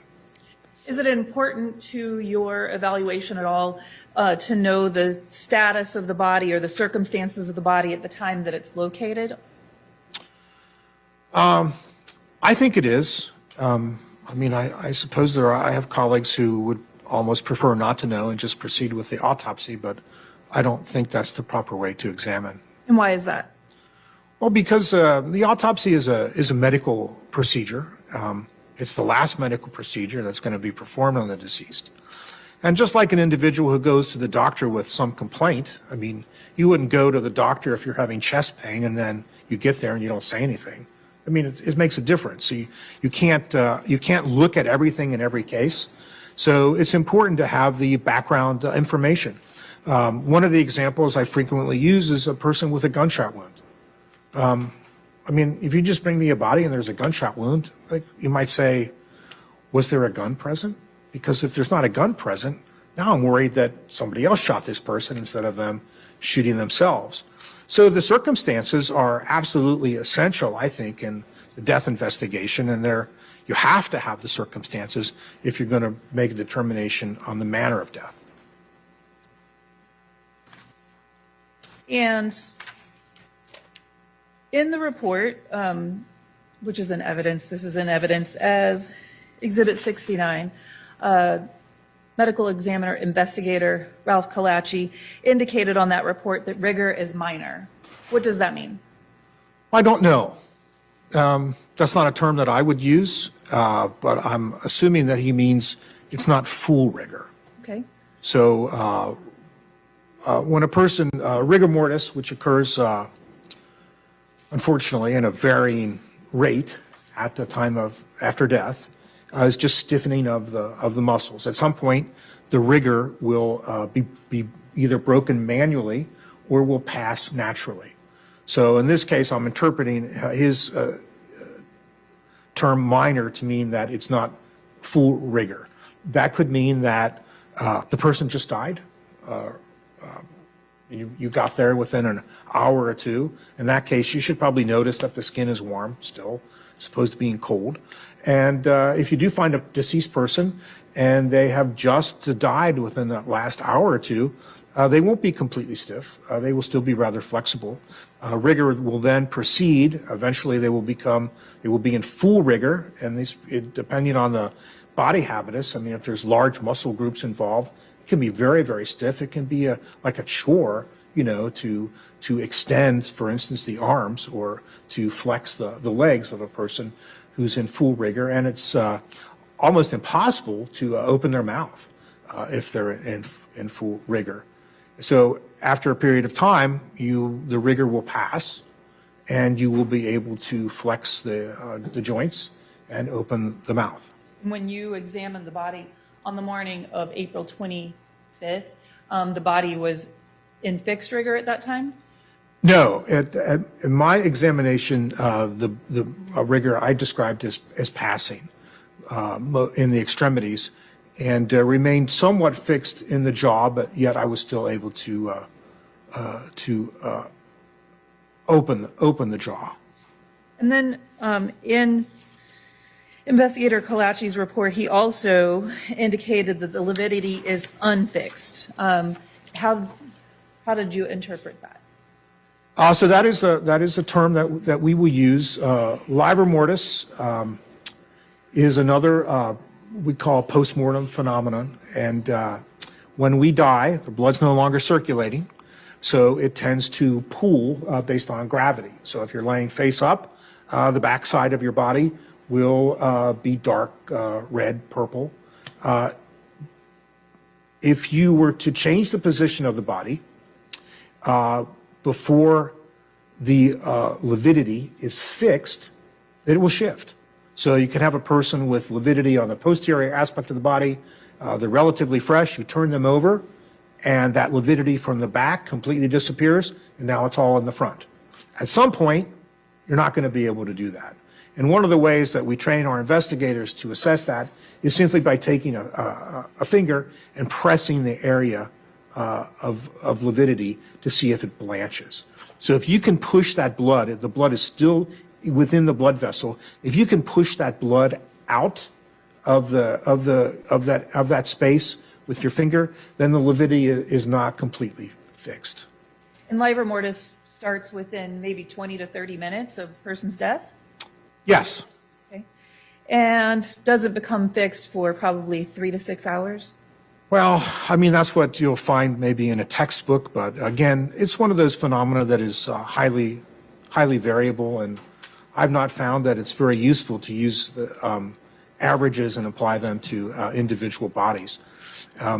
They're not hard and fast timelines. Again, it's the kind of thing that we use to determine whether or not we should accept the story. Now, I've done autopsies, quite a few autopsies, because somebody who went to a scene says the person doesn't appear to have died when the claimant is stating it, based on the lividity and the rigor mortis. And sometimes they're right. It's not a good story. And I think sometimes it is a good story, and we're now just dealing with a person at the extreme, either of early or late onset of rigor or fixed lividity.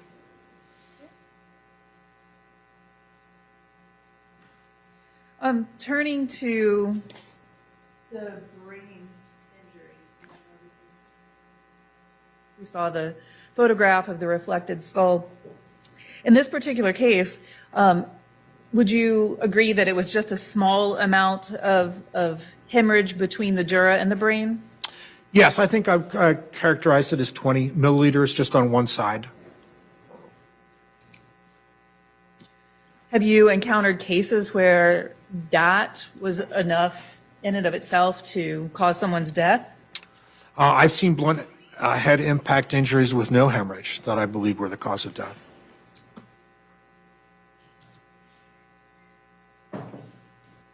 We talked about strangulation and asphyxiation. There's a difference between those two terms, correct? Strangulation is a type of asphyxiation. Okay. And asphyxiation, I believe that you characterized it as, I wrote it down, deficit of oxygen to the brain. Yes. So there are different types of asphyxiation, correct? Other Yes. than strangulation. What are some other types of asphyxiation? Well, you can have suffocation, right? You can put a person in an enclosed space. You can have a smothering. You can prevent the person from breathing by placing something over their face, their mouth, and their nose. You can have what's called positional asphyxiation, where you end up in a position, say you're hunched over or you're compressed between two different objects, and you can no longer expand your chest to breathe. For an object? Drowning is a type of asphyxiation. For an object? Choking? Choking, yes, choking now to us, to forensic pathologists, means airway obstruction, not, grabbing a person by the neck. Those are, I think, we've gotten most of the common types of asphyxiation. Fair enough. And when we talk about petechial hemorrhage as a sign of asphyxiation, you would see potentially petechiae or petechial hemorrhage in any of those types of asphyxiation, correct? Well, there are two schools of thought to that. It was, I think, at one time, the petechial hemorrhages were considered to be a function of the actual oxygen deficit. I don't believe that that's considered to be the case now. I think the petechiae are really the result of the pressure that builds up within the blood vessels. So we don't expect to see petechiae in cases of suffocation or cases of drowning. The most common asphyxial death that we and most other medical examiners would see would be hanging. And rarely do you see petechial hemorrhages in hanging. I don't know if I use the word rare, but it's probably less than 5%. You mentioned positional asphyxiation. That would potentially cause petechiae, correct? Yes, it does. So sometimes it gets confusing whether you're talking about positional asphyxiation versus, say, traumatic asphyxiation, whereas you're having like a heavy object laying on your torso and you can't breathe. It's putting pressure on your torso. Things like that frequently occur in automobile accidents when there's entrapment. In those cases, you do sometimes see petechial hemorrhages. What about as far as positional asphyxiation? I had a really hard time with the word asphyxiation on yesterday or Friday, whatever our last day was here. So I apologize in advance if I can't get through that word.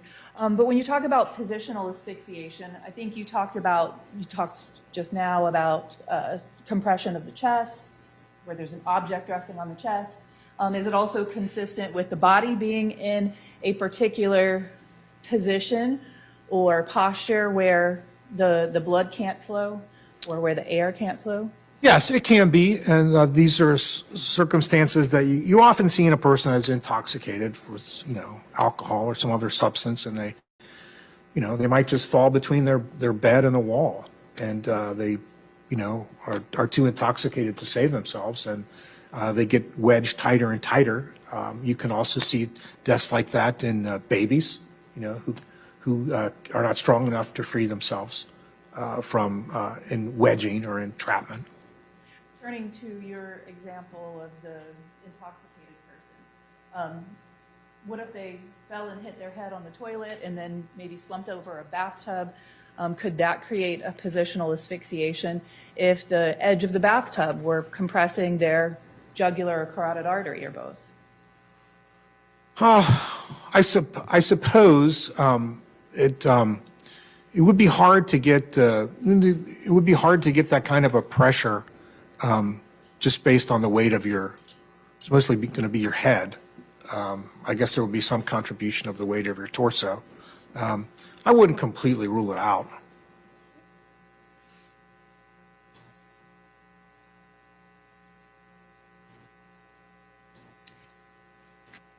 You talked about blunt force trauma quite a bit as being your opinion of how a lot of the lacerations or abrasions were caused to the face. Through the questioning, the direct examination with the prosecutor, you talked about punching someone with a fist. There are other types of blunt force trauma, though, correct? Yes. So blunt force trauma is opposed to sharp force trauma? Yes. So sharp force trauma would be a stabbing, something with a sharp object? Yes. Blunt force trauma would be anything else that's not sharp. A blunt object. So it could be the floor? Could be the floor? Could be a wall? Yes. Could be a shelf? Yes. Could be a sink? Yes. Could be a toilet? Yes.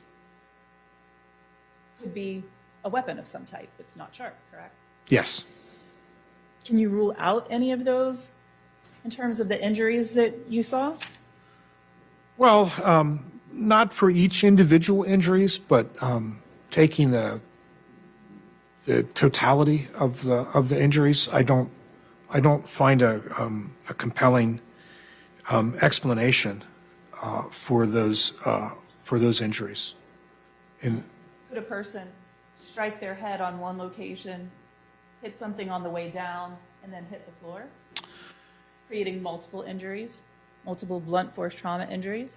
That's always a possibility, but I wouldn't expect to see the injuries on both sides of the head and on the front of the neck. And those structures that are injured in the decedent, they're fairly well protected, and it's not the type of injury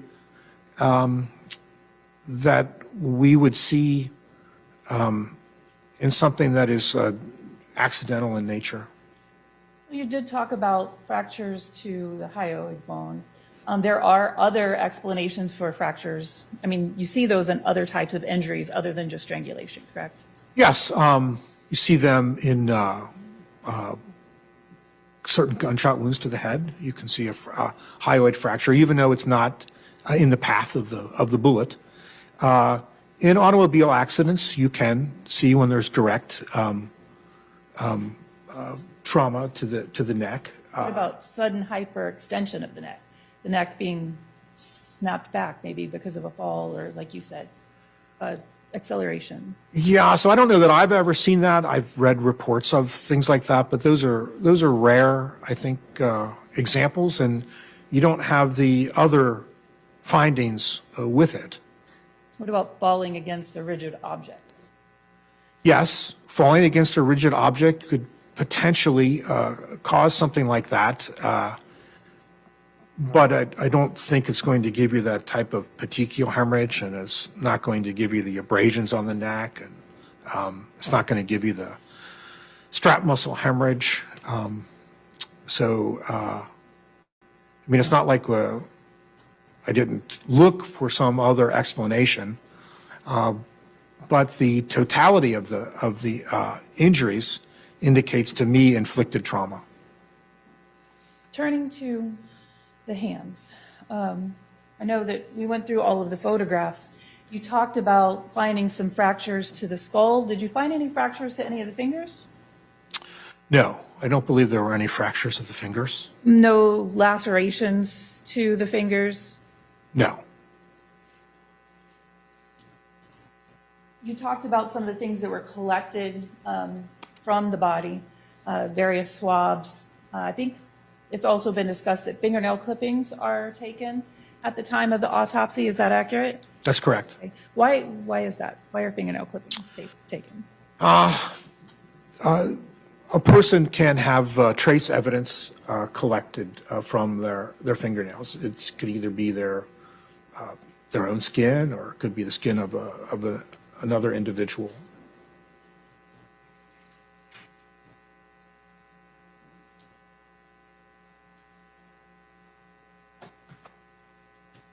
We talked about, while we're talking about different things that are collected from the body, you mentioned that there was a special request to swab the hands and the neck.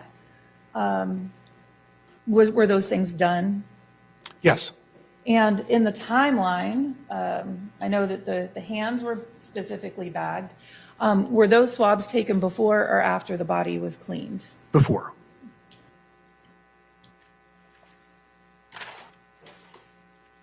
Are you familiar with the term alacrima? The olecranon? Alacrima. A-L-A-C-R-I-M-A. Alacrima. No. May I have a moment here?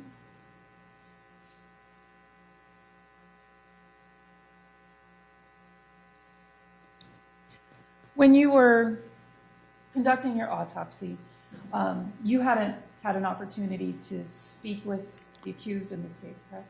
Correct. And you hadn't seen any interviews with regard to, you hadn't seen any interviews involving him either, correct? I don't believe so. Sitting here today, you've opined the cause and manner of the death, but you have no opinion as to the who, is that correct? That's correct. Thank you. Redirect.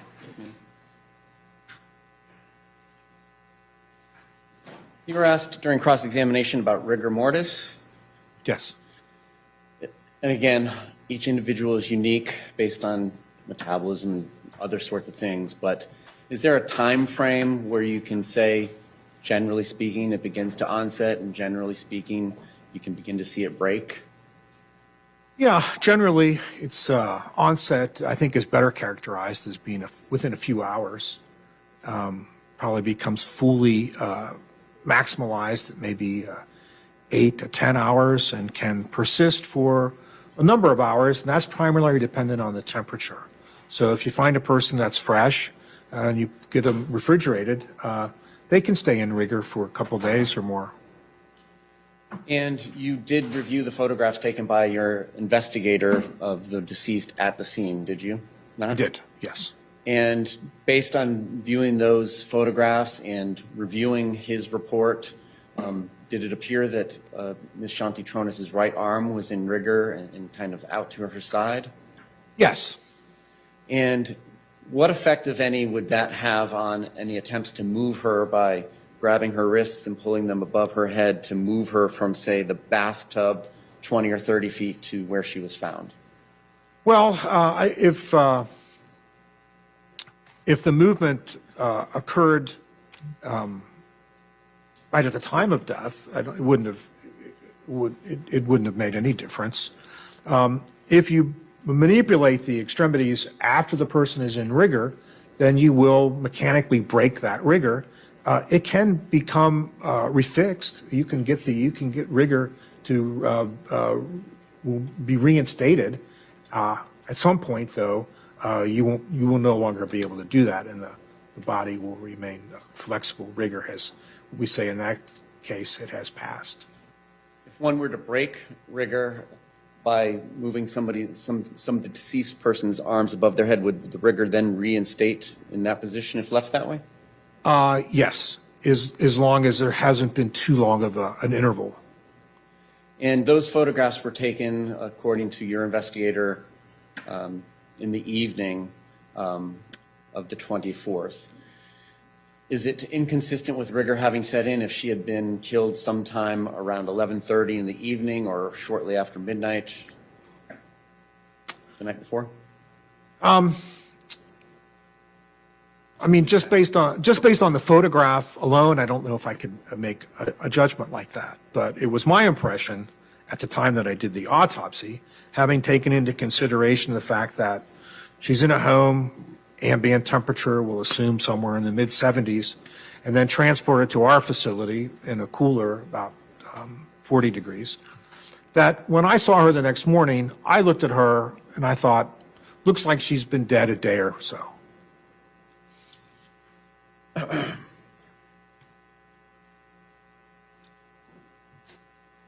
You were asked about positional asphyxia during cross-examination? Yes.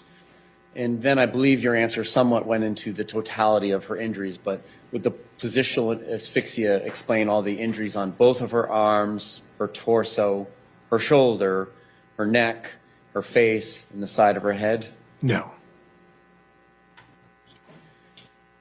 Could what we see from the blunt force trauma she suffered, would that force potentially have been sufficient to render her unconscious? Yes. And if no foreign DNA was discovered on her neck, does that necessarily mean that nobody placed his or her hands on her neck? No. And why not? Well, a couple of reasons. It could have been ineffective swabbing on my part, although we try to do a good job of actually fairly rigorous motion with saline soaked swab. She could have been cleaned off beforehand, or there may have been, for whatever reason, just not good transfer. And if the decedent, you saw the photographs, was found on a mattress padding and or a towel, could any of those things been an intermediary between the strangulation and her skin? It certainly could. There's nothing about my examination which tells me that this person was strangled with bare hands. And if there's no DNA, foreign DNA found on her hands, does that mean she didn't lay her hands on anybody? No. And is it possible that, number one, she could have been rendered unconscious by blows to her head prior to the strangulation? She could have been. And could her hands have been washed just as her neck could have been washed? Yes. Water? No other questions. Thank you. May this witness be excused from subpoena? Yes, Your Honor. Any objection, defense? No, ma'am.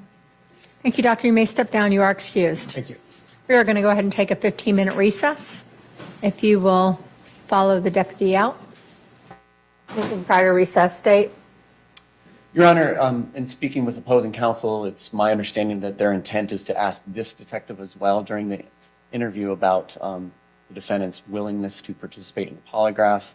We're moving in limine based on the case law that I've cited in my motion and cited to the court openly to exclude inquiry into the polygraph. It's the state's position that if the state were to attempt to introduce, well, the detectives asked the defendant to take the polygraph and he declined it, and you should draw an inference of guilt from that. I think the opposite is true. They are asking jury to infer that he is innocent by his willingness to do so. The state is unable to delve into the mind of the defendant to know what he was believing at the time he made that statement. I don't know if he believed he could beat it. I don't know what. And that's why that sort of evidence is excluded typically. And the case law does reference excluding even the mention of it, not just the results of it. Furthermore, if they continue down this road, the court should know that later on, when they tried to take his polygraph based on his statements that he would agree to do so, the detectives even went out to his house. He ultimately declined to take the polygraph. So if we're going to go into the polygraph during this interview, then we believe that the whole door becomes opened, and they did go out there to try to get him to take the polygraph on a later date at his mother's house, and he did decline. Not exactly the conversation that we had. I was just looking to get some things flushed out because of what happened last week. Mr. J filed something on Sunday. I didn't get a chance to speak to him before this morning. We filed a response this morning. He had read it, but he didn't want to address it at all. So we really didn't get a chance to speak on it. I was just trying to set the record straight that at the meeting that we had reviewing the digital evidence, there was no agreement. There was no stipulation. We weren't provided the redactions other than the timestamps of what we were going to do and what his ideas were. He also listed some other items in the digital evidence that he knew were inadmissible, but they were listed just in case the defense wanted to open the door, or just in case we opened the door. Now, in working the case up and going through the law, we cited the law that we based our decision upon. This was not bad faith. I was just trying to put forth that we reviewed the law. I understand completely that the results of polygraphs are inadmissible, and certainly didn't suggest to come in here and try to flip this trial over and cause some sort of problem or mistrial. That was not it. I think the law is unclear in the area. I don't think it's black and white. I think the case that Mr. J cites doesn't say what he says it does, and when he's quoting it within the body of his motion, there's cutting and pasting of a quotation that is inaccurate. You know, the mere mention of it, there is case law that supports our position that there are times that a mention of a polygraph is admissible. In the case at hand that we cited McFadden, it didn't get decided because the defense lawyer at the time got spooked by the suggestion of the mistrial and offered up a curative instruction instead, and things kind of just went sideways from there. So the law, again, speaks to what is prejudicial, what is not, but it doesn't speak to admissibility of the asking somebody if they're going to take a test and their willingness to do it. If it's the defense offering it up, if the state can't comment on a defendant's right to remain silent, I understand the rules are a little bit different, and I think it's a gray area. For all intents and purposes, I don't intend on going into it anymore. We don't intend on asking the next officer, and I don't plan on arguing it. I'll leave it be. We'll accept the jury instructions, but I don't want the suggestion on the record that I did something unethical. That's why I filed the response. Okay, thank you. Thank you. And we'll be in recess until 3:20.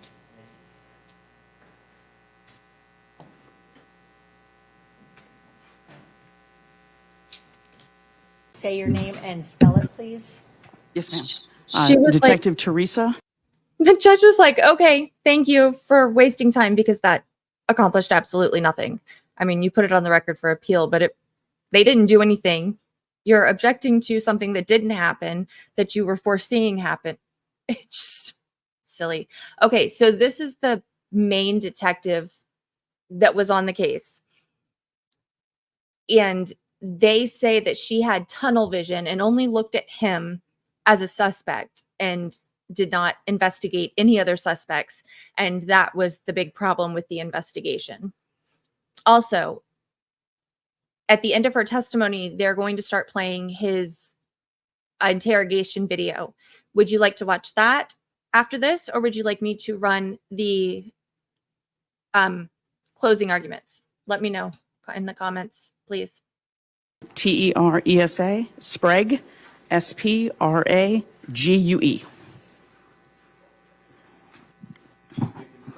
You may proceed.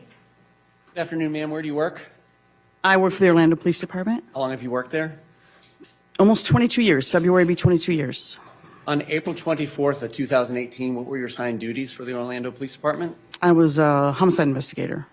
And what was your experience in training throughout the department and any prior education training experience before the department leading up to this date? To me becoming a homicide investigator? Yes. What were your other jobs? Okay. What training did you receive? And then any education and training experience you had prior to OPD? Okay. So I became an officer at age 32. Prior to that, I was a dispatcher for Orlando Police right out of college at UCF. So I started dispatching in 1996. I became an auxiliary or a volunteer police officer in 1999, which I did for 3 years while I was a manager at Federal Express. I came back and went full-time sworn as a police officer in February 15th of 2002, where I was assigned to the patrol division in the Paramore neighborhood for midnight patrol for about 5 years. I became a detective in March of 2007. Where I worked property crimes on the west side of Orlando, property crimes, burglaries, thefts. After about a year in property crimes, I was transferred to the assault and battery unit, which is called violent crimes now, but at the time it was called assault and battery unit, where I was assigned to work everything that wasn't a death or a homicide or something that wasn't like a sexual assault or a rape, but everything else, where someone might be shot, stabbed, or battered in some way.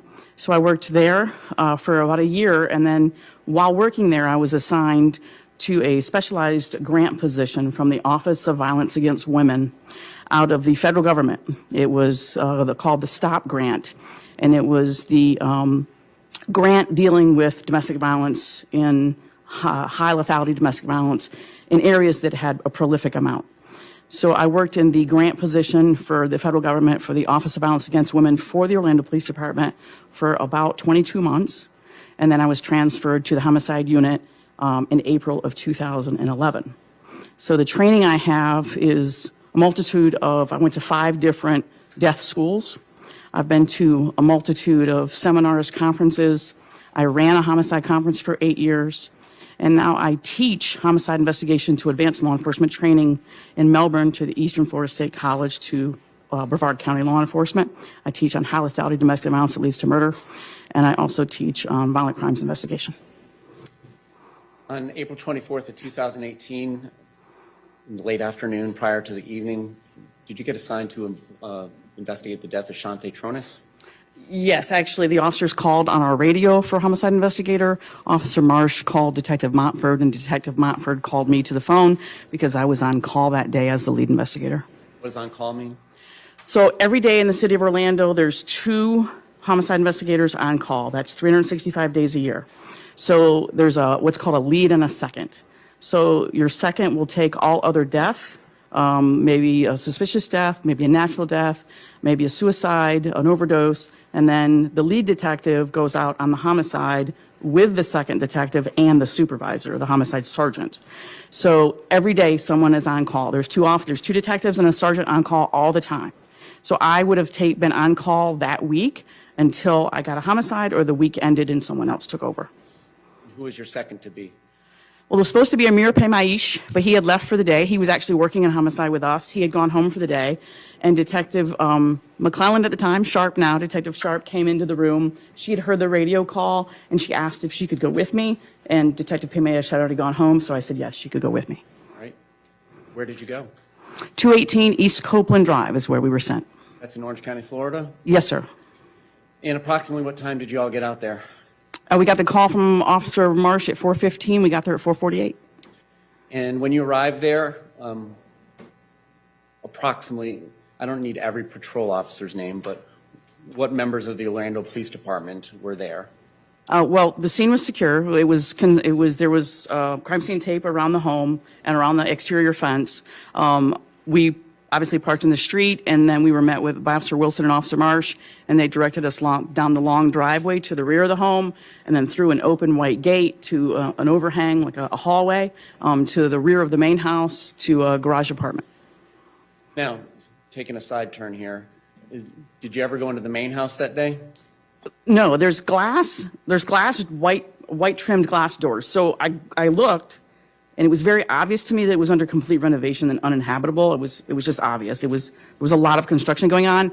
But to the left, there were 2 more glass doors, one to the garage and one to, I assumed, a loft of some kind because there was a staircase. And the main house, was there any structures to it, like any framing to rooms or anything like that on the date that you went out there? No drywall. I definitely saw some 2x4s or some construction going on. Definitely no drywall. I didn't stare in the room at the time. We didn't really look in there or go in there. I just glanced over and saw that it was under complete construction. There were no walls. And on this date, was there any flooring there, or was it already dirt? Both. Some wood, some dirt. Okay. Now, turning to the doors to the left, tell us what you do. Okay, so the officers are going to direct my sergeant, which was Ian Berkman, myself, and Detective Sharp up these stairs, and it was Officer Wilson and Officer Marsh who were the primary officers on the call. So the first thing that I always do as a homicide investigator, and at this point I had been in homicide 7 years, worked about 33 murders, 17 as a lead. So I noticed that the deadbolt was really high up on the door. It was not tampered with, it was secure, it wasn't broken, it was normal. The handle on the bottom of the door also normal. The lock looked normal, the handle looked normal, and the door frame looked normal. So it didn't appear as though anyone had forced their way into the house. And then we entered the loft, went up the stairs, turned the corner, went up the stairs, and then now we're in this big open room. For this walkthrough, are you wearing any protective clothing anywhere? Gloves for sure, and possibly booties. Normally we wear booties on our shoes. When you go upstairs, is EMT or Orlando Fire Department still there? No, they had pronounced before Officer Marsh called us at 2 minutes to 4, and he called us at 4:15. All right. When you get up to the upstairs, tell us what you see. It's one huge open room. It definitely looked lived in, like people were living up there. I saw a master king-size bed, some bunk beds, closets that had no doors on them, entertainment center, 2 desks, a workspace, and then the most obvious thing in the room is obviously the decedent, who I saw lying on her back on this kind of a blood-soaked mattress pad. All right. And did you notice anything about the decedent that made you question how long she had been deceased? I noticed quite a few things about the decedent. Miss Shanti Cooper Tronnes, the first thing I noticed was that she appeared to be in rigor mortis. Her right arm was up at the elbow, unsupported. Her knees were raised up, unsupported. And to me, she looked like she was in rigor mortis. I noticed a significant amount of swelling to her face. Eyes were black and blue, lips were black and blue. Her left eye was swollen shut. Significant trauma to her eyes, and part of her lips were black and blue as well. I noticed a significant, what appeared to be either a puncture wound or a laceration that was bleeding under her chin, on her cheek, on her left cheek. She had significant abrasions to the tops of her knees that appeared to be some sort of rug burn or carpet burns. She had on her right wrist some sort of scratch or dig that was deep that appeared to be also some sort of rug burn or some sort of scrape. She had bruising on her right shoulder, on her legs, on her arms, bruising around her neck, and then what appeared to be abrasions on her neck. So I was shocked at the brutality of it, but there was no question in my mind she'd been beaten and strangled. And you had gone out to at least 33 homicide scenes prior to this? Yeah, 17 as a lead and 16 as a second, so it was my 33rd. And is it the practice of the Orlando Police Department for the lead and or the second to attend the autopsy the following day, or sometimes it's 2 days later? Yeah, it's usually the following morning, but yes, absolutely. And did you have experience doing that prior to this investigation? Yes. In this investigation, did you go to the autopsy the following morning?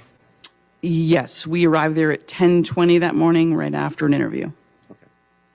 So you weren't able to attend all of it, but you did meet with Dr. Utz? Yes. All right. Turning back to the scene,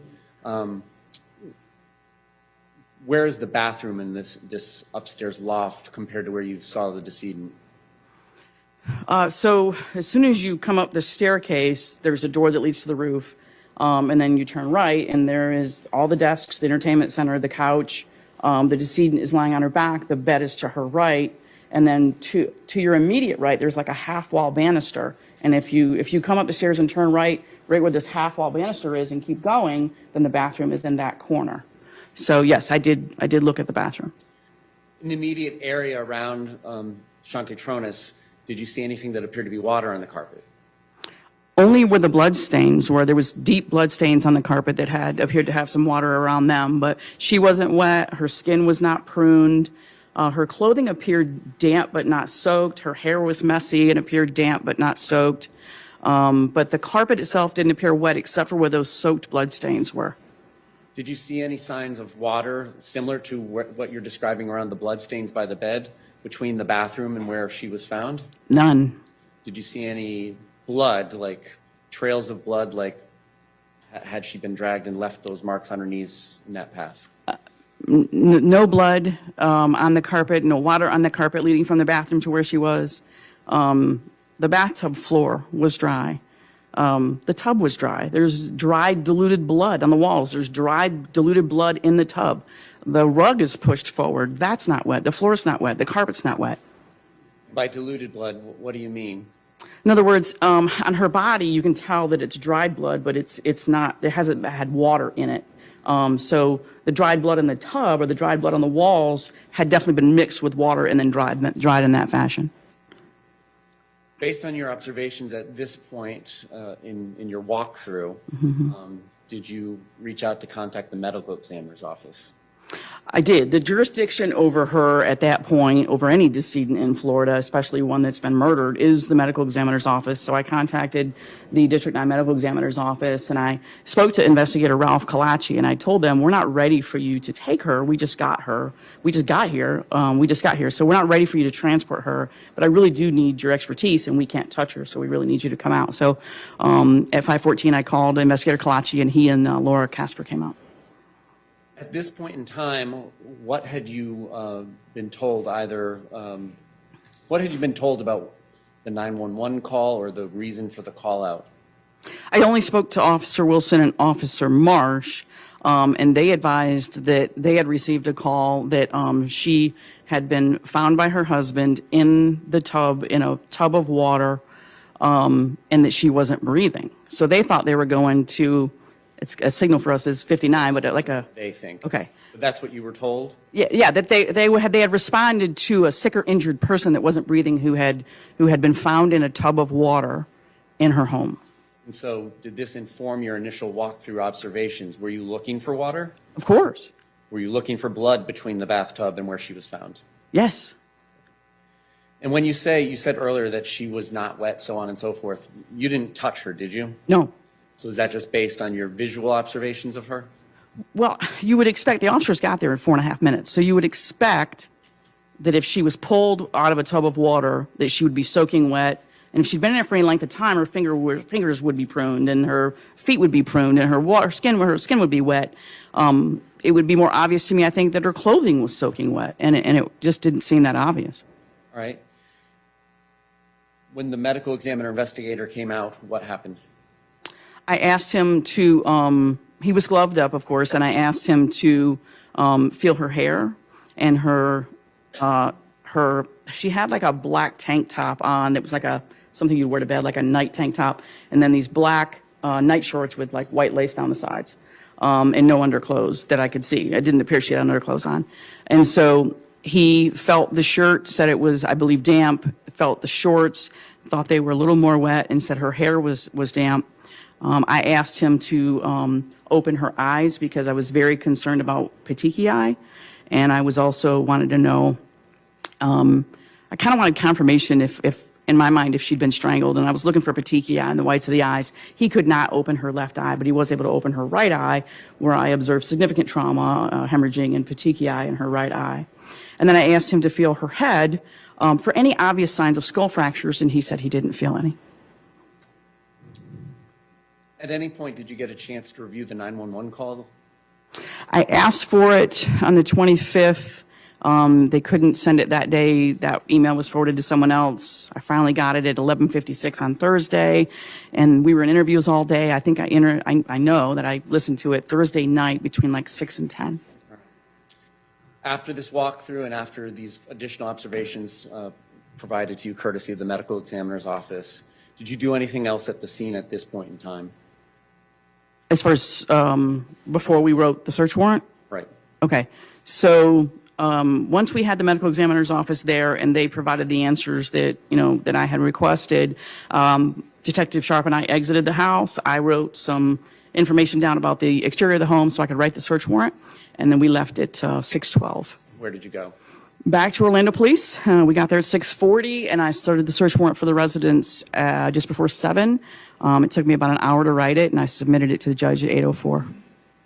Did you request the defendant be transported to Orlando Police Department for an interview? I asked Officer Marsh when he first made the call to me to ask him to come down voluntarily for an interview. And then because Detective Sharp and I, or Detective McCullen and I were going to the scene, I asked Detective Montford to stay at work and, attend to Mr. Tronnes when he got there. And so, and I asked him to call a CSI, a crime scene investigator to the Orlando Police Department at the same time. So Barb and I went to the scene, and Todd Montford stayed at the police department to assist us with Mr. Tronnes. All right. And do you all have interview rooms there at the Orlando Police Department? We do. And in 2018, was this the new building or the old building? This is the new building where things actually work. All right. Do you have video cameras that record the interview rooms? Yes, we do. And when you are not actually in the process of being in the interview room with an interviewee, do you have patrol officers who watch monitoring TVs that they can watch and listen to the people inside the room? Absolutely, just in case they need anything. And did you all, the collective Orlando Police Department, activate this video recording process in the interview room that Mr. Tronnes was placed in? Yes, Officer Fellows brought him to the station. He was placed, he asked to use the restroom. He was allowed to do that. And then he was placed in the room about 4:54 p.m. When Detective Montford came down, he turned on the recording immediately. And so it recorded the entire time he was in the room. And you've had an opportunity to review that? Multiple times. Do you see the person that you interviewed at the Orlando Police Department identified to you as David Tronnes in the courtroom today? I do. Could you point out where he is and what he's wearing? Yes, Mr. Tronnes is seated at the defense table. He's wearing a suit, a tie, and glasses.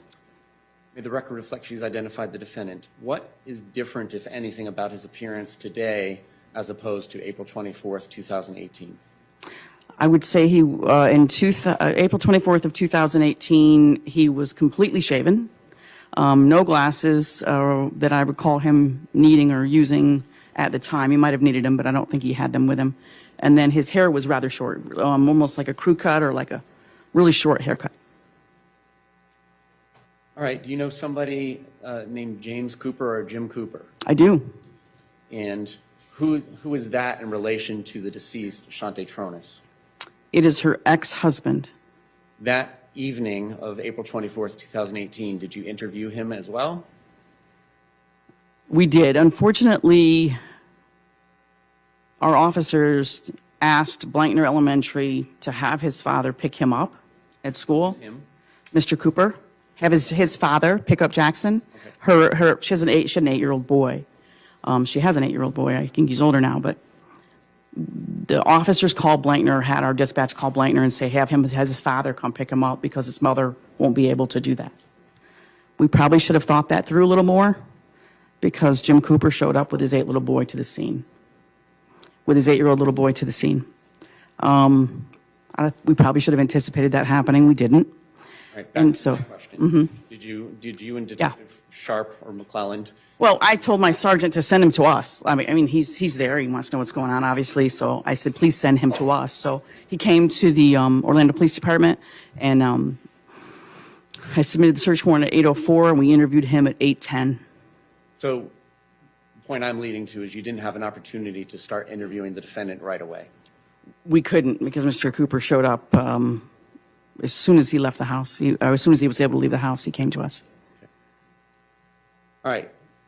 We will turn to the interview later in your examination, but the entire thing was videotaped? Yes, sir. After you interviewed the defendant, approximately what time did this interview end? The entire interview? Yes. The point where you all walk out and you're not coming back. Okay. It was about 4:56 in the morning. All right. And does somebody from the Orlando Police Department bring the defendant home? Yes, but we went back to the house, so it was about 7:09 in the morning. It was Officer McNutt, I believe. Okay, let me rephrase that. Take him away from Orlando Police Department to wherever it is he wanted to go. Yes, Right. yes. Where do you and Detective Sharp go? We went back to the house after the interview. We turned the home over to Mr. Tronnes at 7:09 in the morning. Took the crime scene tape down. We left. We went to make the death notification to her dad at his house. That is her stepfather, actually, Jeff Dow. When we got there, we were advised he was at work at Sam's Gas. So we turned around and went to 8222 South Orange Avenue to Sam's Gas to speak to Mr. Dow. Did you participate in the search of the home at all on the first search warrant you wrote on April 24th? Well, the search had been completed, and the CSIs were actually waiting on us to come back there to do a walkthrough with them, and they'd been on all night. So we did go back. We went through the garage, walked through the top portion loft, walked the yard, the pool area, the cabana area, the greenhouse area, you know, kind of where the seating area was by the pool. So yeah, we absolutely searched the garage, went through a little bit upstairs, and you could tell they had searched it, but we went through upstairs. And were credit cards, gift cards, or cash collected on the scene? We observed them. I believe we did recover her purse with some of cash, or I'm not sure if cash, but definitely credit cards. I definitely observed his wallet was in the garage with credit cards in it. Cash was in the garage. Cash was upstairs, but because we were turning it over to Mr. Tronnes, we didn't seize it for safekeeping. All right. So you go and you make contact and interview Jeffrey Dow, and that is who to Shanti Tronnes? He was married to her mother, Janet, and Janet had passed away at the end of 2016. And so that was her stepfather from about age 2022 when she was in college that her mom had married, and basically the man she considered her father. So we went to make the death notification to him at his job, and we interviewed him from 8:50 to 9:49. After that interview, what did you do? We had gotten the call from the medical examiner's office while we were at Sam's Gas that they were ready for us. So we immediately left and we got to the medical examiner's office at 10:20 and met with Dr. Utz. Now, do you and or Detective Sharp collect the belongings and the samples that are taken from the decedent, or is that something that's done by a CSI? By a CSI. After you're there at the autopsy and you discuss the case with Dr. Utz, what do you do next? We went back to the neighborhood to start the canvass of the neighbors. And what does canvass mean for the jury? For the jury, okay. So a canvass is you start at the scene of where a crime has occurred and you work outwards. So we want to start with immediate neighbors and then work our way out. If there's any particular reason that we need to go blocks and blocks and blocks out, that's what we do. What we're looking for are witnesses, and that can be an ear witness or an eyewitness. That could be someone who thought they saw someone or something suspicious or heard something suspicious. People with knowledge of the people who live in the residence where the crime has occurred. People who might have had a camera, a Ring camera, or a Nest camera, or something that might be helpful to us. People who have observed people walk their dogs from the residence on a given day or go for a run on a given day. So we were working our way out, and we ended up working our way out quite a bit. We went several blocks over a period of days. It did take a really long time. All right. Did you ultimately also branch out and talk to somebody named Patrick McCarthy from a company named AXA? I left him a voicemail requesting to speak with him. He had someone else call me back, yes. Okay. And did you work with the state attorney's office to subpoena bank records and so forth as well during the course of your investigation? Yes. Life insurance information? Absolutely. Did you ever get information from State Farm? Yes. Mystery solved. All right. Did you even go far as to search for who might deliver mail in the neighborhood? 1 second, State. You may proceed. Yes. So we were. Yes or no? Yeah. Yes. We absolutely flagged down the mailman. All right. And was that to interview about his observations or her observations and whether any packages were delivered to that address that day? If he'd been to the home, what time, and if it was on that day. Okay. Did you set up Jackson Cooper, the child that was then 8 years old, to be interviewed by somebody? Yes, on Thursday. And who is it that must be set up for these types of forensic interviews of children? It's the Child Protection Team, CPT. I asked Detective Overfield to call senior investigator or senior interviewer Katie Masters, and he set it up for us on Thursday at 1:30. During the course of your investigation, did you learn that Shanti Tronnes had an emergency dentist appointment set up at Greenberg Dental? Yes. Did you follow up with that office to see if she ever made it to that appointment? Yes, I spoke to someone in their security department, and they directed us to 4307 East Colonial Drive to Greenberg Dental. We interviewed Mary Batista on Friday. Did you ultimately learn that she did not attend the dentist appointment? She was actually a no call, no show. Didn't reschedule, didn't cancel. Did you come across somebody named Samantha Adams during your investigation? Yes, sir. And who is that person in relationship to the defendant and to Shanti Tronnes? She's a personal assistant to Shanti for her business, and she was a nanny to Jackson. Okay. And during the course of your investigation, did you follow up with a follow-up interview to James Cooper and his then wife, Brittany Cooper? Yes, right after the CPT interview while we were at CPT. And did you talk to any of Mr. Cooper's coworkers to see if they had any information as to where he was on April 24th of 2018? Yes. Without going into what they said? Absolutely, yes. Mr. Timothy Whitehurst. All right. Did you make any efforts to find surveillance video from the neighborhood? For a very long time, yes. And after interviewing the defendant, did you seek surveillance video for the path of travel that he said that he took during this day of April 24th of 2018? Yes. Ultimately, in reviewing any of the videos that you recovered, did you see anything that appeared to be the defendant walking or the defendant driving? No.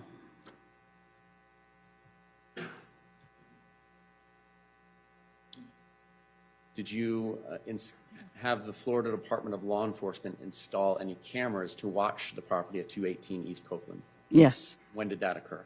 On Friday, April 27th.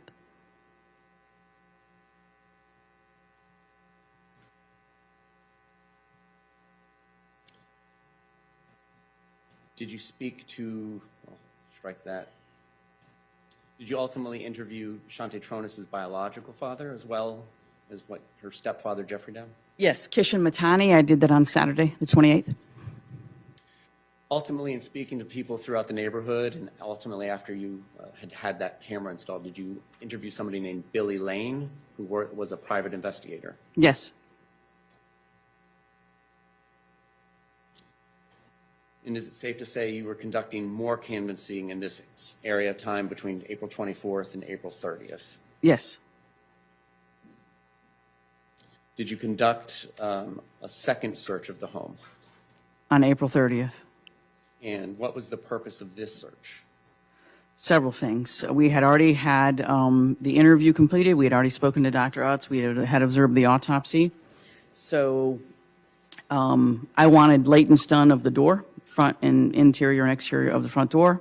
There were some wooden slats that I had observed under the bed when we first arrived on the 24th that I thought had been tinged with blood. I wanted those collected because I didn't know they weren't. They were still there. So we wanted those collected. We wanted to conduct a second search upstairs and downstairs for a potential weapon. We were looking for bloody sheets. We were looking for bloody clothes. We were also looking for what I would call blood spatter at inception, where maybe someone first gets attacked and there might be blood spatter as a result of that attack, because we had blood drainage, but we didn't really have blood spatter. And so I felt we needed to look closer for that because it wasn't obvious to us on the first day. And was any credit cards or gift cards or cash collected on this date? Yes, no one was at the residence when we performed the search warrant, and so we came across the same areas where we'd seen cash in the past. The bathroom in the garage apartment, or the bathroom downstairs in the garage had cash, upstairs had cash. So because no one was there for us to turn the house over to, we decided to keep it for safekeeping. Your Honor, may I approach with AS and AT? You may. Recognize AS for identification. I'm sorry.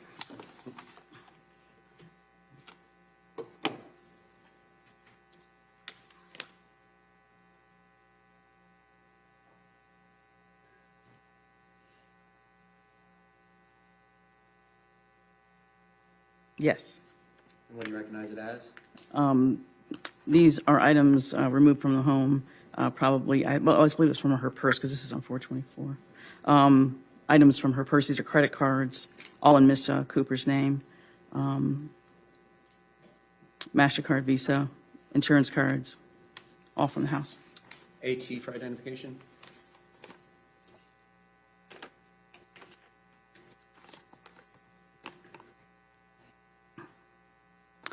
Yes, this is the cash we took from the home on the 30th. It's time to stick with AS and AT. Any objection? No, ma'am. That's 80 and 81.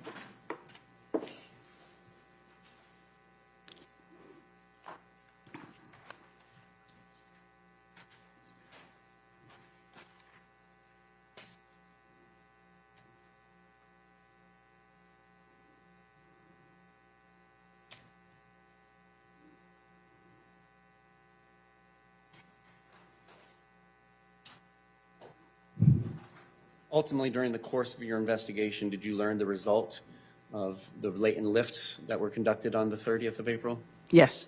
And were there any latent lifts attributed to somebody that did not live in that residence? No.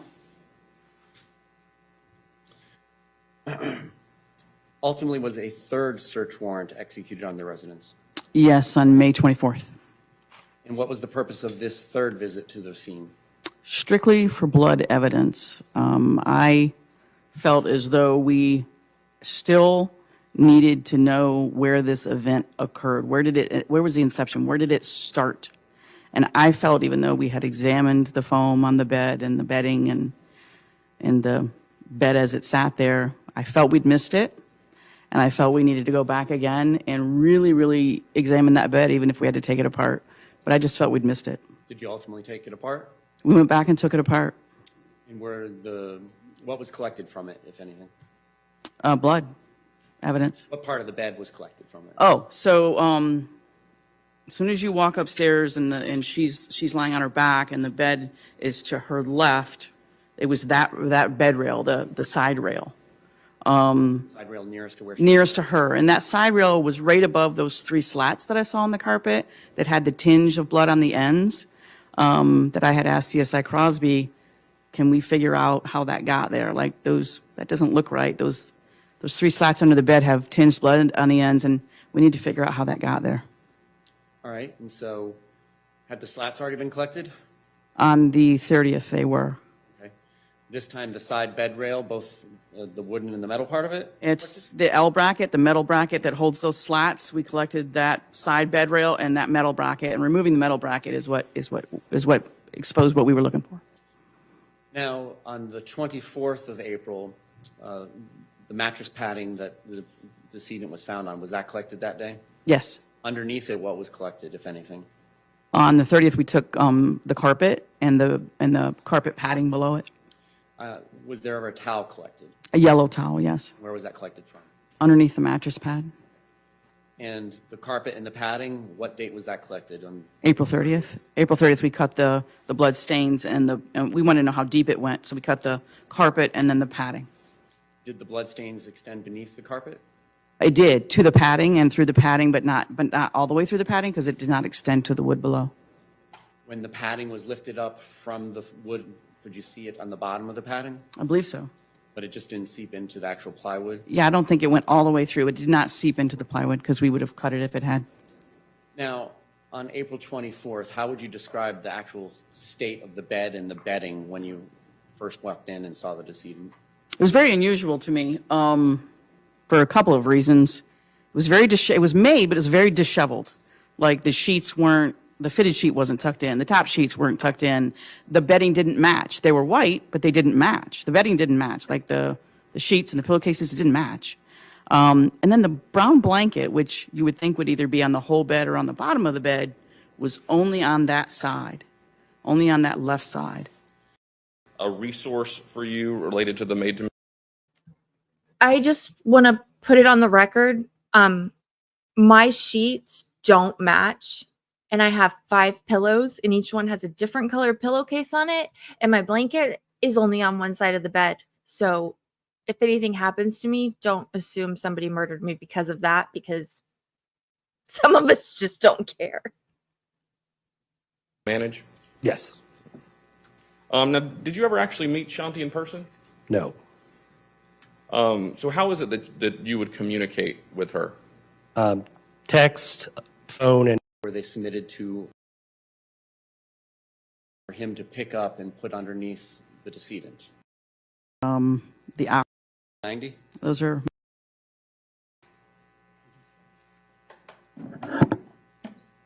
Move to publish? Right?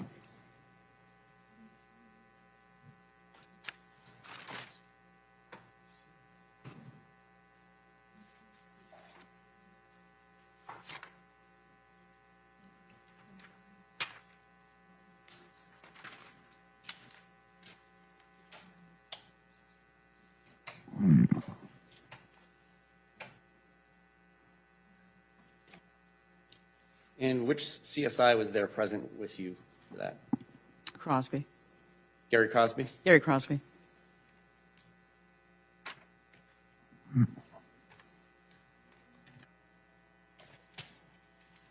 Is your monitor in front of you working, or do you like to sit that way? Oh, yes, thank you. All right, image 186, are you familiar with what this is? Yes, it's the card they use at the beginning of all of their photographs, beginning or end of their photographs. Does that reflect the date that you did this and the case number assigned to this investigation? Yes, sir. What are we looking at in 187? This is the mattress pad that we found at the scene, but we were able to spread it out so we could look at the stains. 188? Same mattress pad, just spread out on white paper at the CSI office. 189? The significant staining that you're seeing on the ends and in the middle of the mattress pad. 190? Those are my hands pulling out the ends so you can see the blood staining on the ends. 191? Same, me holding that out, pulling that out so you could see the staining. 192? Those are my hands, my arms, and I'm pulling that out to see the very end of the mattress pad at the bottom. 193? Showing the staining at the very end or the underneath portion of the mattress pad. 194? A close-up version of that.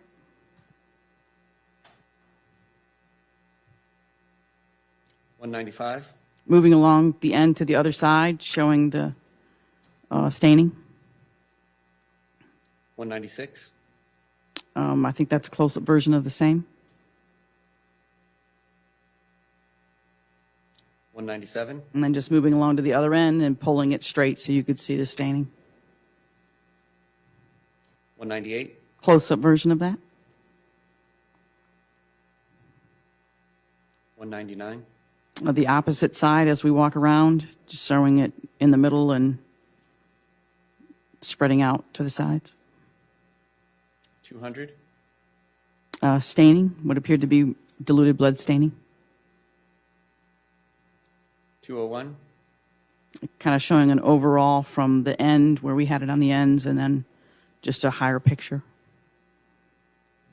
202? Coming along the other side, and this would have been a different side of previous sides. It would have been a different end, but just showing the pattern of blood staining. 203? The close-up version of that. 204? Showing the significant blood staining, or what we believed would be to be blood staining and drainage. 205? Close-up version of that. 206? More blood staining. 207?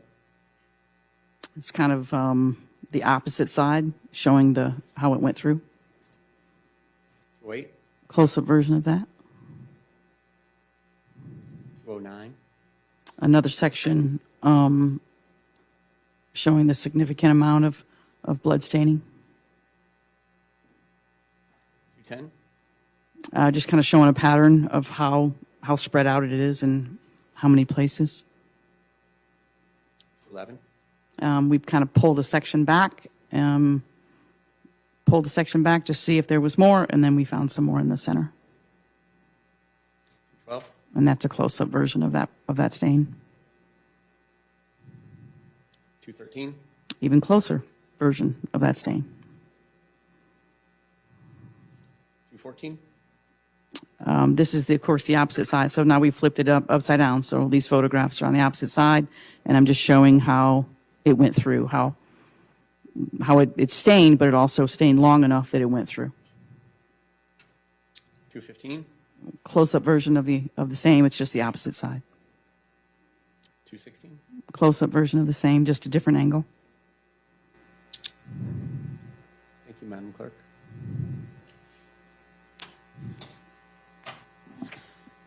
Is it fair to say that because Tronnes was found on top of it with blood on her as well, that this isn't a fair and accurate depiction of how it would have appeared necessarily on the bed I don't believe it appeared that way in the bed. I think it was because she was on it.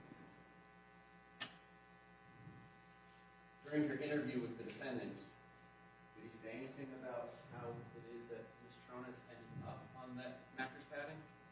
Yes. Did he say where the mattress padding had come from? Yes.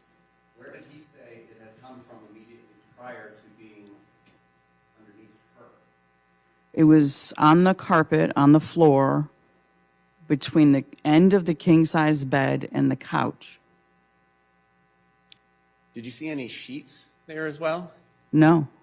Did he indicate that there was some part of the process of laundering the mattress pad and the sheets from the weekend? He mentioned laundering the sheets, yes. And so what did he say about that? She was at the end of her period. They had sexual intercourse. They had sexual intercourse on Saturday and Sunday. She was menstruating, and that it had been messy, and it had gotten everywhere, and that they continued to sleep on those sheets until Monday, in the mess, and laundered them sometime on Monday. And so Jackson, the 8-year-old at the time, had school that day? On Monday, yes. All right. And so his statement to you was that they laundered these things on Monday, Yes. but on Tuesday, the mattress pad was on the ground for him to pick up and put underneath the decedent. Yes. And there were no sheets that were on the floor in the area of where he said that the mattress padding came from that day. They were not. He said they laundered them and put them back on the bed. Did you participate in a search warrant on August 29th of 2018? August 29th of 2018, yes. I'm sorry. If I got that all wrong, let's start over. August 29th, 2018. Yes. And where was that? 5347 Tuna Lane in Orange County. And during that search, was there any jewelry recovered? Yes. And what was recovered? What we'd been looking for 127 days, her diamond ring. All right. And where was it located in? In a ring box, in a suitcase in Mr. Tronnes' bedroom at his mother's house. Was there another jewelry box in that same suitcase? Yes. And what are the respective colors of these two jewelry boxes? One with the ring, one without the ring. Black and red? All right. Black one had the ring in it? Yes. And during the course of your investigation, did you learn any relationship between the red box and the ring? Yes. What was that relationship? When I opened the red box, it had an emblem on the lid that was said H&K Jewelers. And that's where I had gone to find out information on the ring, because that's where they purchased it from. During the initial searches, the 3 searches of the residence, did you all search any jewelry boxes that would have been found? We searched and searched and searched. All right. And there are photographs documenting the nightstand by the bed, Yes. the side where Shanti Tronnes was discovered. Yes. There was a piece of jewelry found in there. Yes. What was that? It was almost like costume jewelry. It looked like a ring, but it was very pliable. And in that photograph, there was a jewelry box that appears to be of similar color of the red burgundy box that was located on August 29th of 2018. Was that searched at the time of that photograph was taken when the other piece? I remember, yeah, I believe I did it. It was the H&K box, or the H&Q box. And on that nightstand, was there any jewelry on top of the nightstand? Yeah, her watch, her diamond earring was on the nightstand, her cell phone, her L'Oreal night face cream, and her body lotion, and her bottle of Zephyr Hills water. And was that bottle of lotions upright or knocked down? It was a Fiji bottle of body lotion. It was knocked down. All right. At the time of her autopsy, have you had an opportunity to review the autopsy photos as well as the crime scene photographs? Yes, sir. And did Shanti Tronnes have any earrings in at the time that she was discovered? She did. I noticed it initially on scene. I could only see her left ear, but also at autopsy, before they removed all of that, she only had the only jewelry she had on when we saw her at the house and after she was recovered was that left diamond earring that appeared to be identical to the other diamond earring that was on her nightstand. The sheets and other things that were collected in Lakeland, we've already heard from Miss Monroe and seen those photographs, but it appears you were a part of the process of documenting the processing of those items as well. I was. During the interview with the defendant, did he draw a diagram of the upstairs apartment? He did. May I approach the witness with... Recognize the one PDF on this item labeled BT for identification? Yes, sir. What do you recognize it as? My notebook, my handwriting for the date, 4/24 of 18. I noted the time as 11:18:54 p.m. That's my handwriting. And then the drawing, I gave my notebook to Mr. Tronnes and asked him to draw it. Your Honor, this time the state Any objection? No, ma'am. Number 84. This circle here, kind of to the bottom and the right of the couch and then the table, do you remember what this circle, I'm not seeing where you're looking, sir. this circle here? Oop, it's not. This circle here, just to the bottom and the right of the couch and then table, do you remember what that is supposed to depict? The initial placement, Mr. Tronnes said where he put Shanti Cooper Tronnes on the floor. Did you observe any blood there? No, Did you have the CSIs collect any carpeting or padding from there? no, Has anybody requested to swab from there? no, and it didn't appear wet either. My next question. Did it appear like the wetness around the bloody area is closer to the decedent? No, Again, is the bathroom up in the kind of top left of this picture? yes, sir. Did you see anything in either direction around the couch that would show a path of water or a blood trail? No,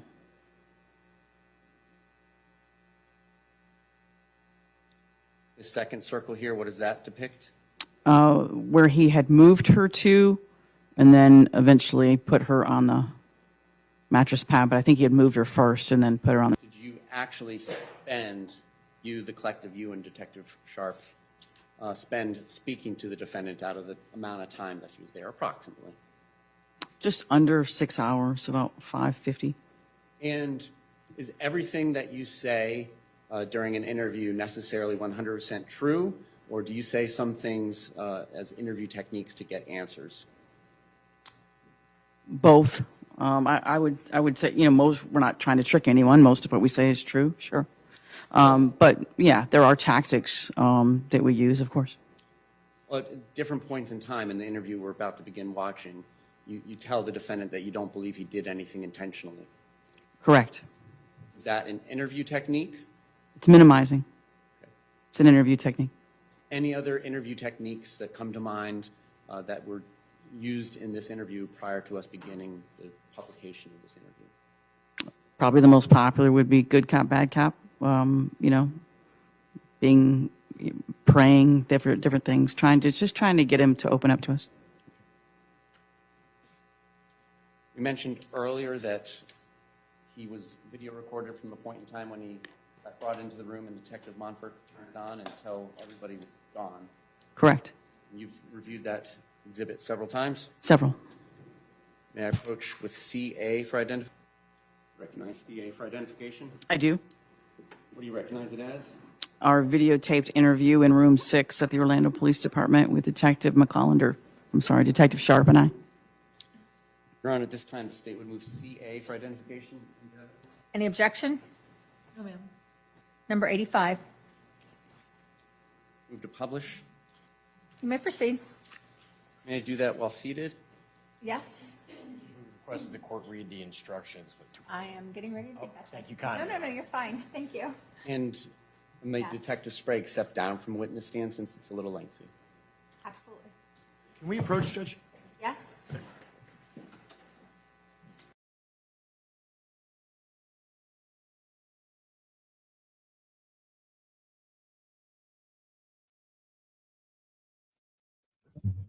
You want to see the interrogation? I thought you wanted to see closing arguments.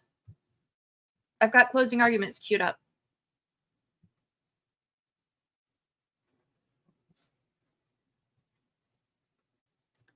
I was just reading something about his attorney, the Poindexter guy, having charges against him.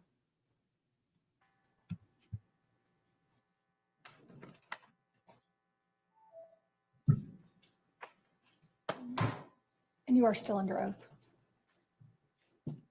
Oh, she comes back and testifies that there's cross. Can you hear it?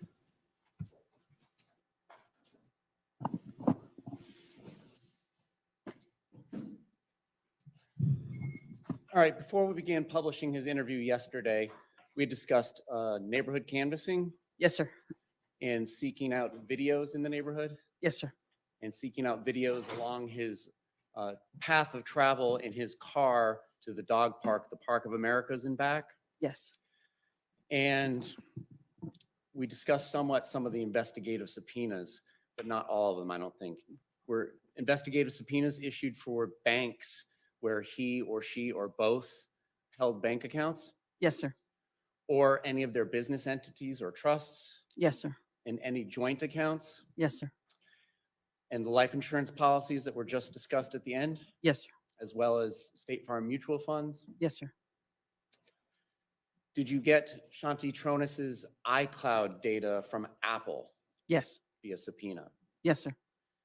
Actually, through a search warrant. All right.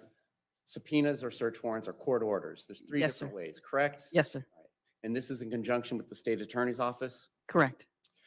Did you interview Mr. Tronnes's ex-wife up in Minnesota? Yes. Is it fair to say that this investigation went on for months prior to Mr. Tronnes, the defendant's arrest? Yes. In all of the evidence that was collected and gathered during this investigation, is it approximately 10,000 pages of documents? At least. And you see all the exhibits that have been entered into evidence today and this week? Yes, sir.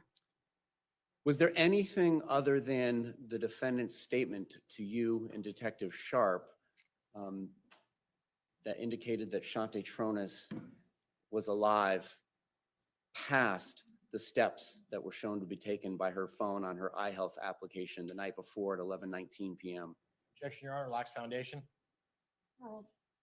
You may answer. There's nothing that indicates any sign of life past Monday night. Her phone call to her son at 8:23 and her phone moving in social media between 11 and 11:30 p.m. Past that, there's no sign of life. No other questions?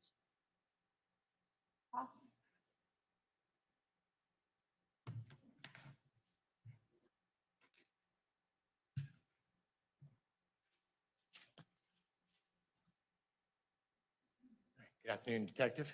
Good afternoon, sir. It's fair to say that a significant part of your work as law enforcement had involved aspects of domestic violence. The 22 months I was involved with the grant position for the federal government, yes. Okay, so that was a concentration of domestic violence. Concentration because the city of Orlando had been designated as a high lethality a city You for received a domestic grant. violence. Sorry to speak over you. You received a grant. It was The department received a grant. I was placed in the grant to work.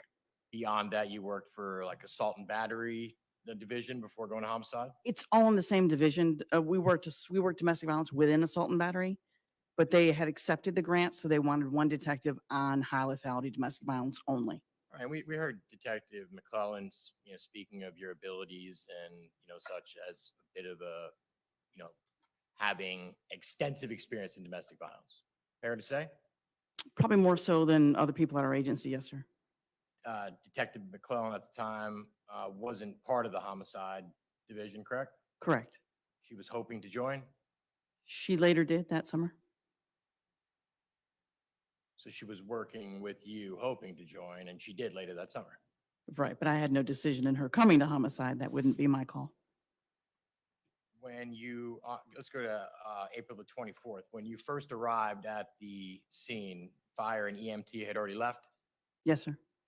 Which officer initially commented on Mr. Tronnes's perceived odd emotional response or affect? Was it Marsh or Wilson? On the phone, Officer Marsh.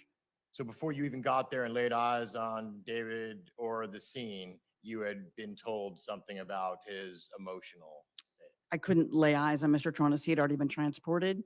But the call made to us by Officer Marsh indicated some concern. And it was before you did a walk around of the crime scene. We had just gotten the call. Ultimately, upon your arrival, David went to the station voluntarily. Yes. He didn't drive himself, did he?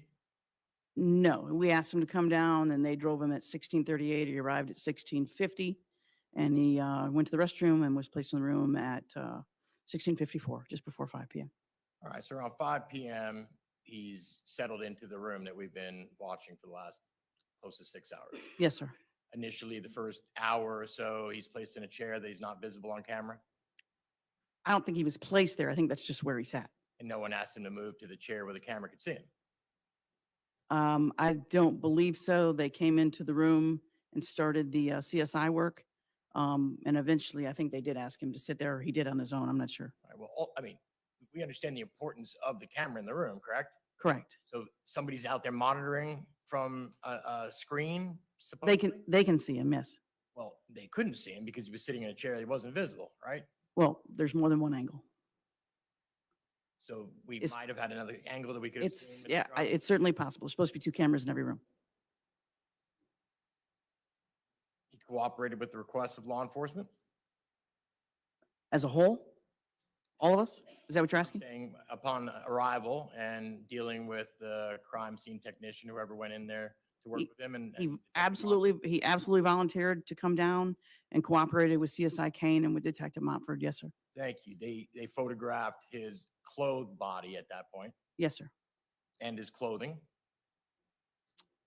After it was removed from him? or on, I mean, Yes. close-ups of his clothing while it was on his body. Sure. Yes. They took buccal swabs of his cheek for DNA, Yes, sir. and he complied with that request. Yes, sir. Took swabs of his hands, Yes, sir. fingernail clippings, Yes, sir. and then he sat around and waited for a good while, didn't he? I think that process took about an hour, and then so about from 5 to 6:15, 6:20, and then we entered the room right around 9:14, 9:15. All right. So, and during that time, he was mostly alone? Yes, unless they checked on him. If the room went dark, because there is it on timer, officer would enter the room or he would wake up. But yeah, he would be alone unless he asked for something, unless they checked on him. And you didn't go back and count up how many minutes of the time that he sat in that room that Mr. Tronnes looked to be asleep, did you? I watched the entire thing, all 14 hours more than once. So I couldn't tell you when his head was down if he was actually asleep, but his head was down quite a bit. You did comment at least once when I think when you came back in for the second portion of the interview that he, at that point, it was what, 2 or 3 in the morning? It was 2:19 a.m. We had been out of the room for an hour and 50 minutes, just under 2 hours. And yes, I asked him if he had a chance to sleep, and he said yes. But you commented he's got to be physically or mentally exhausted. Mentally more so, drained, yeah. You'd already given a timeline of how long he'd been awake that day. Since about 6:45 to 7 in the morning. You were at the scene when Mr. Tronnes first arrived at the police station, isn't that correct? I was at the scene at that time, yes. And you had a little bit of a delay in getting to Mr. Tronnes because you had a little bit of a gaffe or a communication error in the way that the notification went to Jackson Cooper's school, caused a complication with James Cooper because without you wanting it and before you knowing it, you had people at your crime scene. Well, I wouldn't say that was the delay. Obviously, we had to go there. We had to observe and see what we had. We had to call the medical examiner. They had to respond. That was almost until 6. We didn't even leave and get back until 6:40. I still had to write the search warrant so my sergeant could get searchers in the house. That took an hour. So that was until 8. And in that process of doing our job, Mr. Cooper showed up with Jackson at the scene. He had to have his wife come get Jackson, so that took time. But by the time he got to the station, we were just submitting the search warrant. So I submitted the search warrant at 8:04. He's there. He's in the lobby waiting for us. And so we start talking to him at 8:10. As soon as the warrant was signed, we start talking to him. It was like simultaneous. And so it only delayed us talking to Mr. Tronnes by maybe an hour. But voluntarily in this room, he sat there for over 4 hours waiting for you to enter to do your From question. 5 to 9:15, absolutely. Yes, he did. He had on a paper suit. Tyvek suit, yes. There was a comment by Detective Montfort in the interview, as well as yourself, about an effort to grab him clothes. Was that done? Well, I wasn't going to leave the scene, and I'm not going to leave the room to go get him clothes, but ultimately we ended up taking him home, so there wasn't a reason to bring him clothes. Well, let's back up because Okay. your comment was during the first portion of the interview before you returned to 218 East Copeland. Isn't that correct? About getting him clothes? Before I returned at 5 in the morning, Yes. yes, I said we would bring him clothes, but nothing's going to leave that scene till I see it. I hadn't seen it. I'd only been there briefly, but I hadn't had a chance to go back. And once we went back at 5 in the morning, I knew he was coming home. There was no effort to get him clothes. No, once we're bringing him home, he can change into whatever he'd like. But he had asked to come home, so I knew we were bringing him home. We just needed to go back to the scene and give us a few minutes to look at it because we hadn't been there all night. Detective Sprag, you left David Tronnes initially at 12:20 something to go back to 218 East Copeland. Did you not? No. No, You were we did not leave the station, no. So after you left the room at 12, you didn't go back to the home? At 12:31, no. Okay. You just didn't re-enter the room for several hours. It was an hour and 50 minutes. He was eating water and crackers? He was peanut butter crackers. I got him some Belvita wafers and water. Isn't it true that you briefed the ME investigator Ralph Kalachi prior to doing the interview with Mr. Tronnes? Tell me what you mean. You gave him information to assist him to write his report, which he wrote before the end of his shift. First of all, I didn't know they wrote reports until after this case. This was news to me. I gave him information. I'm not sure what you mean by that. I asked him for his assistance. He came to the scene. He provided those answers and he left. I didn't even know they wrote reports. Did you tell him that this was a domestic violence assault before even speaking to Mr. Tronnes? That it was a domestic violence assault? No. That it involved domestic violence? No. I told him that the husband was the one who called us and that what his statements were to the 911 through the officers. No, I did not indicate who was responsible for her death. We didn't know. You were suspicious though, weren't you? Of the story, of the inconsistencies in the water, yes, of course. Isn't it true that you developed Mr. Tronnes as a person of interest or suspect from jump? That you didn't believe a word out of his mouth? That's not true. You didn't prejudge him for the lack of emotion? No, I did not prejudge him for the lack of emotion. I would tell you her ex-husband was just as much of a suspect as he was, but you have to be able to eliminate people and you have to start with the person who called 911.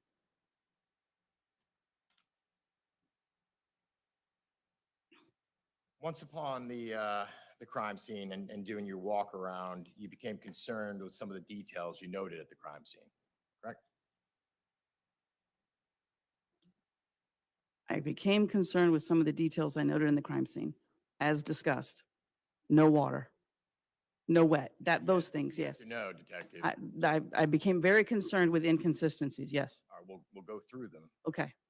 Let's start with that, the lack of splashed water on the ground. That was a big one for you. Okay, I want to be specific, sir. I don't want to say on the ground. We're going to say on the bathroom floor. On the bathroom floor, I will agree with, yes. Okay, but the carpet was wet underneath where Shanti was found, right, on the mattress pad? Where blood looked like it had been diluted or cleaned up, but nowhere else. Or the soaking wet yellow towel that Mr. Tronnes described as wiping Shanti with? The soaking wet yellow towel was under the mattress pad. Could be responsible for the carpet being wet and the rust, such? I'm not sure what you mean. The soaking wet towel is laid underneath upon the mattress pad? Yes. If it was in the tub with her, I would imagine it would be wet. But how it got from the bathtub to where she was without getting water anywhere else is a mystery.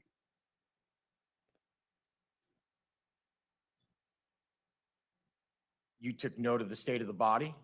Specifically the rigor, the light rigor, The rigor and what else? the minor rigor, the fact that minor rigor had set in. Didn't the ME investigator explain that to you? I took note of the rigor the moment I saw her. Scrapes on her knees, The abrasions, yes, the condition of her face.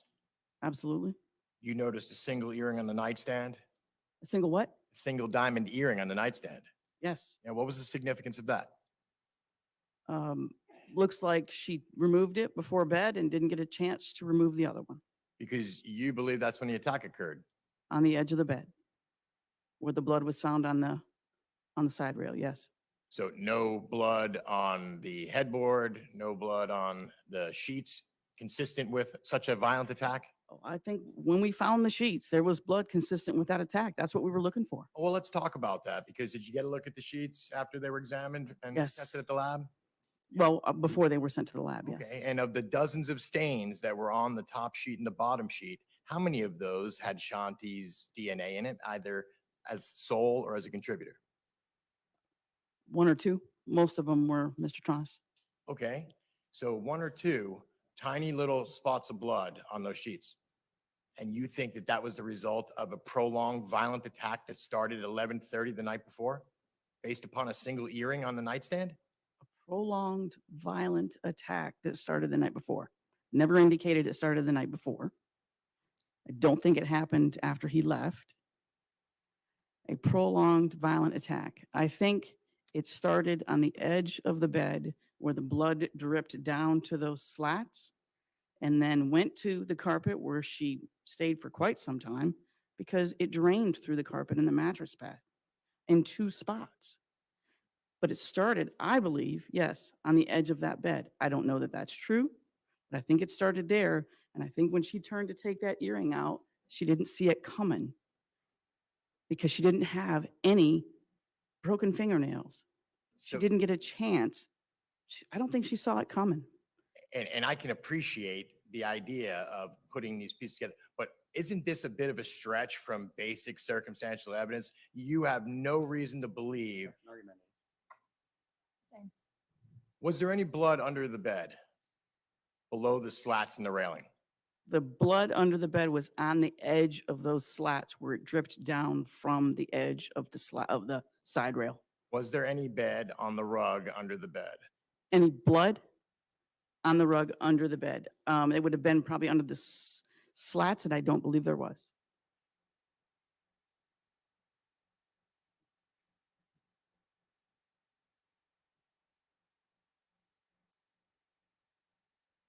You also noted that Shanti wasn't wearing a wedding ring, Yes. and that became a big deal to you. Well, I didn't know she wore one until I asked him, and he said she did. She had a set on. And so we had to ask every witness about it because I didn't see it, and he said it was there. All right, so, and you did begin the interview with David while the search was still being conducted at 218 East Copeland, isn't that correct?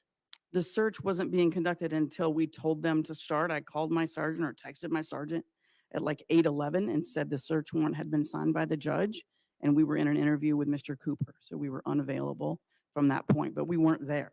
But you were communicating with the folks on scene completing the search, correct? Once we broke at 219, yes. Having them make certain observations for you with regards to the body, the condition of the clothes.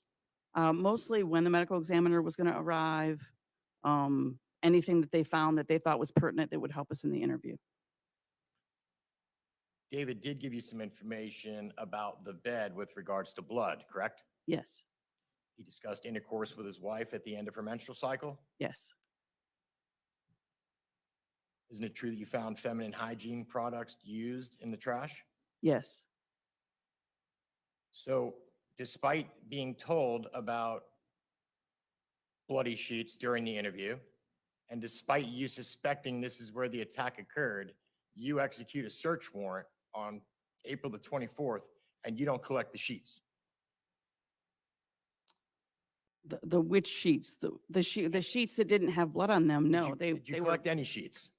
I don't believe any sheets were collected because they didn't appear to be evidence at the time because there's no blood on them. There was no blood on any of the bedding, even the foam bed. We looked and looked. There was no blood. We couldn't see it. Did you pull any of the sheets off the shelf that you've got so many photographs of? I hadn't had a chance to look at his video yet, so it wasn't pertinent. The sheets on the shelf, I didn't notice that how would I know there's supposed to be 2 sets of sheets there? Detective, Until I saw the video a week before. There's one set of sheets, it's in a container, it's on the half shell. Okay, but that's not pertinent to me. I don't even know why it's there or what relevance it is until I see the video in his phone. What about the balled up sheets in the linen closet next to the Swiffer? Appeared to be clean. Now, we're looking for blood-soaked sheets. Like, we're seeing a lot of blood. Blood on the floor, blood in the bathroom, blood on her. We're looking for blood-soaked sheets and blood-soaked clothing, and we're not finding that. Those did not look blood-soaked to us at all. Did you pull them out and look at them? I did not know. Did you photograph them? What on April the 24th? Did you look at them on April the 24th? They're photographed in the closet. They're photographed in the closet. Were they I did pulled not out pull and them examined? out. By our searchers, I could not tell you that. I don't know. Weren't you directing the search? No, my sergeant was. I wasn't there, sir. My sergeant was in charge. Did you explain to them your concerns over your perceived odd comments about the period sex and them having intercourse at the end of her menstrual cycle? Certainly, I was not able to go into all of that with the searchers on scene. All I said to them was, he's saying there's blood on the bed everywhere. Look on the bed. There's blood on the bed everywhere. And they said they did. They said they did. And then we did a final walkthrough at 5 o'clock in the morning. We didn't see it either. We just didn't take the bed apart, and we probably should have. You made comment that you thought the bed was made in an unusual manner. The bed looked really, really, really made in haste. So there another clue that something might have happened on this bed. Correct. That's why they took it apart. That's why they took the mattresses off. They took everything off. The slats, both mattresses, both foams, those sheets, they found nothing. The blanket, they found nothing. Detective, how many search warrants did you execute on that property? 3. Okay, so on April the 24th, was any effort made to preserve the sheets of the bed? Effort made to preserve the sheets of the bed. We did not understand where the blood could have gone. We didn't see it, so no. Okay, let me stop you there. What about, isn't it true that on April the 24th, that suspected blood was seen on the edge of the slats that were located on the floor under the bed? I asked those to be collected on April 24th. I asked both of them. And they weren't. And when I found that out, we went back. And so let's stick with search warrant number 1, though, because we're talking about April the 24th here. So you've got blood on slats that belong to the bed. That are under the bed on the floor. They weren't connected to the other slats. They belong to this bed. They're a piece of the bed. There are other slats that make up this bed that are still attached. Yeah, these had broken away and they were on the floor and they had tinged blood on them. My very first comment to CSI Crosby before we even left to go write the search warrant, that looks like blood to me. Figure out how it got there. So you already knew that there was blood on the bed. Under the bed, on those slats. And then you got information from David Tronnes about bloody sheets that you thought was odd. He said there was blood everywhere because I didn't even ask him on the bed. I said, are you trying to tell me there's blood somewhere? He said, there's blood everywhere. I said, where? On the mattress, the bedspread, on the sheets, on the side of the bed. It's everywhere. And I thought, well, that's odd from the end of a menstrual cycle and she's not even wearing, didn't look like she was even wearing underclothes. Going back again, you're at the station interviewing Mr. It's not a Mountain Dew. It's a Canada Dry. It looks like. And I just wanted to say real quick, I was kind of on the fence until this specifically.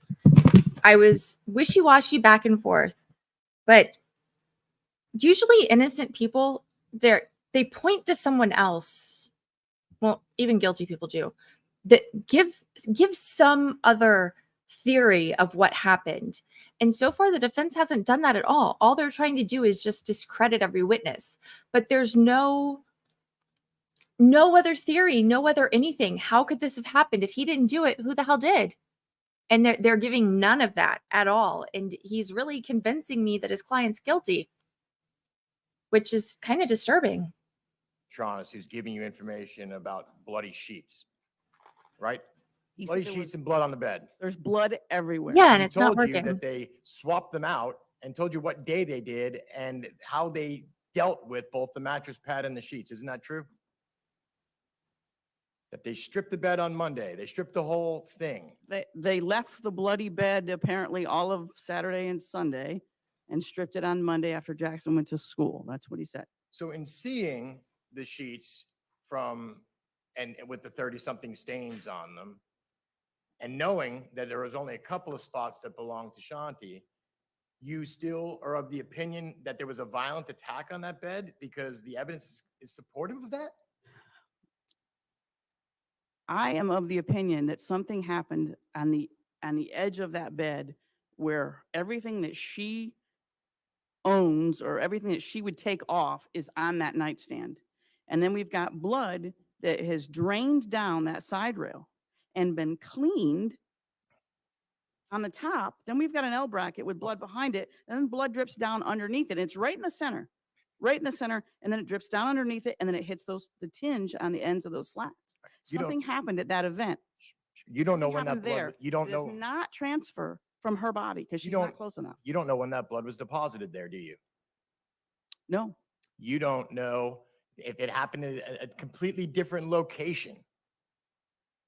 When What that do you blood, mean? when that blood came to be on that bed, that the bed could have been in the main house. I think that's a stretch. You've got the slats that are under the bed that look apparent to me fresh, absolutely fresh blood. And that's what I said to CSI Crosby. That is fresh blood. Figure out how it got there. Like, that is fresh blood. majorly, go get some help.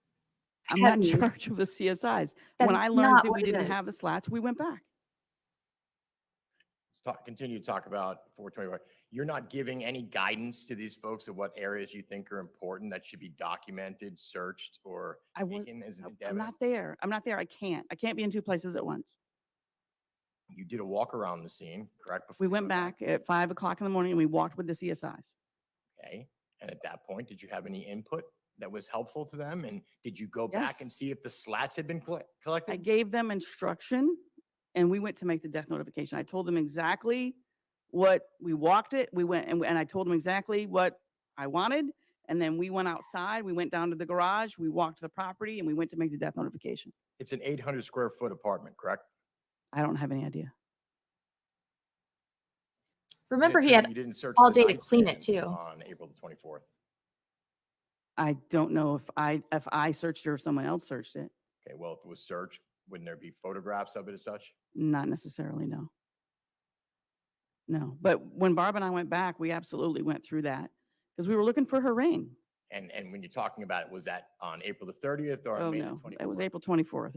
As soon as he said that the ring was on her finger and I knew it wasn't. That was my sole focus when we went back. So it's your testimony that you went back and you looked in that nightstand and you searched through that for the ring. I was looking for her ring. And you located ring boxes. Ring boxes that were empty. And then the reason I keyed in on that tiny costume jewelry is because it looked like a wedding band and it wasn't. It ended up being like pliable. Detective, CSI was still at the scene with you on 424 when you were doing this? Correct. And no one thought it important to your investigation to take photographs of this search? They took a lot of photographs of that search. You believe that they took photographs on 424 of the nightstand and specifically those jewelry boxes? Oh, I don't know if they did that or not. I searched the entire loft for that. That's why we were there for 2 hours. I was looking for the ring. I know Detective Sharp was looking at a lot of the finances. She was looking at a lot of the notepads. I was looking for the ring. If you're looking for the ring and you find jewelry, you found a diamond stud earring, correct? We have pictures of the diamond stud earring, yes. You open up a drawer right next to the bed of that's the nightstand, correct? With no jewelry. There wasn't a ring in that drawer? This is different. I'm looking for a diamond ring, a diamond wedding ring and a diamond engagement ring. I'm not looking for costume jewelry. That's not what I was looking for. You found 2 empty boxes though. Correct. Which had helpful information to your investigation, did it not?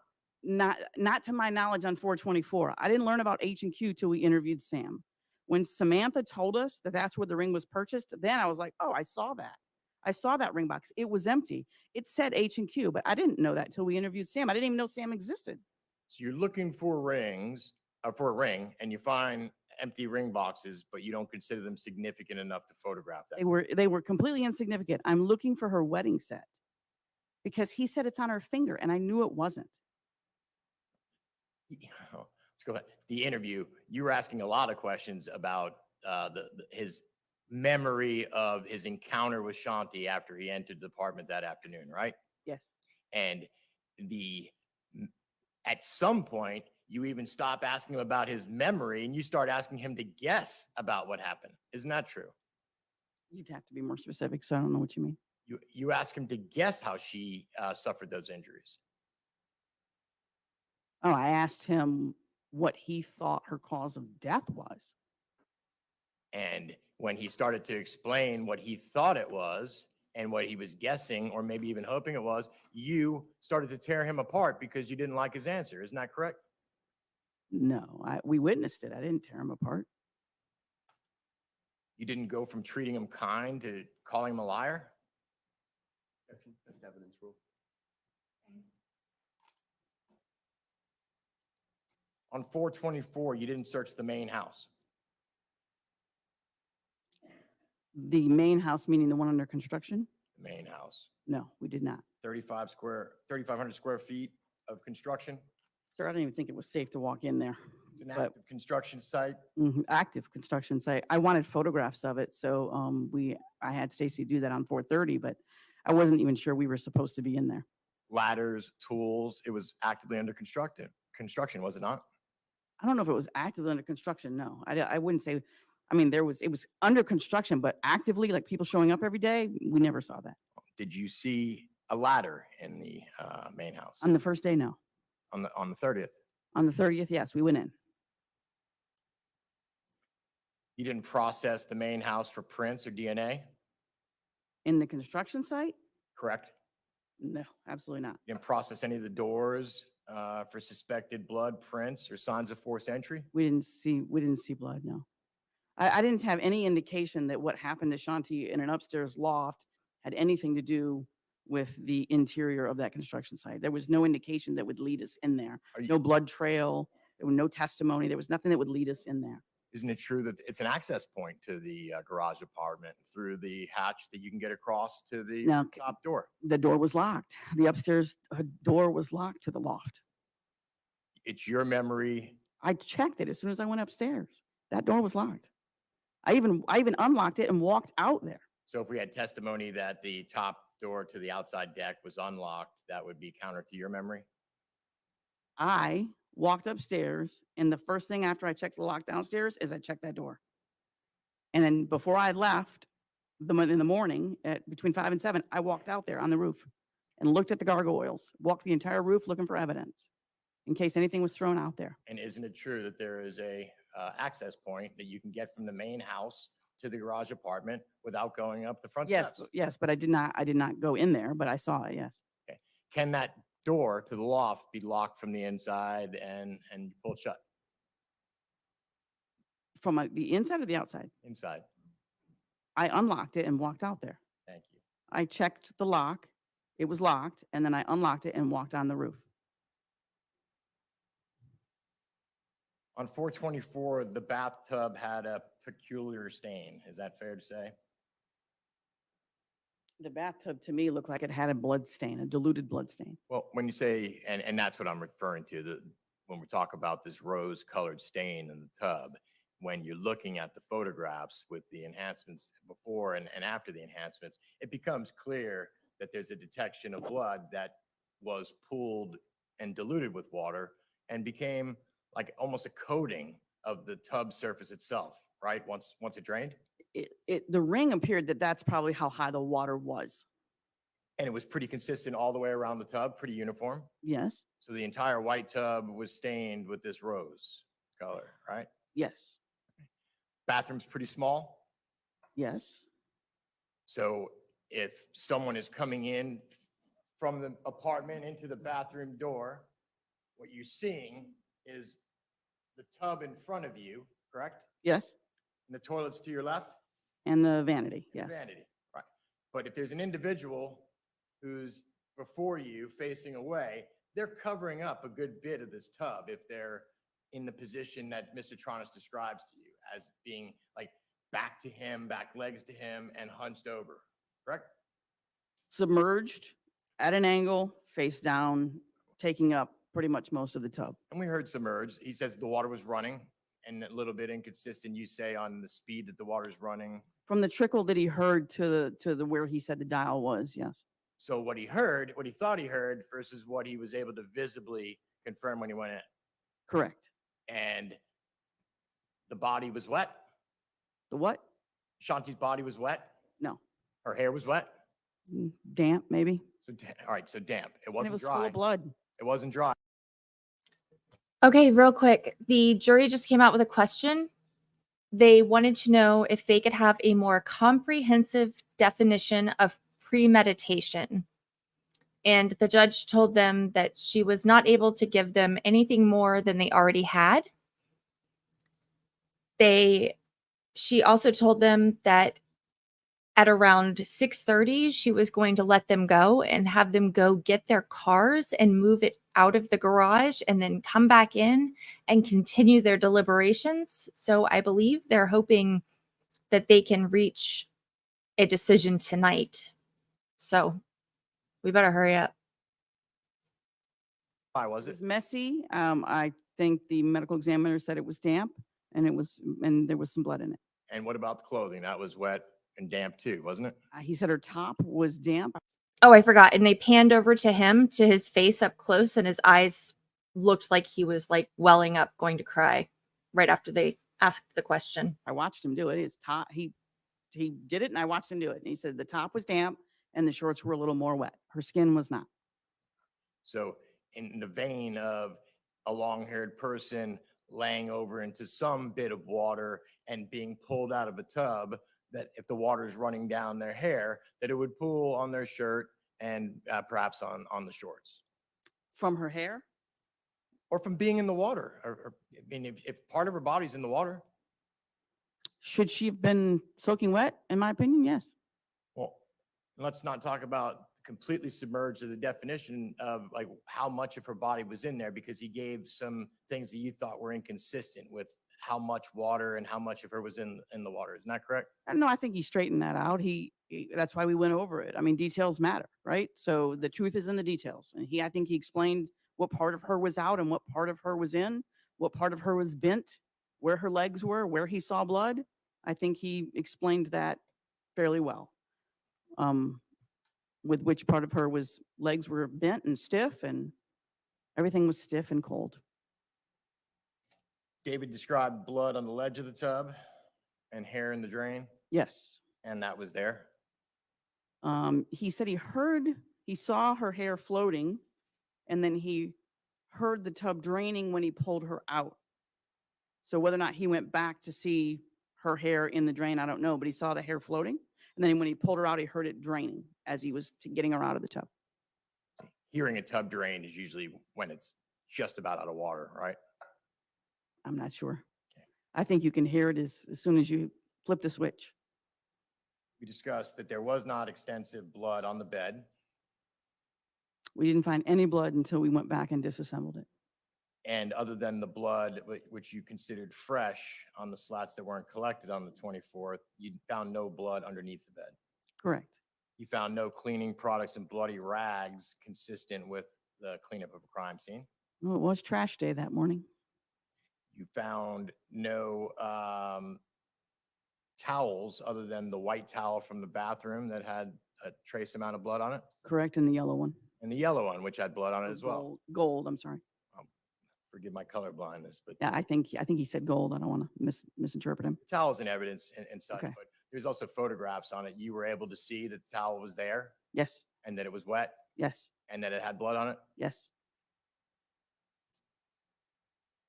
Let's talk about your interview. You actually entered the room, it said about 9:17. Is that what you're? 9:15. 9:15. And it's your testimony at that point, you didn't consider David a suspect. Did not. I just needed to straighten out the inconsistencies. The officers told us what they had observed, what their thought process was, what they were thinking. And my job is, obviously a lot more trained than them. So my job is to just find out what happened in more detail from him. All right. And you talked about some of the methods that you used in order to gain his confidence and get him to open up to you. Those were somewhat evident on your. I think what I talked about was later, with the minimizing and all of that was later. In the beginning, I'm just going to ask him what happened. I just need to know what happened and follow the evidence. So you go from asking questions to attempts at manipulating. Manipulating him to try and get him to say something that isn't true? No, absolutely not. No, I think we challenged him on the evidence that did not support his assertion of what occurred. And, that is what we're supposed to do. That's my job. I have to challenge the evidence that doesn't make sense to his story, and it's his story. So we challenged him. And his story, and something you took an amazing amount of exception to, was the fact that he slept in the garage. I don't think I took an amazing amount of exception to that. Did I find it odd for newlyweds to sleep in a hot garage with the dogs on a couch when there's a perfectly good couch upstairs or the king size bed? We had questions about that. He explained their thinking, and I wear a CPAP, so I'm familiar. I understand what he was saying, but even when Jackson's not there, he's not sleeping with her.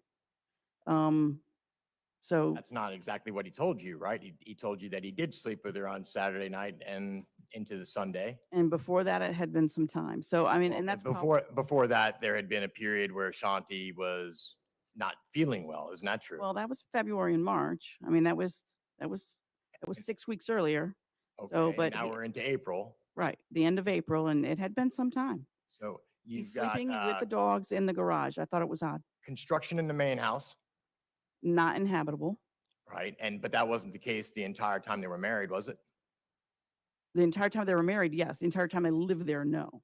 Okay. The entire time that they lived there, for a good portion of time, they lived in the main house. Yes. It was only about 16 months that they were living in the garage apartment. I think it was more like just over 2 years. They kept the kitchen, but they were living back there for over 2 years. They kept the kitchen, I think, until December. You suspected an unhappy marriage. Yes. Though. Or a stressful marriage. The presence of an 8-year-old in an 800 square foot apartment didn't sound like justification maybe for sleeping downstairs sometimes? Well, Jackson's only there 2 or 3 days a week. I mean, it's not his biological child. It's not his biological child. They are in the same room. I'll grant you that, but he's with his dad quite a bit. So the days that he is there for David to sleep downstairs, that wouldn't be unusual to you. I think if he would have explained that and said, I'm not comfortable sleeping with his mother in front of him, and when he's here, I'm going to sleep downstairs because I'm not comfortable with that, but that wasn't what he said. Did you speak to Shanti's college friend? 2 of them.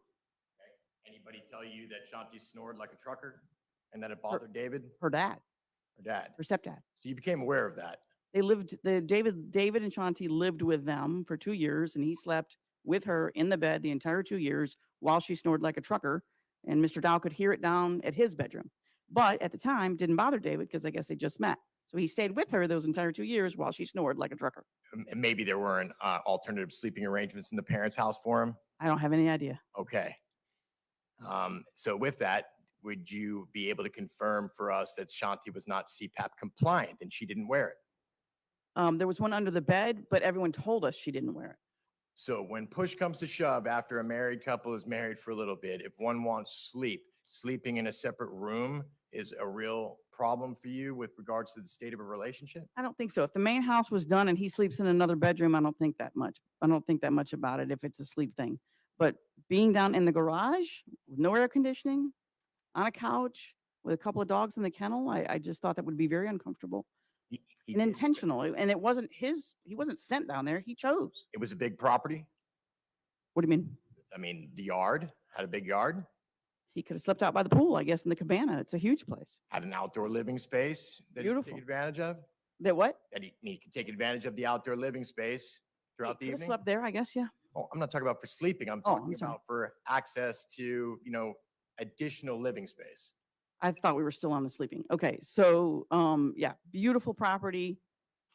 Great, beautiful cabana, nice pool area, large property. But there's no evidence that he spent all of his time away from Jackson and Shanti. He ate meals with them, didn't he? I guess he saw them for a few hours in the evenings, like when she got done working, when Jackson got home, either until he got picked up by Jim or until they went to bed. They went to bed, I guess, fairly early from what he explained. Well, they had an 8-year-old that was sharing the room with them, didn't they?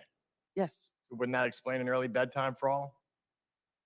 And maybe explain why David wanted to be downstairs and out of the room? Because Shanti and him went to bed early. Is that what you're suggesting? Because Shanti and Jackson Went to bed early? super early. Yeah. So if he wants to stay awake, I mean, he didn't say that, but yeah, I guess it's possible. Okay, thanks.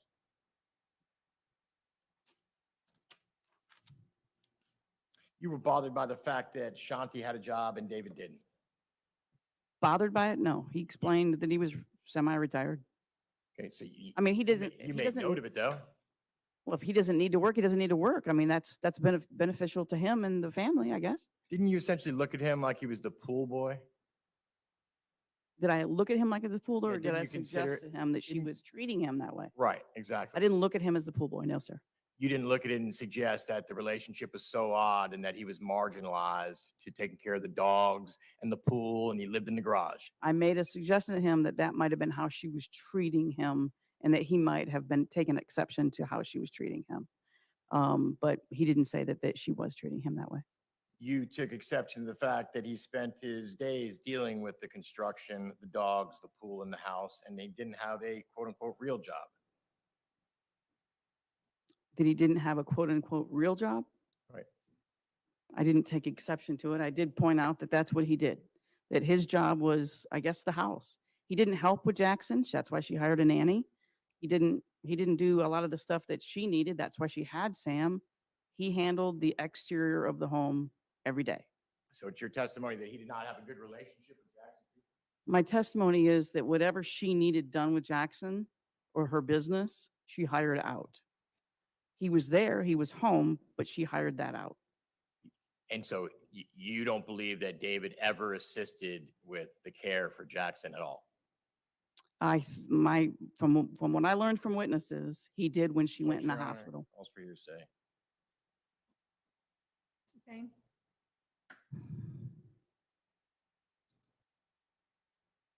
You took note and you questioned him regarding the home renovation, specifically the time and scope of the project.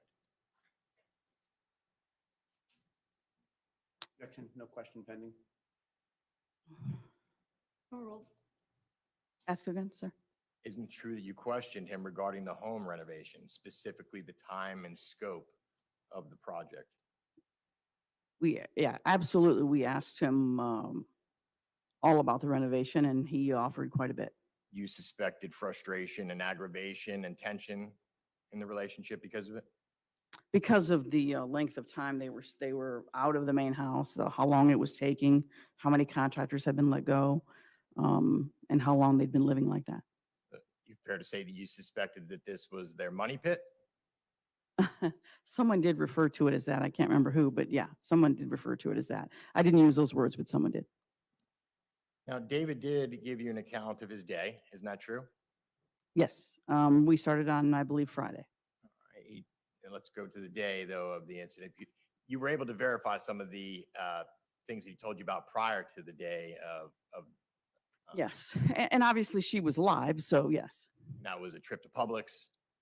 Yes. And some of the Pizza Hut, Publix. And what about some of the things that David alluded to with doing yard work around the property and maybe locating some tools and stuff when you scanned the bushes and stuff? Explain what your question is. Did you locate a knife or tools that were consistent with David's explanation of his We chores? saw the orange handled iridescent knife in the front plant bed by the driveway. And so I asked, it was just left there. So I asked him about it and he said that's where he left it. So you were able to confirm that he was truthful about the I'm not sure what day he was working on that particular plant bed, but when I asked him why it was there, he said he probably forgot to put it back. There was no evidence his knife was used in a crime. Correct. There's nothing on it. It was just laying there. I didn't even know if it belonged to them, but it was theirs and there was nothing on it. But I asked him about it, what he does during the day. There was no sharp trauma discovered on Shanti, though. No, once we went to autopsy, I mean, obviously we're interviewing him before we go to autopsy, but we didn't know what that facial injury would be once we got there. David told you he went for a walk with the dogs after seeing Shanti downstairs smoking a cigarette? No, he said he went for a walk by himself, and then he came back and walked the dogs long enough for them to use the restroom, then came back, worked around the house for a little bit, then put the dogs in the RAV4 and drove to Park of Americas. Isn't it true that he told you that he walked the dogs and then he went for a walk by himself around the lakes? And he walked up to Orange, around Lafayette, Cherokee, Davis, and another lake before returning home? No, he corrected himself. He said he went for a walk alone, and it was Orange to Lucerne, and then Cherokee, Davis, one other one. You agree the video will speak best for itself? Correct. Isn't it true that while he was out walking alone that he bumped into one of the neighbors? Not to my knowledge. Jacqueline Spence, didn't see him walking? I'm sorry? Jacqueline Spence? Yeah, Jacqueline Spence. He didn't run into one of the neighbors. That would be incorrect. Did a neighbor see him walking when she was on her way home from Publix? Not at the time he said he was walking. He would have already been home. He would have already left and gone to the dog park. She said when she saw him at 1150 on Miller by the Horsehead House, he was behind her home on Miller, and he would have already told us that he had already both loaded the dogs and gone to the dog park. So that was inconsistent. You were holding him pretty hard to the times that he was giving you. You're recording them as if they're gospel when he was sitting there in an interview room. Isn't that true? His words are his words. My job is to verify it. Was the man wearing a watch? I don't know. I didn't ask Miss Spence if he was he wearing under a one. lot of pressure? Objection calls for speculation in the mind of another.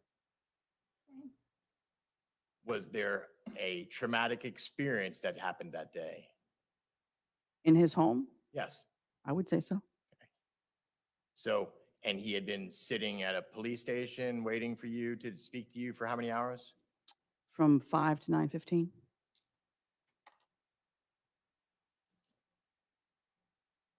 When he came back, he told you that he walked around the house and pool and did landscaping for a while?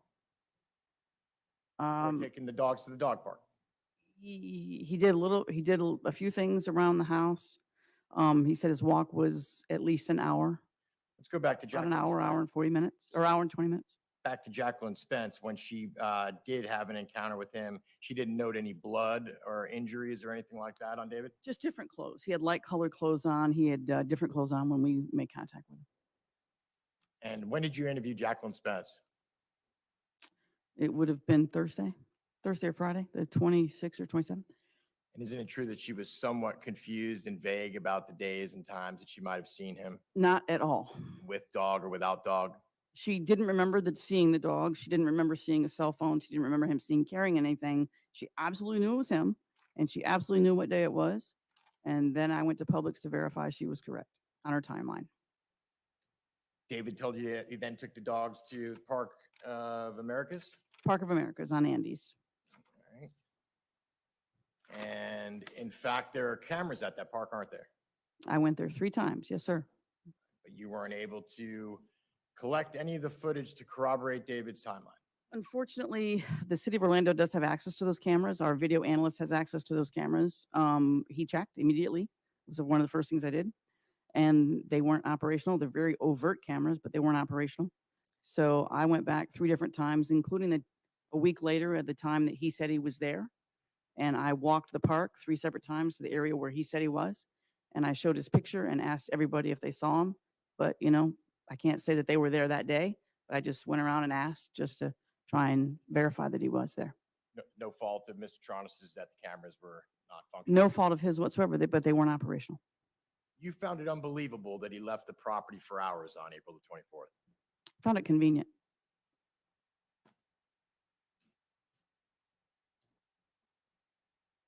Or tragic that he wasn't there to protect his wife. Well, I think it became increasingly more irrelevant that he wasn't there because I don't believe that she was alive when he left.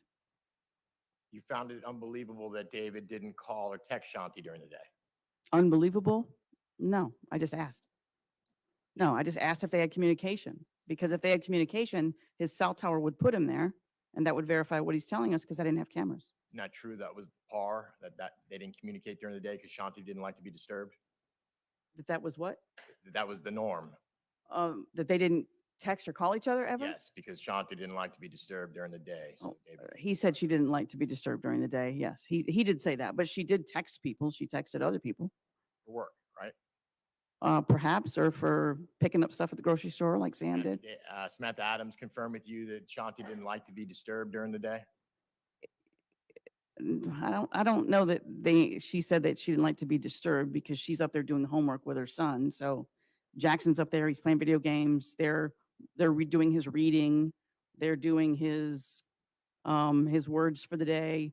I mean, he's up there, so I don't know that would have been disturbing to her, but she did text people during the day. She texted Sam during the day.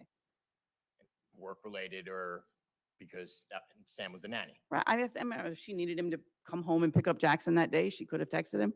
But my point is just not the communication being a problem. It's just if you communicate while you're at the dog park, then your phone's going to put you at the dog park at the time that you say that you're there. That was the only reason I asked.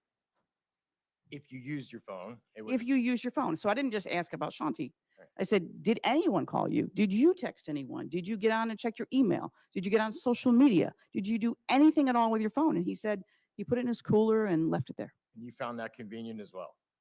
I found it as a dead end. If he tells us he's there and I can't verify it with his cell phone records or with cameras, then how do I verify what his alibi is? And I can't, but it became increasingly not as important as it was in the beginning. Because pretty quickly you came to develop him as the only suspect. No, not pretty quickly at all. We didn't arrest him for 127 days. It was not quick at all. You're aware that Shanti had a dental issue on April the 24th. According to him, she bit into a taco and broke her molar. You confirmed she had a broken tooth? Yes, with the ME. And the fact that she had scheduled an emergency appointment with the dentist Yes, that she didn't show up to. that she didn't make it to, yeah.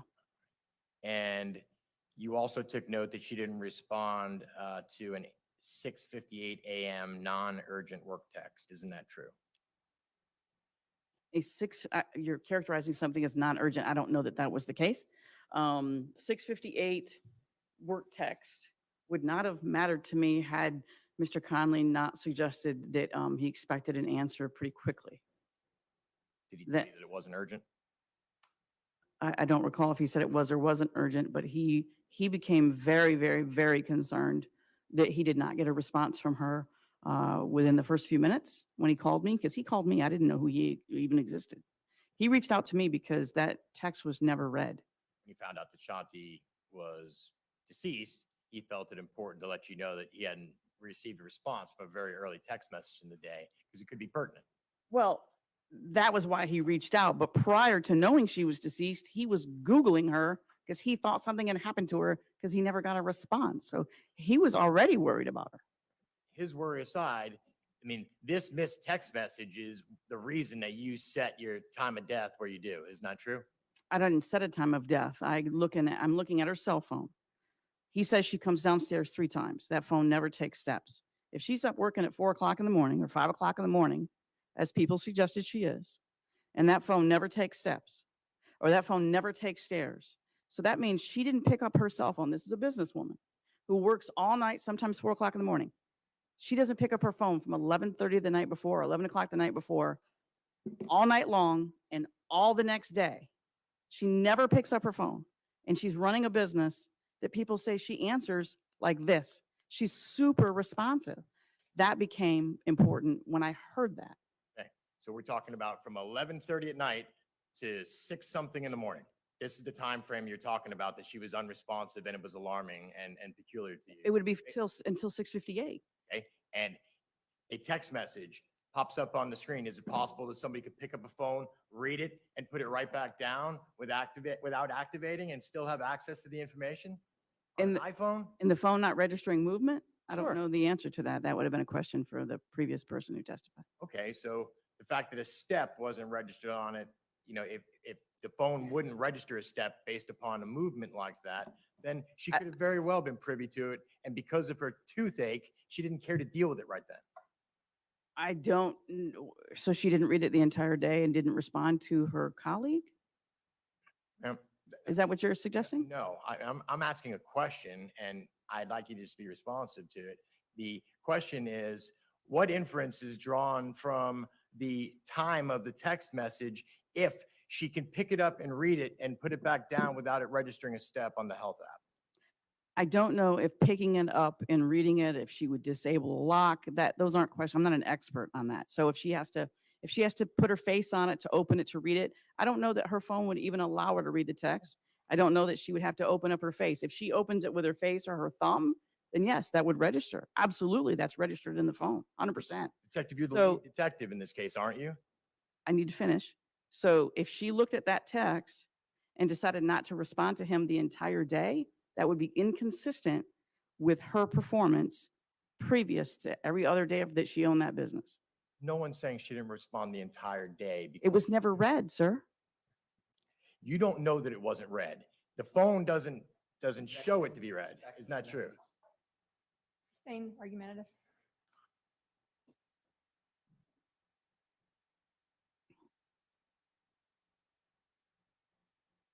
Still on 424 in the interviewing room.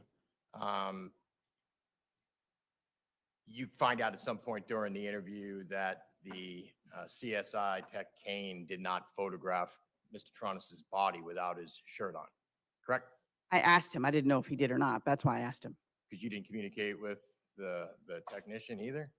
Well, I asked him to clip the nails and get a buccal swab, yes. You didn't ask him to take photographs?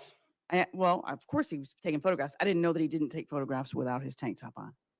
Would that require a special request normally? Possibly. Different CSIs do different things. Okay, so I think if he did photograph an injury on his hand, I think if he would have seen an injury, maybe he would have photographed it. But I hadn't had a chance to view his body. you asked Mr. Tronnes to review the paper jumpsuit, correct? To do what? To remove the paper jumpsuit so you could observe his chest, arms, and back. I asked him if he was okay with it, if I could view his chest, arms, and back. And then he started to unzip it. And did he show you his chest, arms, and back? He absolutely did. Okay. Did you observe some sores and bug bites and some wounds on his back? Yes. Did you photograph them? No, nothing. There was nothing concerning to me that he had injuries sustained from a fight or any sort of cat scratching or nail scratching. There was nothing on his neck, his chest, his arms, nothing that I felt needed to be photographed. I didn't observe anything but his sores and his skin disorder. And possibly an explanation as to how the little bits of blood end up on sheets in the bed? His blood particularly? We didn't have the sheets. I didn't know the blood was there. Okay. We just met the man. In hindsight. In hindsight, what? Hindsight. In documenting the wounds on his back, wouldn't it help the jury to understand how his blood comes to be deposited like that on a top sheet and a fitted sheet? It's possible, I guess, if he sleeps in the bed sometimes, yeah. Isn't it evidence that he slept in the bed? Yes.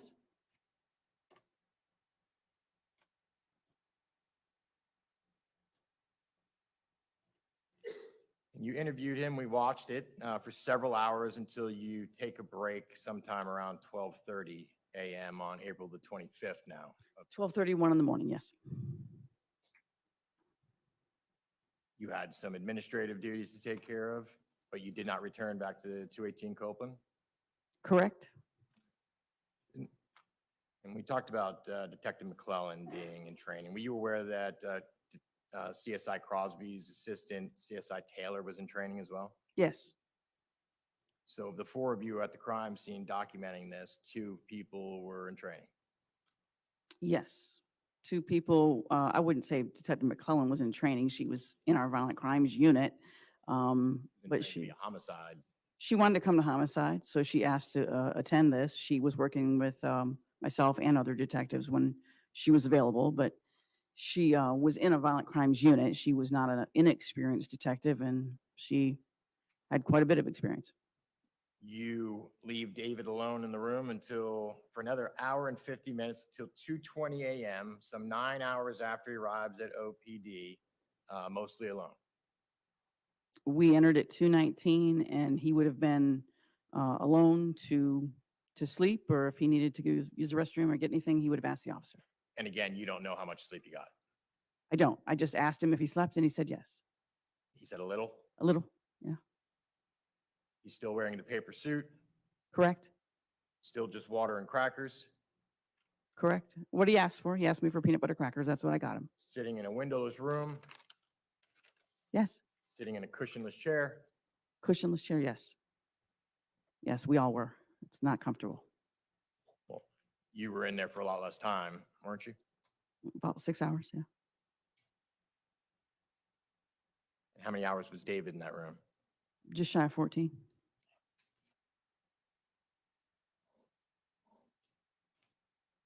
During the interview, David acknowledged that Shanti was stiff or in rigor upon him first touching her and attempting to remove her from the bathtub. Isn't that true?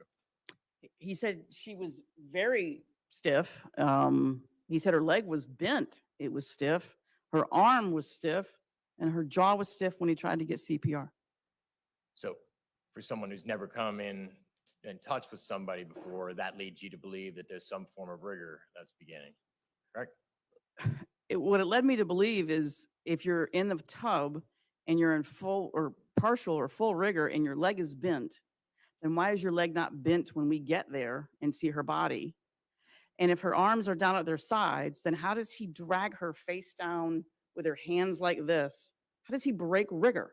Because he couldn't get her mouth open to give her CPR, but he got her arms from her sides down up like this to drag her upside down, which means he had to break rigor. And I don't think that's possible because I have handled many decedents in rigor. Detective McClellan, David has no medical training. Detective McClellan or Detective Sorry, Sprag? Detective Sprague, excuse me. Pardon me, it's late and I'm tired too. And I'm missing an appointment, but go ahead. So in the world of experience and expertise, he's not an expert and didn't know what rigor was and wasn't able to explain it to you and how it came. He used the word stiff. We use the word rigor. So like when he's doing the CPR compressions and he says it doesn't rebound, he's saying it's stiff. When he tries CPR, he's saying it's stiff on her jaw. When he says her leg is bent, he's saying she's stiff. When he pulls her out, he's saying she's stiff. But she's in a completely different position when we find her. To what degree and to what extent, if there was an arm in rigor, wasn't there? There was an arm like this in rigor, Okay. but and not what- like this when he's dragging her upside down. How does that happen? in the world of there was a leg slightly in rigor that you observed as well? No, her knees were raised up in rigor. He says her leg was bent at the knee. How does that get straight when we get to her? Well, let me ask you, you asked David to demonstrate on you how that happened, correct? When he was dragging her this direction, I asked him to do it. Right. And then he said that he pulled her out because he couldn't do it. Said he couldn't do this. Right. So because her arm was down at her side. So he had to go under her arm, under her bicep, under her shoulder to pull her out of the tub. Correct. Onto the floor with her head toward the door. Yeah. But then he has to flip her over. This would be somewhat dead weight, That's what he said. slippery wet. If she's actually wet. But then he has to break her arm rigor to get her head like that, hands like this. And then face her down and then drag her into the other room. You keep and then saying skin her knees. You keep saying broken rigor. Is it possible he was just mistaken as to the extent of the rigor and didn't understand what he was talking about? If he did this right before we got there, within 6 minutes, 6 minutes to call, 4.5 minutes later. So he broke rigor. He straightened her leg and he straightened her arms in the midst of a crisis. He did not break rigor because the arm was still in rigor. You don't know what he was describing, how it was bent. You didn't have him describe how the arm was bent. You didn't have him describe how the leg was bent. Absolutely did. And the best evidence is that video. Great. Thank you. He told you that the water was running at a trickle at first. For trickle at first and then halfway. Did he Partially heard full, it? He partially heard it as a trickle, but saw it to be running Saw it to be running halfway. and turned it off as Turned it off. All right. But the shower was not on. Hold on. Just make sure that we breathe in between so the court reporter can get everyone's words.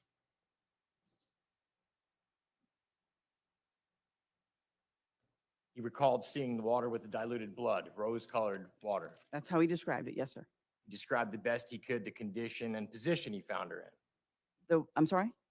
He described to the best he could the condition and position he found her in. He described it in great detail at our request. He did great. And isn't it true that while you asked for a demonstration, Detective McClellan didn't ask for a demonstration, didn't ask him to show physically with his own body what Shanti was doing, but used this little model on the table? In the tub. Then when they used the water bottle, they were describing her positioning in the tub. And that's easy to tell what's going on that table from the camera view? As far as what happened between him and Detective McClellan, As far as what he was demonstrating, you believe that that's clearly presented in that video? I don't understand what you're asking me, sir. Objection, best evidence. Same. Didn't he describe her as prone, draped over the edge of the tub with the head down in the tub at one point? To an officer? Yes. When Officer Wilson asked him if she was clothed, he changed her position from in the tub to out of the tub with just her head in the tub when he asked him if she was clothed. Then her body was not in the tub, just her head was in the tub. That did change, and they did tell me that. You weren't present for that conversation. That's why he wrote a statement. And wasn't it simply clarifying how much of her was in the tub? And he was eavesdropping on a conversation that David was having with the chaplain. Eavesdropping? Well, he's supposed to be there. He's an officer, and they called the chaplain for him. But he did hear that, and he noted the inconsistency with her being in the tub clothed, which perked his interest, and then changing the position from her being in the tub soaking wet to just her head and her torso and not her body. Her body was then outside the tub. They noted that inconsistency to me, and then they stopped asking him questions at that point. Being partially in the tub would be consistent with her clothes and her hair and the rest just being slightly damp and not soaking wet. Isn't that true? No, because if her body wasn't in the tub, then how did her shorts get wet? It changed. Gravity? How about the yellow towel she was laying on? That wasn't near About the mattress pad? No, the yellow towel was underneath the mattress pad, sir. And it was pretty wet, wasn't it? And a mattress pad's like a sponge? I didn't touch the towel because I left and wrote the search warrant. And you didn't touch Shanti Cooper either, did you? I did not. I just observed her. I had Ralph Kalachi touch her because it's his jurisdiction, not ours. So his testimony regarding the condition of her clothes, body, and hair would be more reliable. What he told me on scene and what he indicated in this trial would be more consistent because he did it. Okay, did you read his report? Yes. Once I realized they actually wrote them on Saturday, the Saturday after this occurred. David described the difficulty he had removing Shanti from the tub. Yes. And given his size and given her size, you found this unbelievable as well. I felt at him at 6'2", 190, and him being allegedly never been happier in his life and in love, he would have scooped her up like a superhero, but he said he couldn't. Isn't it true that he told you during the interview that when he pulled her out that water did not splash onto the floor? The video would be the best evidence of that he got her out of the tub and she landed on the floor. So I think we would surmise that water would be on the floor because he rolled her out of the tub and she landed on the floor, head toward the door. And so water should have been everywhere because she was wet, allegedly. Did he tell you during the interview that when he pulled her out of the tub that water did not splash on the floor? I don't recall that, sir. We should rely upon the video again. Absolutely.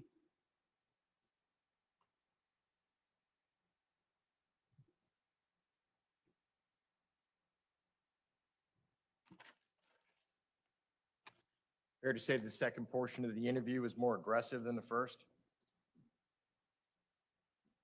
Probably the very end. Okay. It's about now 2:30, 3 o'clock in the morning. You guys are rolling into another hour and a half of interrogation after a long, long day.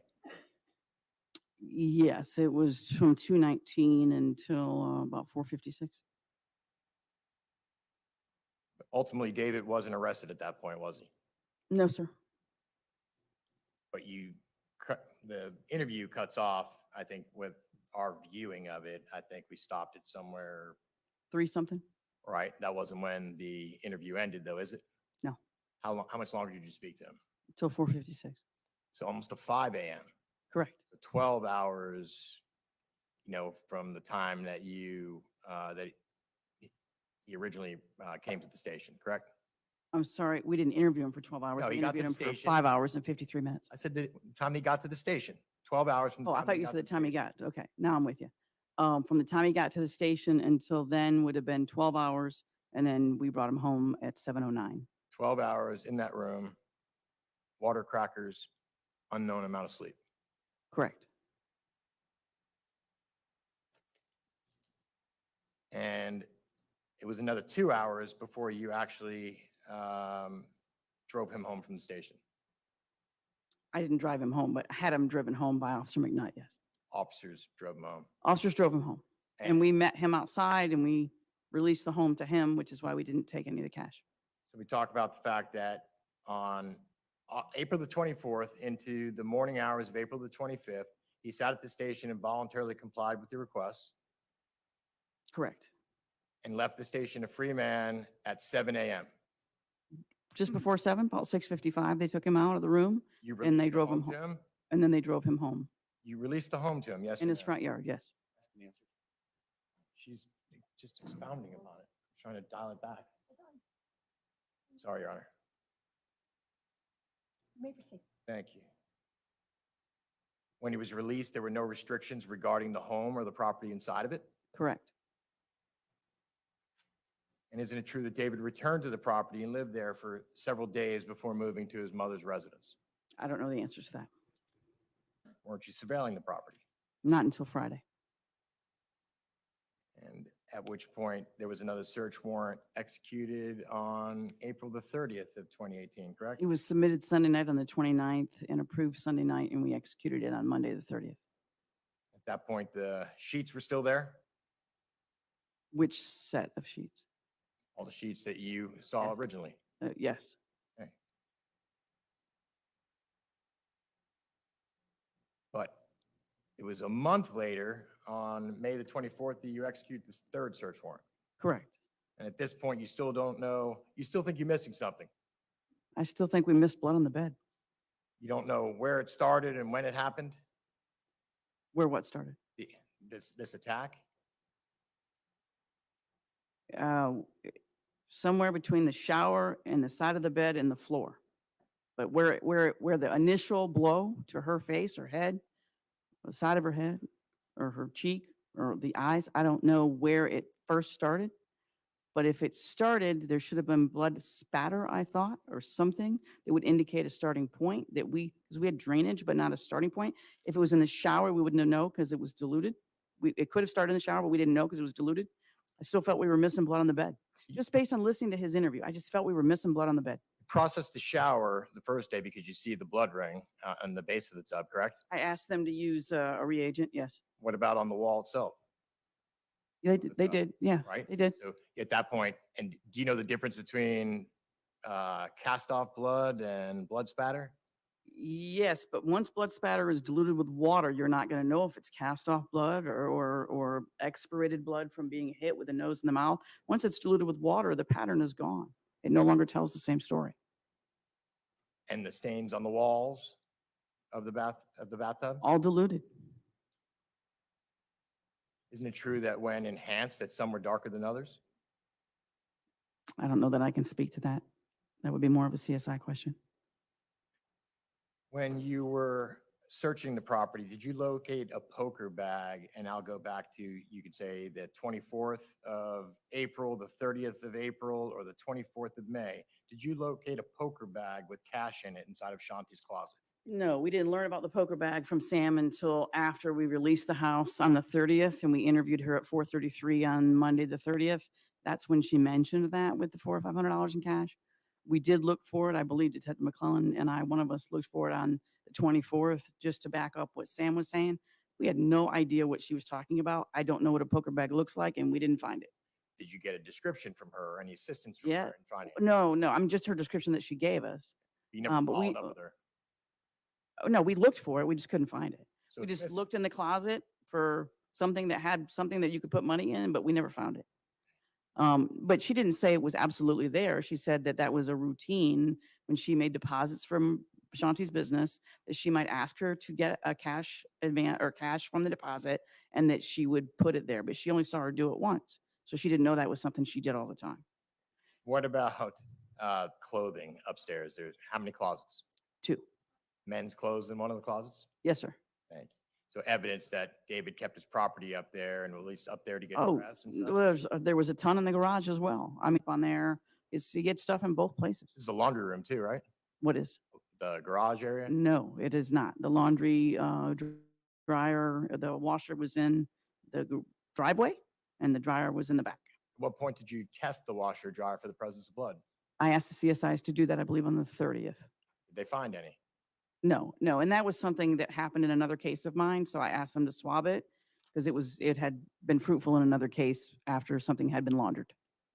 In fact, there was a 4th search warrant executed some 4 months later at a different location, wasn't there? Are you talking about at his mother's house? Correct.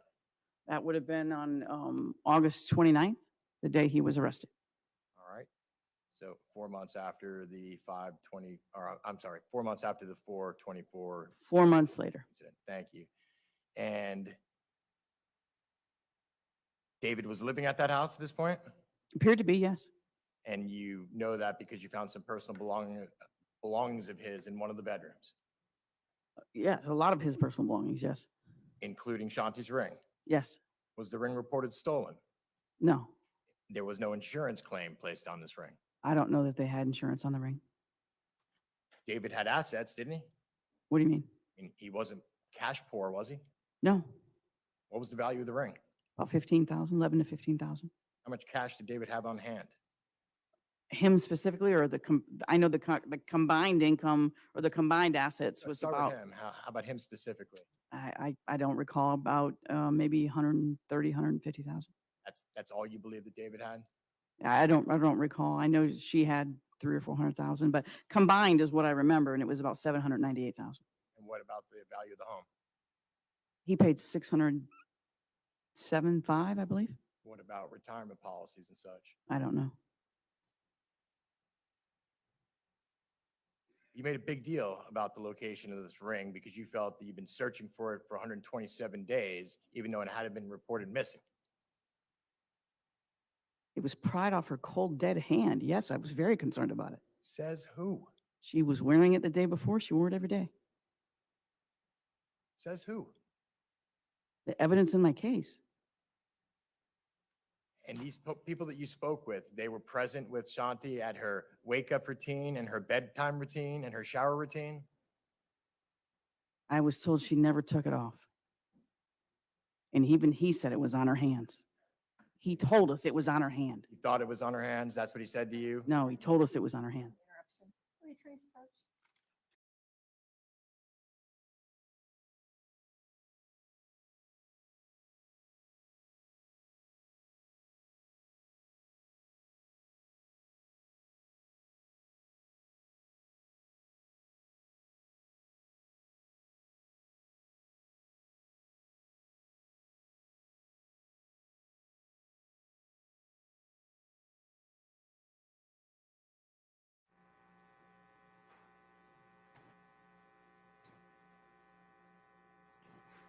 You didn't detect any injury to her ring finger to suggest that a ring was pried off her finger? No. After a body passes, it typically bloats? I didn't notice bloating in her hands and her toes at all, no. You made a big deal about locating a passport in the bag with the ring and some cash. Isn't that true? With the ring, the cash was in a Ray-Ban sunglasses case, and his passport was there, but I don't think it was in the suitcase with the ring, no. Isn't it true that the passport expired in 2007?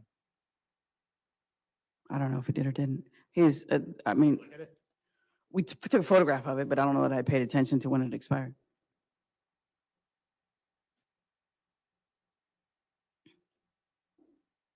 But there were rolls of cash in that sunglasses How bag. much cash?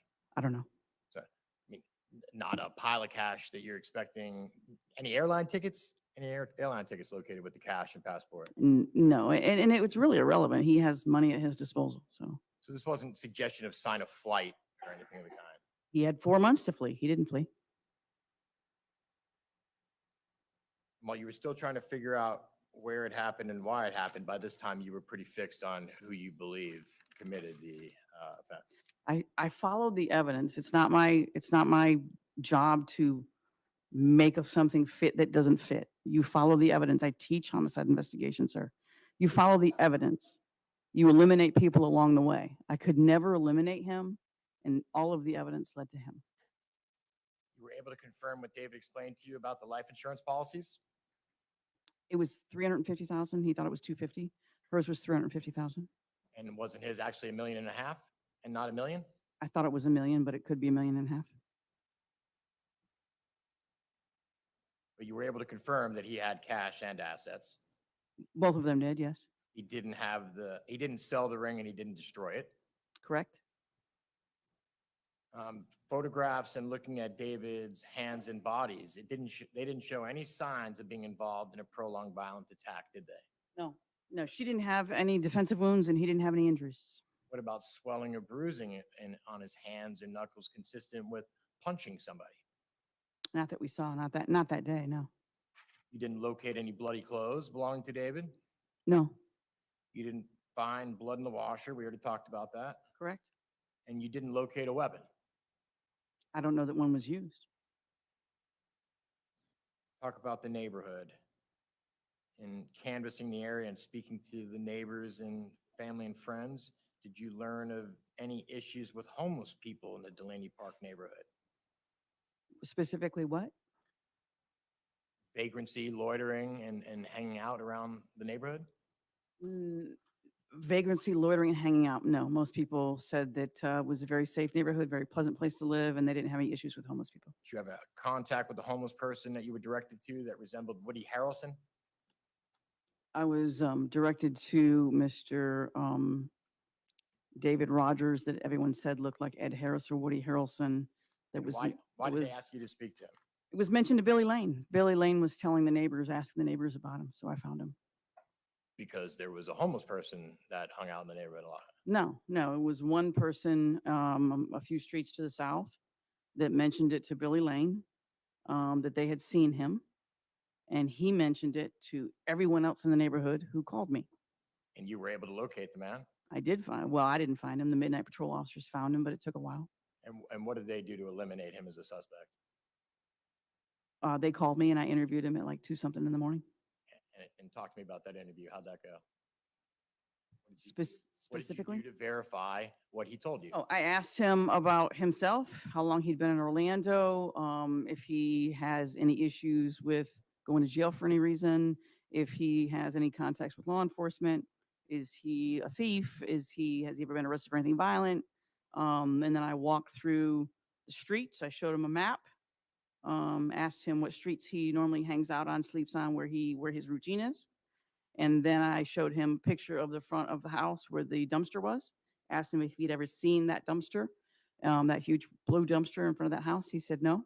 He thought that he had walked on Copeland, and then he corrected himself and said, no, I've never walked on Copeland. I only walk on Miller and Orange. Verified his whereabouts. I asked him. You said he was able to verify his whereabouts? No, is where he hangs out, like where he sleeps, where he eats. It's between Orange and Miller, he said. This is self-reporting. This is him. I'm interviewing him. So then I showed him a picture of both Shanti and Mr. Tronnes. Said he didn't recognize either one of them. I asked him if he ever had any reason to ever be at that home where the blue dumpster was. He said no. I asked him if there was any indication that his prints or DNA would be at that house or inside that residence or on her body. And he said absolutely not. Then I asked him if he killed her. And he said no. That was the end of the inquiry. Yes. Yeah, and there was nothing found in the home that was foreign to anyone. Okay. What about the location to ORMC? Isn't it true that there's significant mental health services provided within a short walk from that home at 218 East Copeland? I can't answer significant mental health services. The neighbors did tell us on occasion they would see people walking back and forth that might have been released from the hospital. Doctors that would walk back and forth that parked in their neighborhood, nurses that walked back and forth that parked in their neighborhood because they didn't want to park in the garage. But yes, that there would be people walking through, but no one that caused them concern. Let's talk about the construction site. You know that the project has been going on for some time. Almost really since they moved in, yeah. Tell me about the list that you put together of all the contractors that have been on site. From, that was provided to me, I believe, from Keith Ori. And isn't it true that Keith Ori wasn't involved in the project until recently? No, he got involved in 2017. Okay. And tell me about the list. Who did you contact off that list? I don't recall how many people I contacted off the list. I know they were all Keith Ori's subs. He pretty much knew where they were because he pulled them off of the project in February. So he told us, you know, they were his subs. He gave us the list. He kind of knew where they were because they were his subs, but they had not been at that property since probably Valentine's Day, right around Valentine's Day. So obviously we asked if they had any issues with the contractors, and there wasn't anything that. Were you aware of any fee dispute? Just between him and Keith Ori and Mr. Tronnes. And what about the show going on to zombie house flipping? Were you aware of that? I was aware that they were approved for the show. Were you aware that it caused a delay in the project and everyone had to take a couple months of time out? No, that was a voluntary delay. They, Mr. Ori asked them if they wanted the opportunity. They had to stop construction in February in order to be on the show so they could show something being demolished. And the only thing left to be demolished was the second level. So they had to stop in order to be on the show so they could demolish that second floor. And this was forced upon them. I'm saying that this was like a quid pro quo. If you wanted to be on our show, there was going to be a timeout and a couple of month delay. They asked them, and they agreed that the trade outs might be worth being on the show. Did you find out if there frustrated anybody who had been planning or relying upon that work for February and March? Say that again? Did you touch base with the contractors and find out if any of them were put off by the delay because they expected and needed this income in February and March? If that had been said to me, then I probably would have caused some concern, but there appeared to be no issues whatsoever. They moved the subs from that project to another. We talked about the fact that you are, can I have one moment, please, Judge?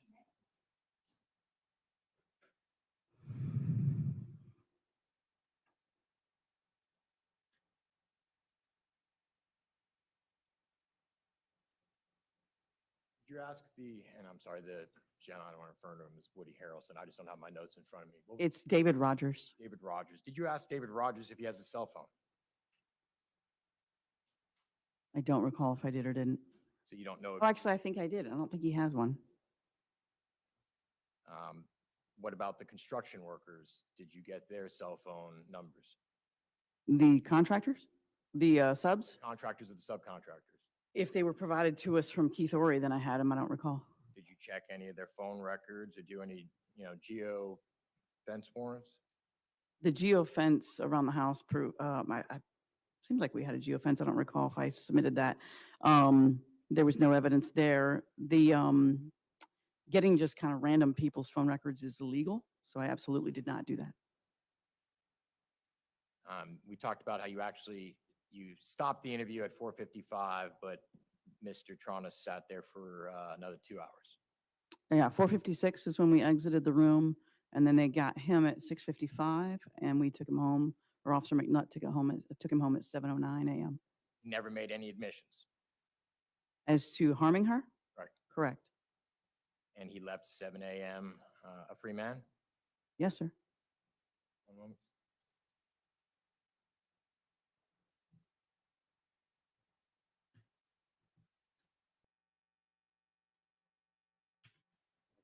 Thank you. Wait, redirect? Yes, ma'am.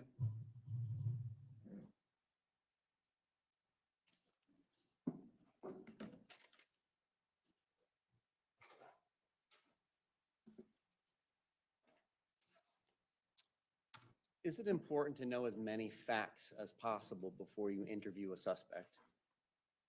It would be nice. Yes. It's very important. All right. And so walking through the scene prior to speaking to Mr. Tronnes was important? Absolutely. And the defendant, Mr. Tronnes, was the 911 caller, was he not? Yes.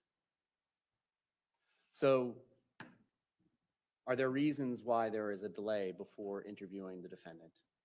Yes, you have to learn as much as you can learn before you walk into an interview cold.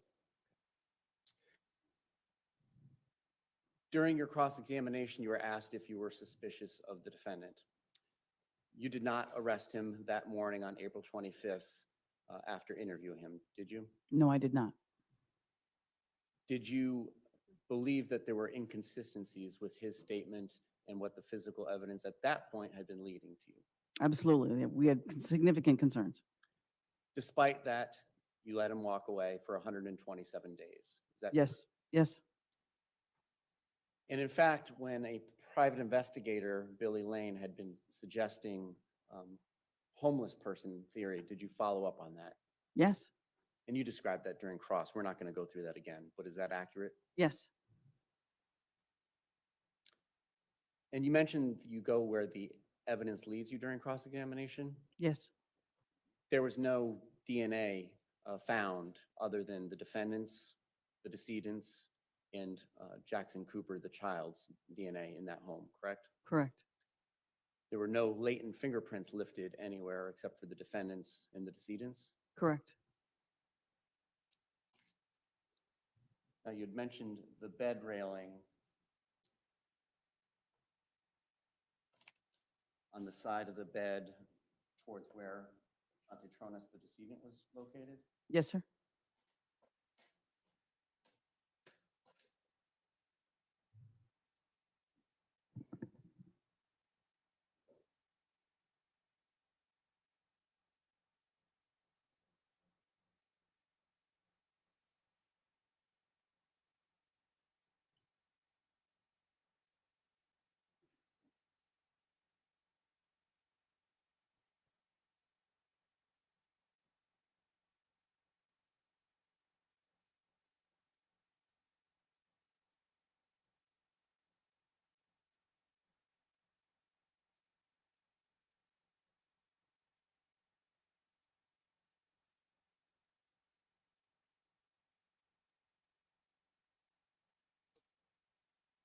Your Honor, a moment.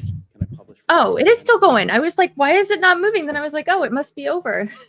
Like, no, they're still moving. Are they done? Just sidebar. In the condition. Oh, wait, hold on. There's questions. And he stated to you anything about we were never more in love? Oh, thank Yes. you, Brett. More than once? You Yes. guys are so sweet. Did I he appreciate state the that support he was so going much. to take her to her dentist appointment for her cracked tooth?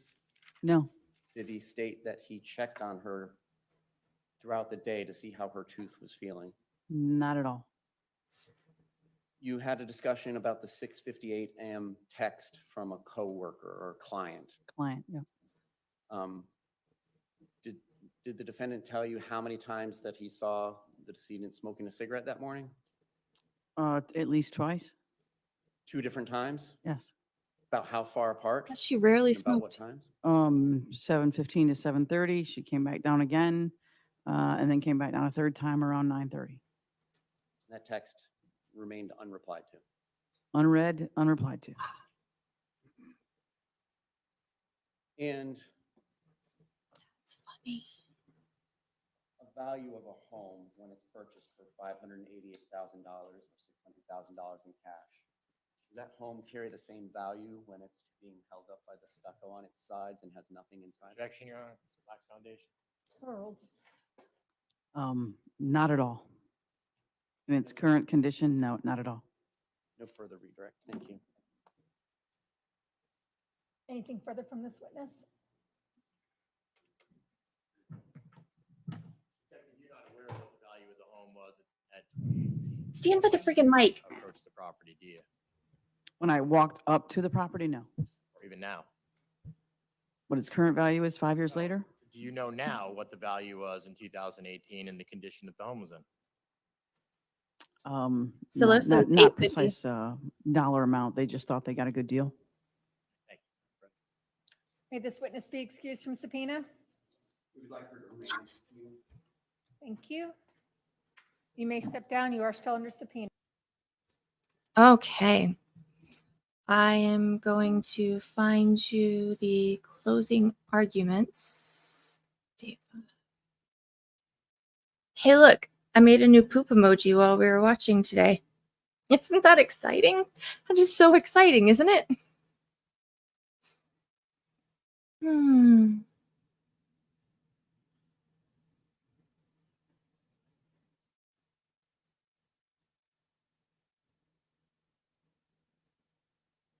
Oh, okay, here. I have to show you this first. I thought this was interesting. So they bring him in his suit, but he's shackled. I don't know why this was interesting to me, but he's got the belt and everything on. You're not going to show. I thought you just showed it.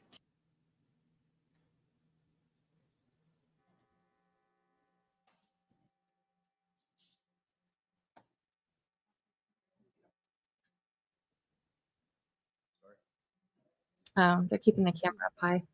So he's got the chain around his waist that goes all the way down to his feet. And he comes in shackled like that, and his tie is already tied, ready to go. I mean, makes sense. You just don't really think about it. Okay. His finding was when his Like, couldn't he have at least got the bumps out of his hair? Sorry if you were. It's really not that hard. You are finished? Oh, yeah. Then, thank you. Defense motions? I got a bulging disc in my neck that flares up. As the court is aware, the state has rested. We're prepared to do our motion for judgment of acquittal. The defense plan is that we will also be resting in the presence of the jury, knowing that I have to preserve the argument on JOA should it not be granted or reserved. I would like to preserve that now without having to interrupt. Kool-Aid and stuff does. Okay. Your Honor. These are silly arguments. We want to hear closing arguments. Attempting to remove her from the bathtub so that he could try to search warrants conducted. She doesn't do closing arguments. The other guy does. He does. And so she's going to read things. Sorry, I would have had these prepped. I had no idea everything was going to go so quick today.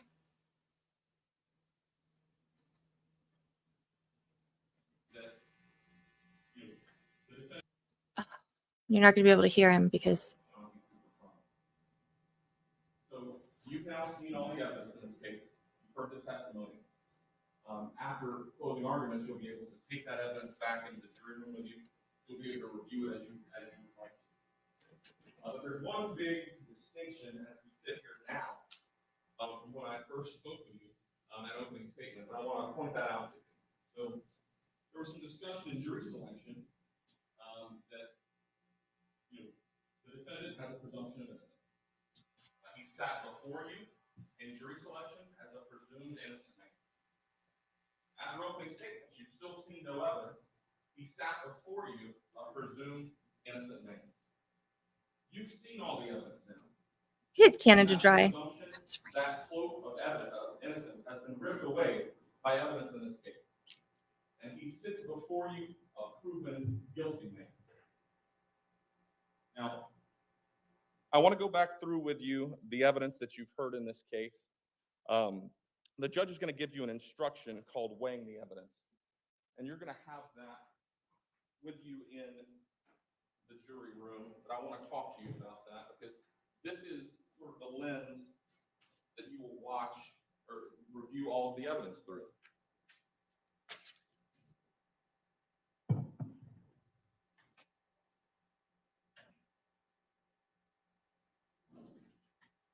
You'll have this instruction, but I just want to point it out. So when you're listening to testimony, you're looking at evidence. These are the things that you're to look at when you're going back and you're thinking in your mind what the witnesses said.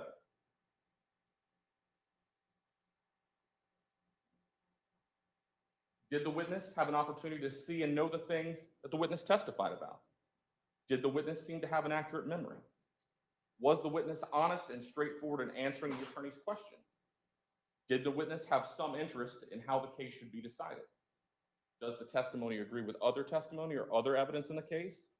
And did the witness at some time make any other statement inconsistent with the testimony given in court? So these are the things that you're to look to. So I want to talk about what you've heard and how the witnesses that testified did have an opportunity to do these things. And you've been able to observe that through their testimony.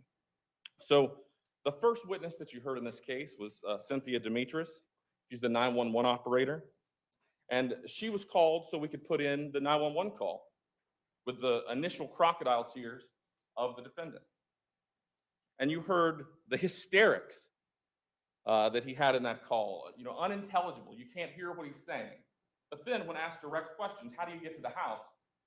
Well, he's able to calm himself almost immediately and say, you go behind a dumpster, you go to the side of the house. That's how you get to it. The show that he was putting on at the very beginning of this case, in that 911 call, you heard that. You heard from the responding officer, Stephen Wilson, as well as the responding EMT.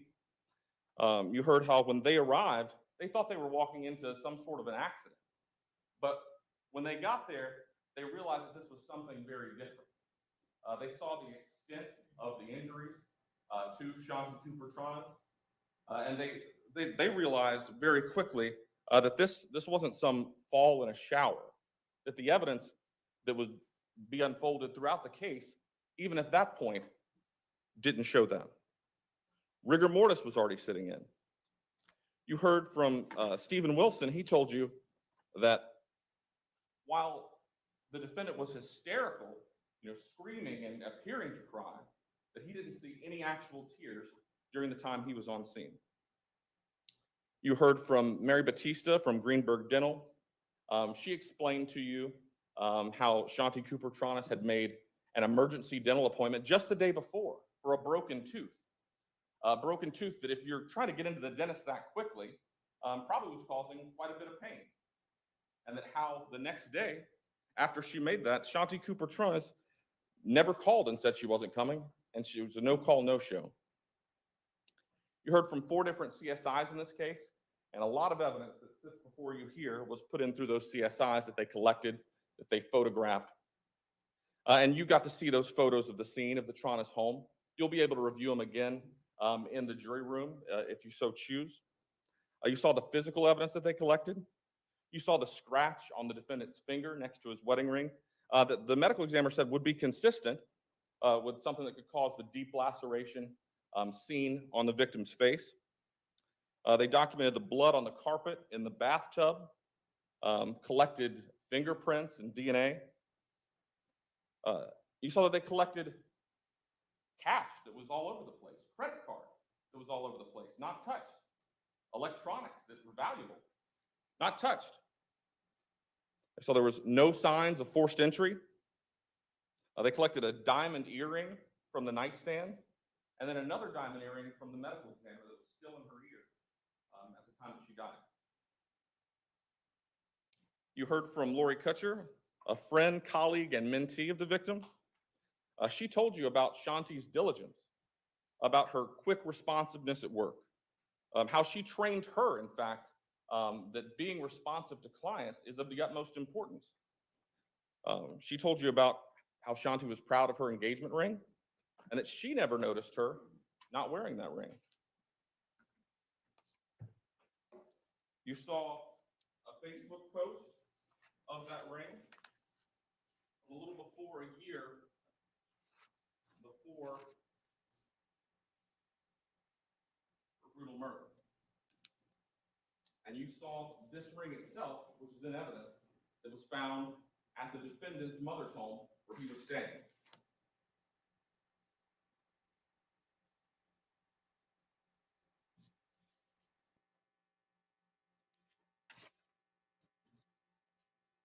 You also heard from Lori Kutcher, and she told you about how she came by to check on the defendant after the murder on April 26th. And during that time, the defendant told his version of what he knew. But at that time, the defendant had already sat down for 6 hours with law enforcement regarding this case. And towards the end of that interview, the defendant was told this wasn't an accident, was told some of the scope of the injuries, was told that the victim was strangled, but none of that was mentioned by the defendant to Lori Kutcher.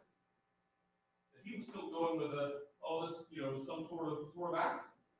Even even though he knew that information, he concealed it because it didn't fit with his narrative.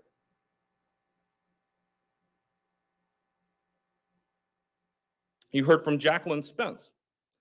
She was a short witness in this case, but very important. She was a neighbor of David Tronnes. She recognized him from the neighborhood. She had interacted with him some in the past. And she saw him walking around the neighborhood around 11:50 a.m. on the day that the victim was found. Now, he had said in his statement that he was going to the park at that time, around 11:45, with the dogs. And he had stayed there for almost 2 hours. But at 11:50, when he was supposedly walking the dogs to the park or with the dogs on the way to the park, what was he doing? Well, he was walking by himself with different clothing on, no dogs.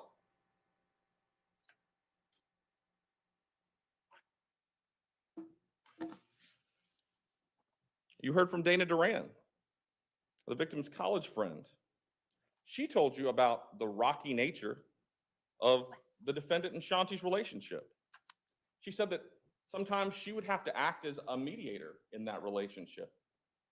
She said a lot of the tension and the struggle there was related to this construction or destruction of the home that they were living in. And she told you Shanti could make cutting comments. You know, she was a tough woman, and she wasn't one to just sit and take it. She could be cutting. The defendant felt that. And she also told you that the defendant, even though knowing they were best friends after the murder of Shanti, never called her and told her anything. So with Lori Kutcher, he told his version of events. With Dana Durand, he didn't say anything. You heard from Keith Ory of the zombie house flipping show, and he told you about the state of the house. I mean, this house was like nothing he'd ever seen before. Completely gutted.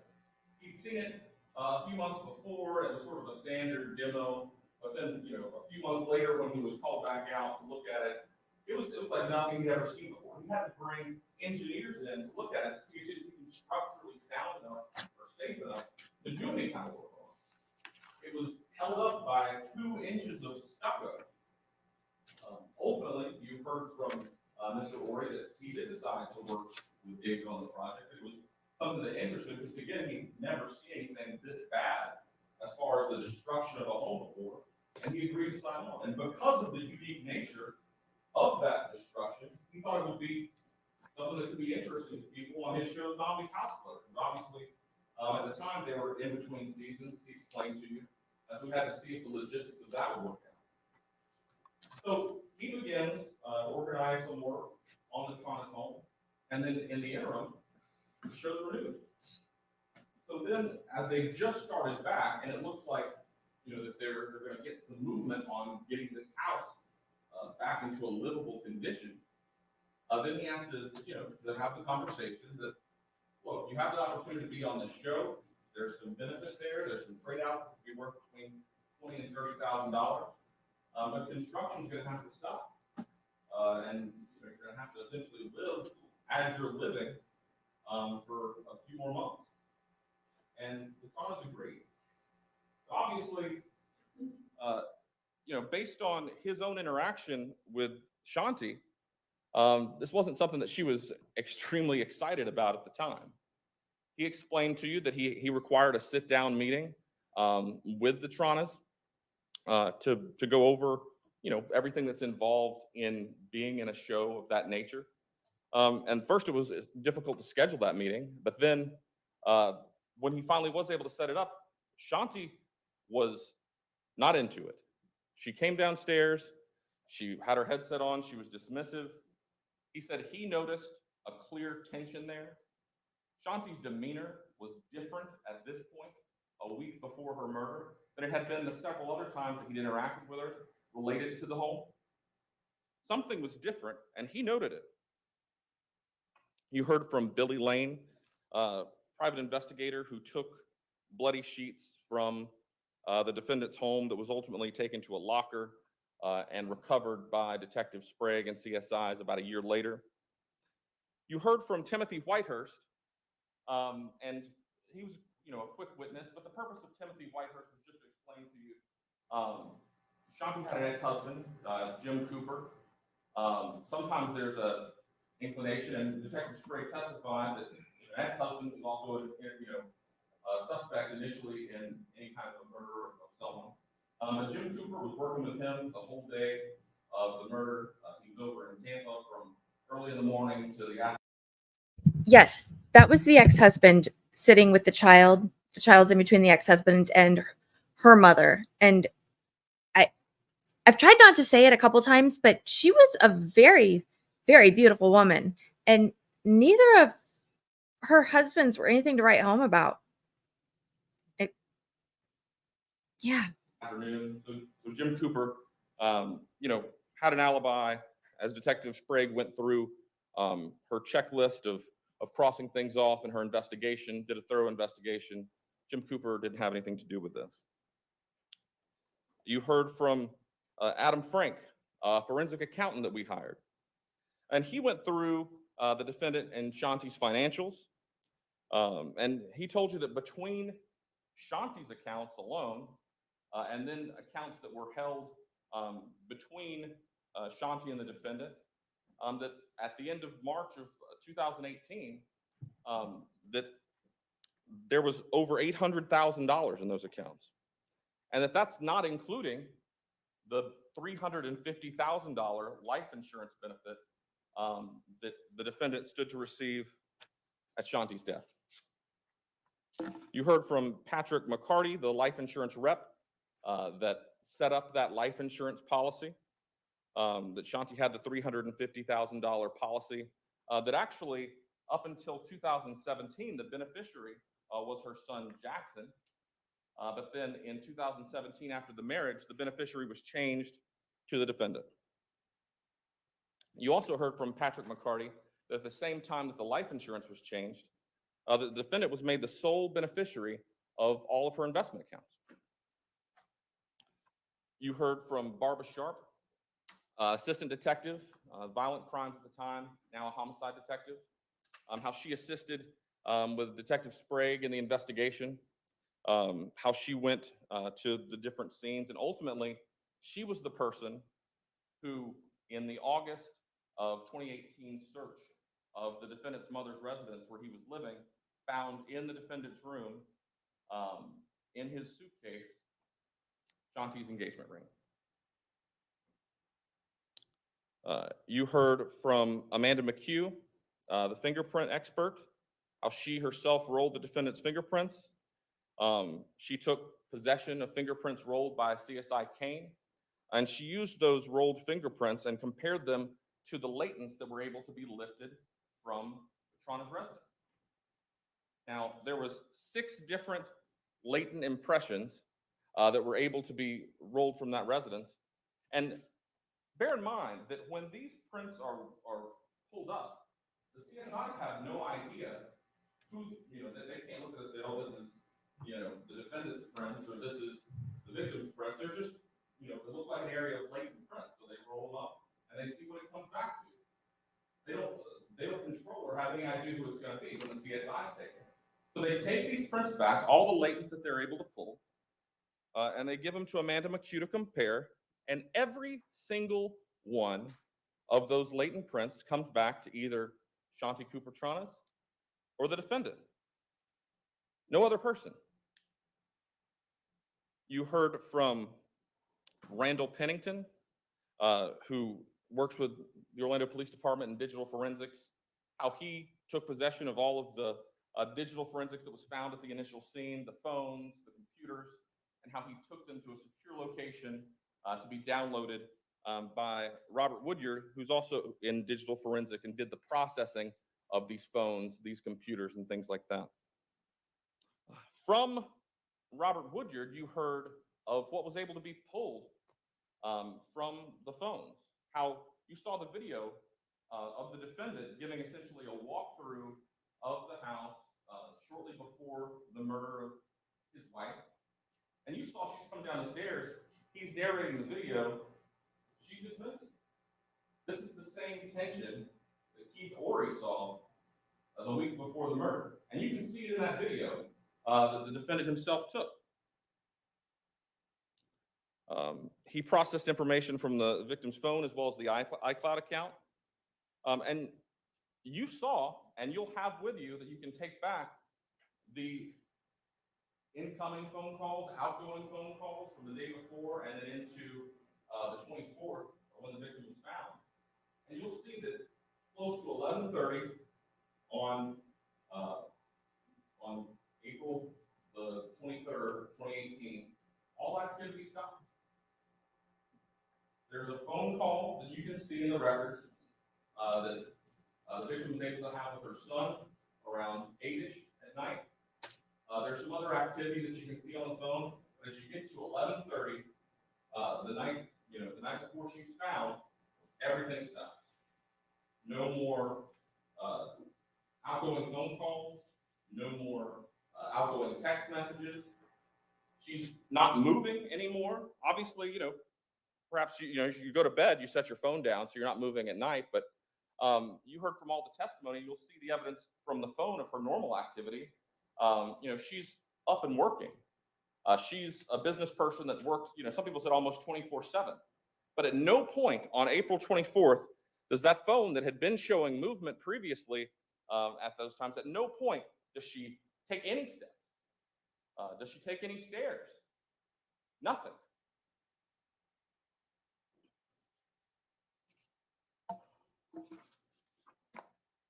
You heard yesterday from Daniel Conley, who worked with Shanti. He again told you about her quick responsiveness.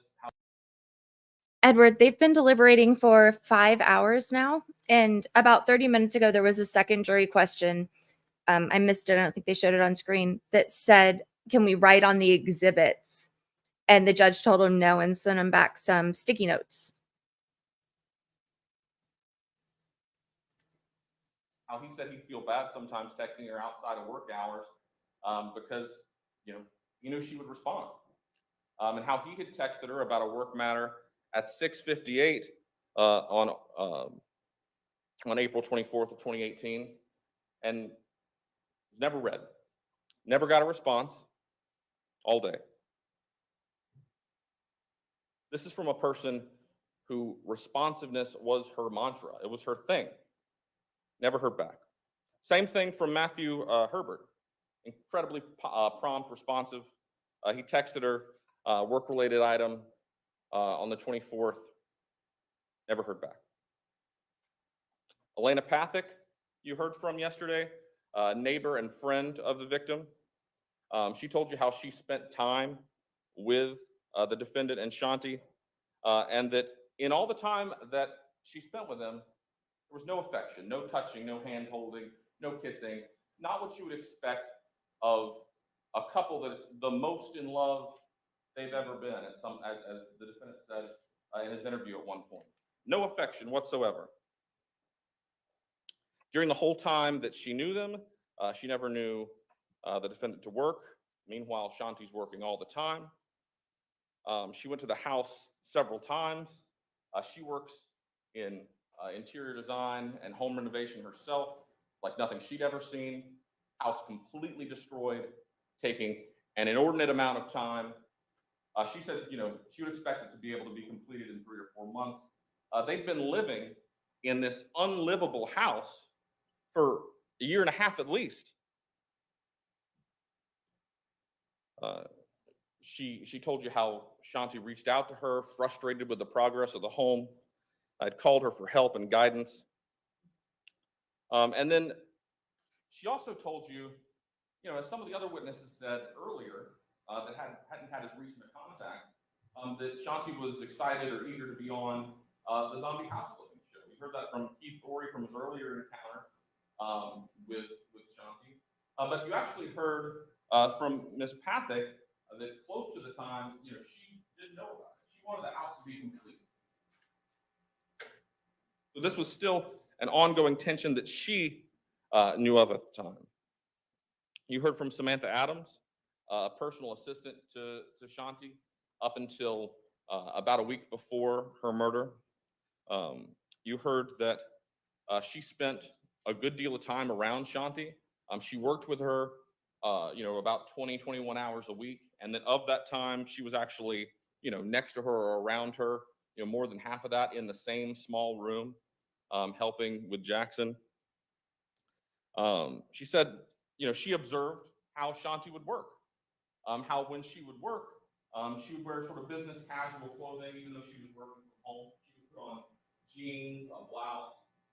She would never wear just pajamas or sort of loungewear when she was working, except for a brief period of time right after the appendix surgery that had passed. And she told you that at the time of her murder, even before she left her employ, that she had gone back to wearing the business casual type clothing, jeans, a blouse, not shorts or a tank top, and that would be very unusual for her to be wearing on a work day. You heard that she, was always on the phone, was very diligent with her work, again with Samantha Adams. And you heard from Samantha Adams that she, on occasion, would observe the defendant and Shanti argue and bicker, sometimes about issues, related to the home. You also heard from Samantha Adams about the engagement ring, and she's somebody that saw her multiple times every week for 16 months, at least 3 days a week, several hours a day. She was around her, and she always knew her to wear her engagement ring and her wedding band.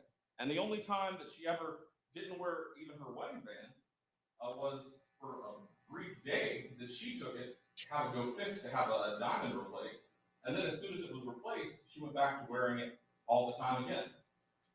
Defense asked in their cross-examination of her that, do you think she even wore it when you went to a water park? She said, yeah, I mean, I'm not sure, but I think she did wear it even at the water park. She doesn't remember any time in the 16 months that she was around Shanti that she did not wear that engagement ring after they became engaged.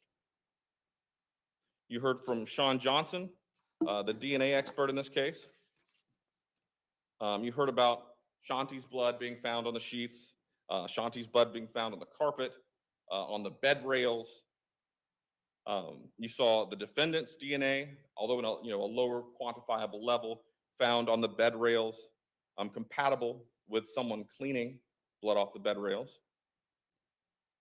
You heard about Jackson Cooper's blood being found on the sheets that were recovered after being taken by the private investigator.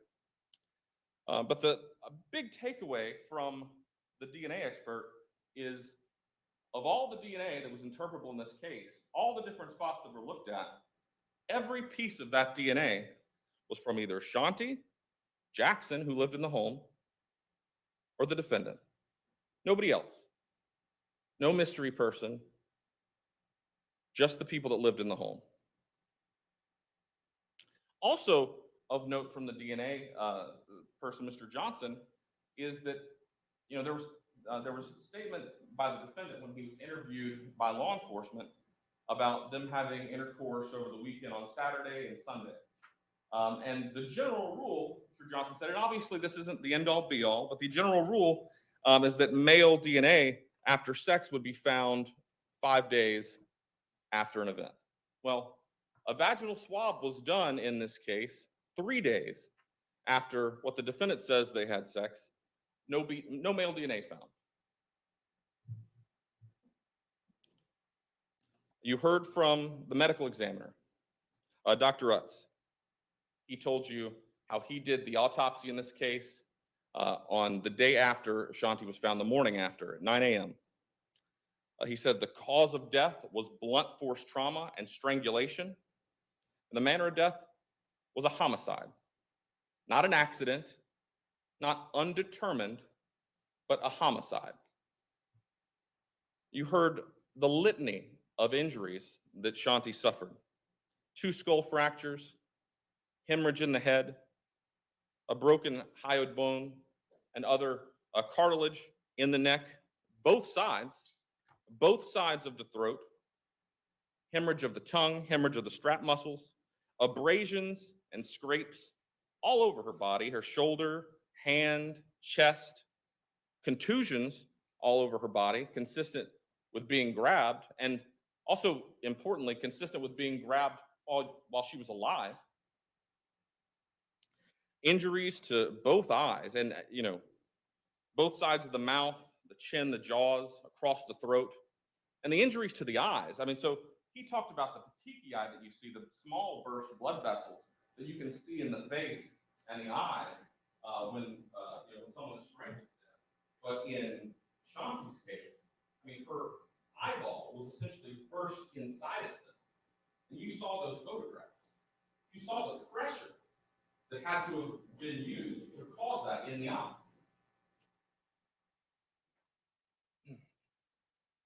You saw her ear. You saw her ear that looked like, and as Dr. Utz testified, looked like if it had been pulled even a little bit more, it could have completely come off the head. This isn't an injury consistent with a fall. You heard from Dr. Utz the totality of the injuries, even aside from the strangulation, was completely inconsistent with a fall. In the totality, yes. Could somebody fall and bust their cheek? Sure. Could somebody fall and get a black eye or bust their head? Yes. But could somebody fall and hit both sides of their eyes, both sides of their mouth, under their chin, on their arm? Even if Shanti had been at the top of a tall staircase and fallen down, those type of injuries wouldn't be expected. And that's not even taking into account the obvious strangulation that is not consistent with any kind of fall. Finally, yesterday you heard from Detective Sprag, and she told you about her investigation. She told you how she went to the Tronnes home 3 different times with warrants. She canvassed and interviewed witnesses. She noticed the sheets that she expected to have blood on them that were missing, that she was ultimately able to find, that an investigator had about a year later. And those sheets had blood on them, as she expected they would. She found in the nightstand empty ring boxes. But she, at that point, was looking for a ring. She opened those ring boxes, as she told you, and there was no ring in the ring boxes. And then, of course, you heard the lengthy interview of the defendant, which obviously he went through a number of points, his version of events that just, as I said previously, don't make sense. So I want to talk specifically about the parts of the interview that don't make any sense. So the issue of ownership of the house, right? So in the interview, the defendant's asked him, before they got married, the defendant bought this house cash for about $600,000. And he bought that house into a trust that Shanti wasn't on. So she had no ownership interest in this house that she was living in. And his story, his version of why, after they've been married for over a year, and he hadn't been able to somehow get the paperwork together to put her on this house, didn't make any sense. It's nonsense, doublespeak. And he hadn't put her on this house or turned in the paperwork. It's, he says at one point in the interview, well, to them it was done. Well, to the law it wasn't. And to her it wasn't. At the time of her death, even at the time of her death, she had no interest in this home because he hadn't done the paperwork to do it. And I ask you, if you're going to have the evidence back there with you, you're going to be able to listen to that portion of his statement. And I noted it. It's around the 4-hour and 23-minute mark at about 50 seconds that he talks about this nonsense doublespeak about how he just wasn't able in 14 months of marriage to get her on this house. It doesn't make sense. Another thing in the defendant's interview that doesn't make any sense. What did you want on the deed, Tiff? I'll get it. Just FYI, if anybody's ever looking for property records in Florida, it's different than most other states. You have to look up the Florida property appraiser for the county that you're in. and you can see the sales history, but then you have to go to the clerk of courts and look up official records to see the deeds and transfers, mortgages, things like that. So they're split in two different places, unlike most states. Sense is the whole discussion about sex the weekend before Shanti's death. First of all, the way he discussed the sex itself was bizarre. He discussed it as almost a person that was detached from it. Like it was the person that was not involved himself. A quote was, when asked by Detective Sprag about the sex, she got what she needed. That's a strange way to talk about, something like that with someone you're the most in love with that you've ever been in your life, as he says. She got what she needed, like it was some sort of service or good that he was performing. Also strange in that sort of same conversation was this discussion of Shanti's menstruation. He brought up the blood and the menstruation as, before anything was talked about as far as blood on the sheets or anything like that, in anticipation of needing an explanation for why this blood was everywhere, right? Before asked anything about that or, asked anything regarding that by Detective Sprag, what does he say? Well, she was, menstruating and it got everywhere. It was a mess. We usually put a towel down, but conveniently on this time, no towel was put down. And it was a mess. It got everywhere. That's strange. The discussion of laundering the sheets, but not the bed cover. And not doing that until Monday. And then leaving the blood, the bed cover covered in this menstrual blood up until the time she's discovered murdered. That doesn't make any sense. And the reason that the bed cover was placed under Shanti by the defendant, because no other reason makes sense, is because there needed to be a reason for the amount of blood that was on that bed cover that she was placed on. Because otherwise, how did all that blood get there? Because it's not going to be covered by the menstruation. So of course he took her body and put it on that bed cover. So the morning of April 24th of 2018, Tuesday morning, Shanti, a workaholic,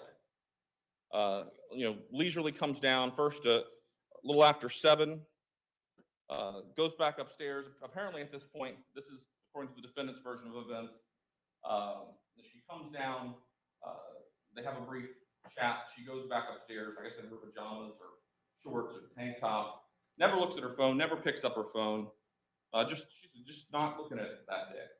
Goes back up, then a couple hours later, she comes back down around 9:15, still in her leisure clothes, still never having looked at the text message from Mr. Conley that morning.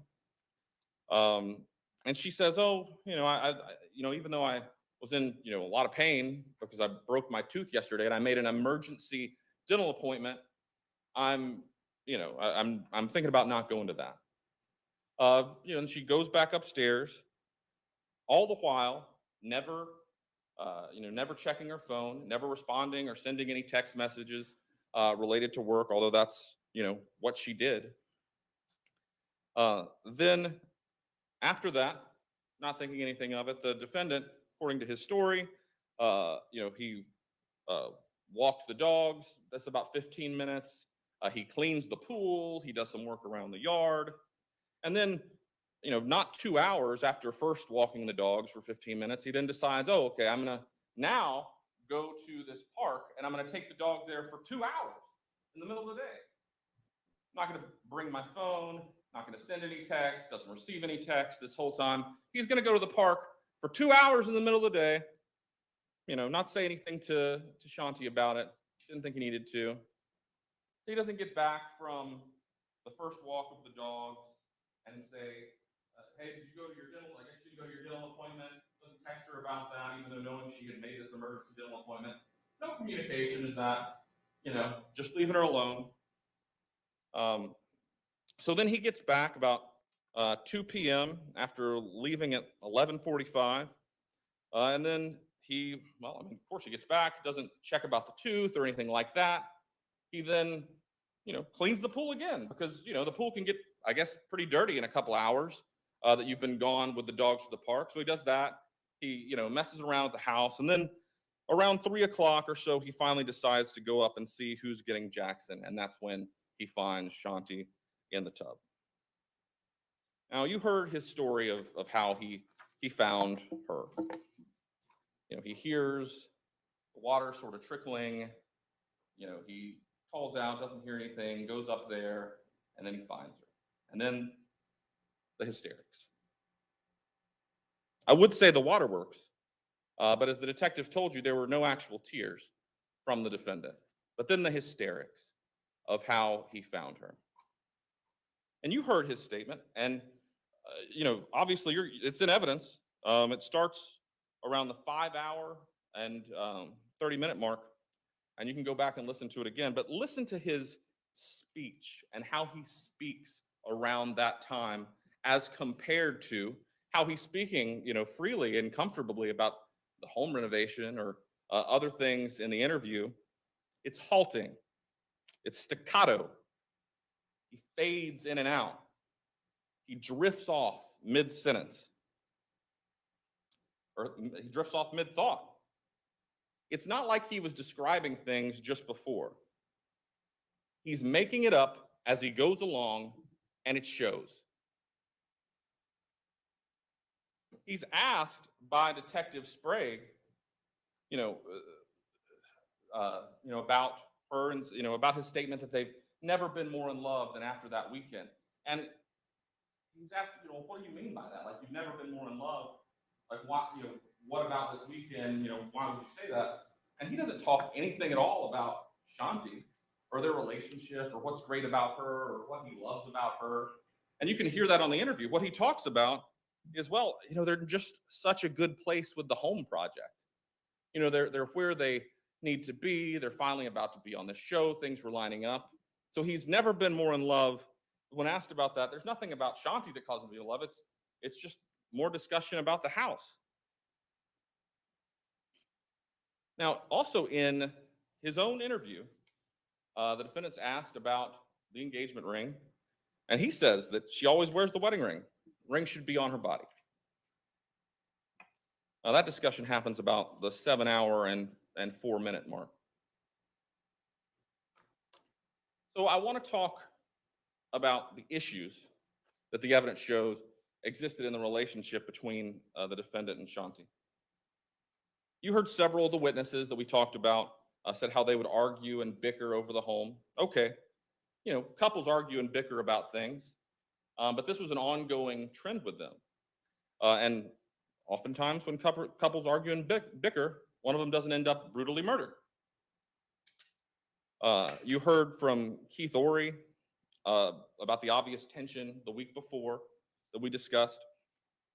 You heard about the sleeping arrangement.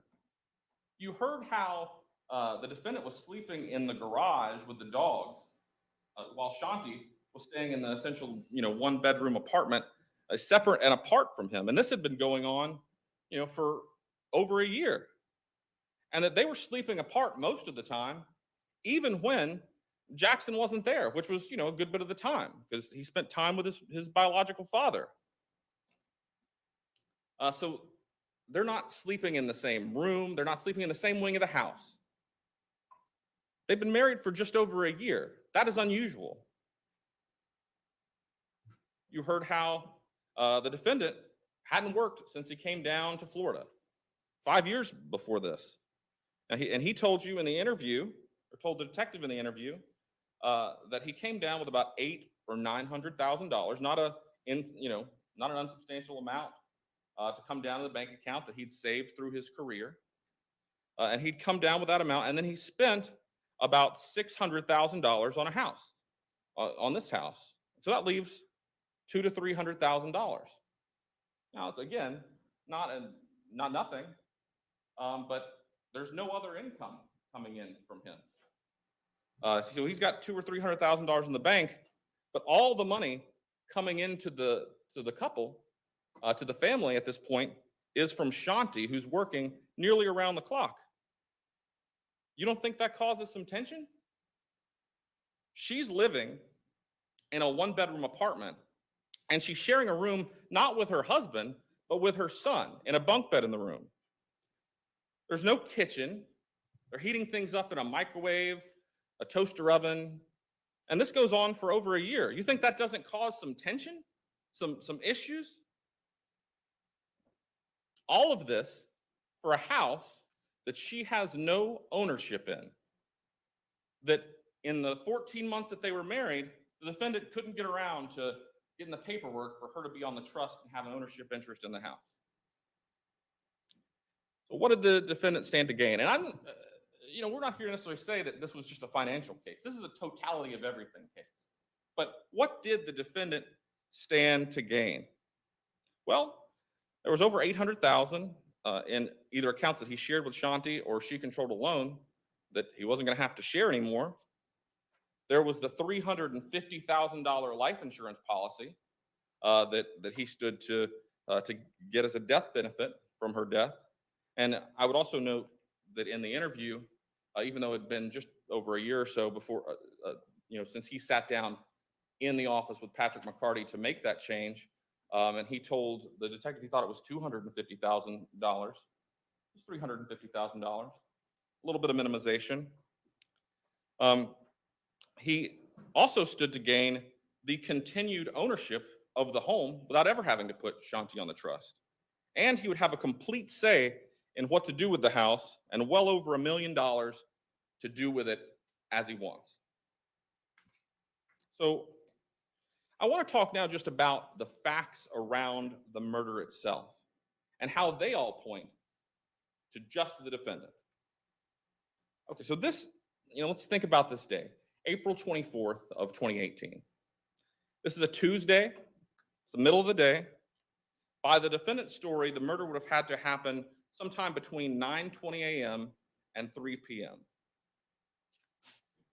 Realistically, based on his story, it would probably have to happen sometime after the second time he left with the dogs, around 11:45, because 15 minutes just isn't a lot of time to leave a stranger to slip into the house, to violently beat Shanti, to strangle her, to leave her partly submerged in a tub, and then to go down the stairs or somehow sneak out undetected, not leaving a fingerprint, not leaving any DNA. 15 minutes is probably not a lot of time to do that. Of course, it doesn't make any sense at all that some mystery intruder broke in and did this anyway. Why? Again, the middle of the day, the house is under a house that's under extreme construction. The upstairs where this happened, only accessible by stairway, one stairway. And what's left in this house? Several phones, a computer, valuable electronics, cash, no signs of sexual assault. Just some random person in the middle of the day. That makes absolutely no sense. And one thing as jurors you're not supposed to do is go into that jury room and check your common sense at the door. That's something that you bring with you. And that this could be some random stranger that left no trace and took nothing. That makes no sense. What does make sense is that the defendant did this. This was a murder of rage, of anger, of extreme violence. This isn't an intruder breaking in, stumbling onto a person in the middle of the day that they don't expect to be there, shooting them once, stabbing them, picking something up and hitting them with the head, and then running out. That's not what happened here. That's not what the evidence shows happened here. This was an intentional killing. It may not have been planned, or it may not have been planned for long, but it was absolutely intentional. A premeditated design and intention was clearly formed at the time of death. She wasn't hit and injured in just one place. She wasn't just hit in the head. She wasn't just hit in the eye. She wasn't just hit in the jaw. Wasn't just hit in the eye on the other side, scraped on her arms. It was everything. Her ear was almost ripped off. She had bruises and abrasions all over her body. And then there was the strangulation on top of that. A random stranger that comes into a house isn't going to, take the time that it takes to strangle a person, to move them to a tub. Not take anything? Doesn't make any sense. Leave no sign behind, no fingerprints, no DNA. That doesn't make any sense. You heard from Dr. Utz that there was a study done a while back around World War II about how long it takes to strangle a person. A cuff was placed around soldiers that volunteered for the study. And he said it actually took less than you would think, 10 to 12 seconds for them to lose consciousness. Now, obviously, these are live people. They didn't kill them. So it was, 10 to 12 seconds, even under perfect circumstances with a perfect cuff around their neck, to lose consciousness. So even if you take that 10 to 12 seconds, which would be in a perfect sort of lab setting that it would take to strangle someone to the point of losing consciousness, that is intent to kill them. That 10 to 12 seconds, if when you first put your hands around someone's neck and start squeezing, you don't intend to kill them, by 10 seconds, the defendant absolutely had. This was personal. Now, I talked earlier about the version of events for the defendant, but we know, of course, that the defendant's version of events isn't true. We know that Shanti was dead at 6:58 a.m. when that text came in from Dan Conley, or very closely there in time. She never responded to the text, and she never responded to any other call or text in her life. We know how responsive she was. It was a bedrock principle of hers to be responsive. In addition to the calls and text, she didn't take any steps, as we talked about. She didn't go down a staircase. She was in her pajamas. She no-called, no-showed an emergency dentist appointment at 10. And the reason she no-called and no-showed that dentist appointment is because the defendant had already murdered her at that time. We know at 11:50, the defendant wasn't walking the dogs like he said he was. And we know that because of witness testimony. They saw him. Different clothes from when he encountered law enforcement, no dogs. And again, this 911 call, the beginning of the show that the defendant put on to try to get away with this murder. What sticks out to me a lot about that call is, well, first of all, obviously the feigned hysterics, but the CPR. Think about this. And multiple witnesses talked about the rigor mortis. And you see in the picture, her hand is in the air, and how, rigor mortis works. And how that would, appear to him.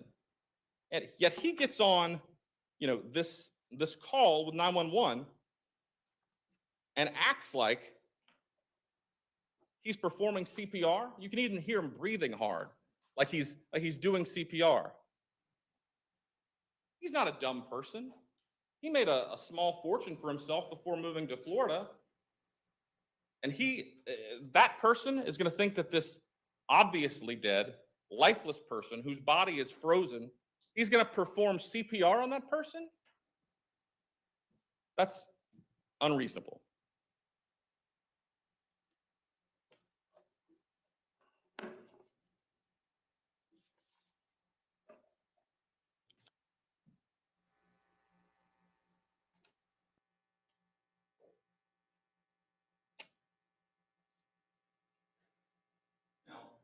It's the state's burden in this case to prove beyond a reasonable doubt that the defendant is guilty of the crime of first-degree murder.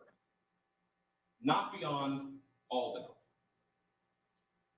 And that she could have somehow fallen, or that some random intruder that left no sign came and did this, that's not a reasonable doubt. That's a imaginary, speculative, or forced doubt. And those doubts are not reasonable. And the judge will instruct you on that. So I want to talk about the law. You're going to get the jury instruction, so you'll have all of this with you. But the judge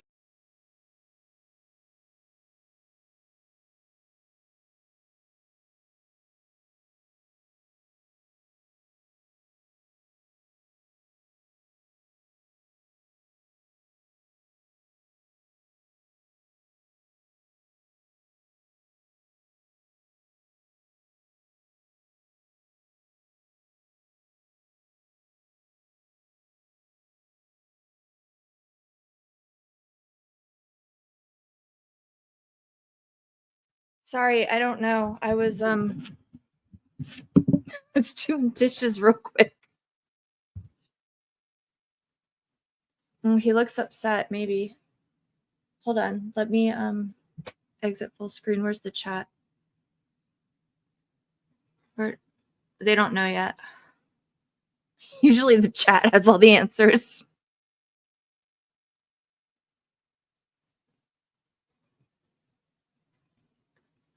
So it just came back on. There's no sound yet.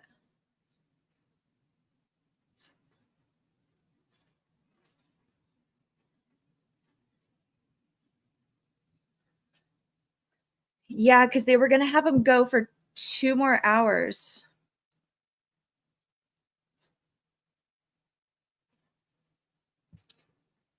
We're not even caught up yet. Do you guys want the verdict or do you want to finish closing arguments? Tell me quick.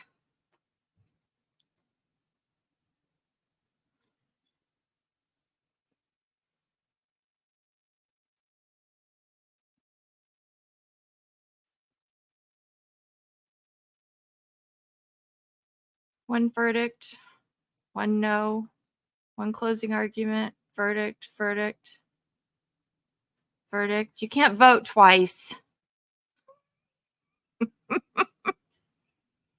Verdict. I think you're outvoted, Shaw. I'm going to go back to closing arguments after this.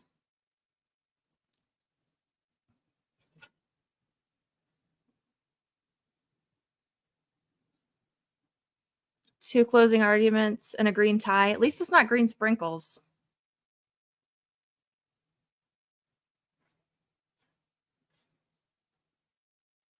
Me too. That's where I was going after dishes. Can you go for me?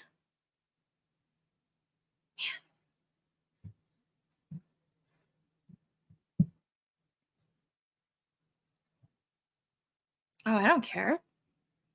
I can watch it on both screens. I could do both at the same time. Yeah, I think it's a verdict. Look at him. But look, I got half a poop done. No, it's amazing what you can get done while you're sitting here listening to this. Look at his eyes. Don't his eyes look kind of bloodshot? I think he was crying. I don't have the puppy cam set up. I had to steal that table that I hooked the puppy cam to put my other computer on in the other room. So I didn't have all this craziness behind me and have to use the blurry thing because it wasn't working at all for a while. Like it would blur out half my face and it was all kinds of crazy. And the puppies are full of seeds. I can give you a play-by-play. Ziggy is digging in his bed. So there was a poll on law and crime, and 89% of people believe he's guilty. And honestly, if he hadn't have opened his mouth, I might have let him off, but he talked himself into a corner. He gave so many excuses, and I don't think he's smart enough to stick with it.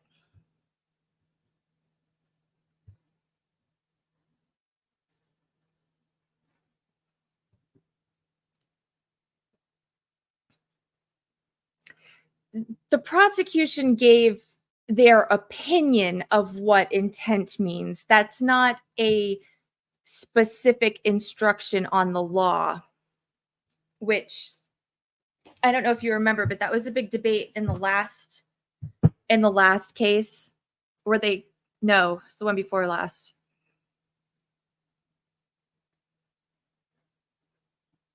Yeah, the cop killer case where they were going back and forth on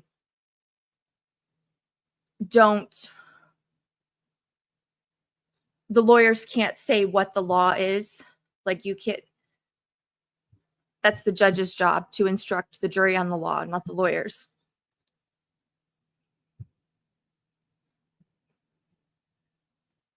No, a lot of people don't. Oh, while we're sitting here, didn't I have that up? Where was that? I think I have too many screens open. Okay, while we're sitting here, let me read you this fun nugget. Richard Edward Zaleski Jr. of Orange Avenue, Orlando, Florida, that's Bowtie Lawyer, to be publicly reprimanded by publication in the Southern Reporter following a September 3rd court order. Further, Zaleski shall attend a trust accounting workshop. He was admitted to practice in 2000, and this was after receiving a complaint. A bar audit of Zaleski's trust account revealed shortages and technical violations. So that's why he got the reprimand. And I think that said back in 2013. It doesn't have a date on this. And that's from the Florida Bar Association disciplinary actions page. Oh, December 15th, 2013. There was 34 attorneys disciplined and 13 disbarred. Wow. Shit was going down in 2013. For real.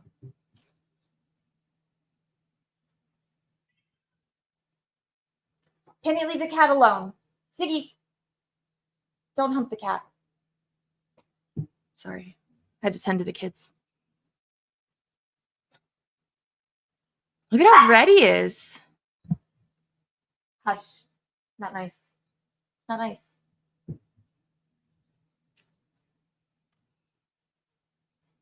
Yes. He's been dipping in the honey pot, which is apparently a shit pot in another country. Who knew? Oh, would you like to say hi? You want to show him all your seeds? First thing you did this morning, 5 o'clock? Come on. Come on.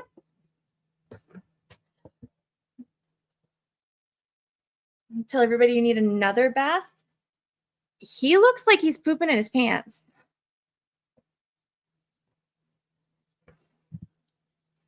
And that wasn't a super fast verdict. Oh. I think you guys are sleeping on the floor tonight. It's not even spring. Why are there seeds everywhere?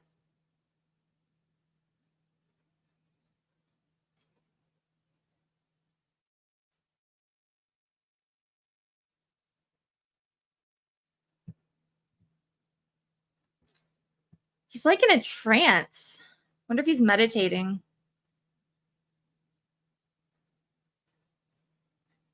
So I read somewhere that he wanted to plead insanity, but they missed the deadline for that.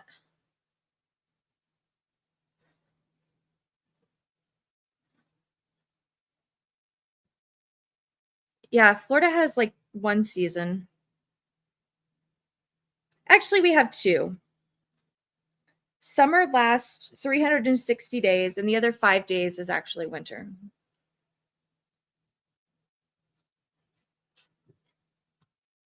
Can we have some audio here, please?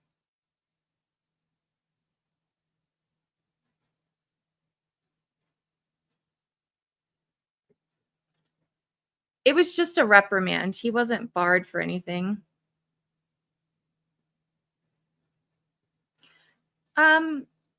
No.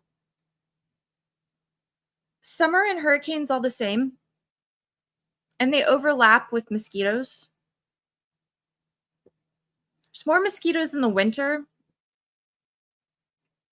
But they're always around. And hurricane season's June to November, I think. So that's pretty much, yeah. The judge isn't even out yet. But if I go and click back over and show you the other one, then can you tell when it's hurricane weather? Oh, he got restored. So he wasn't declared insane. He was declared incompetent to stand trial, which are two different rulings.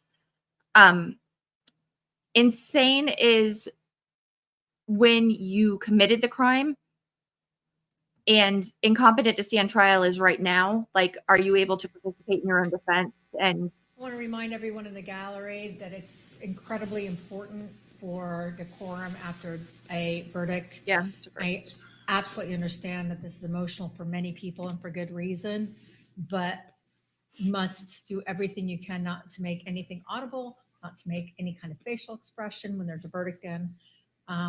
Why? And if you don't follow those rules, the deputies will be taking you out right away. And in fact, there can be other things that happen from there. So it's really important everyone follows those rules. we let people be half naked and smoke now. Defense ready? And we can bring the jury out.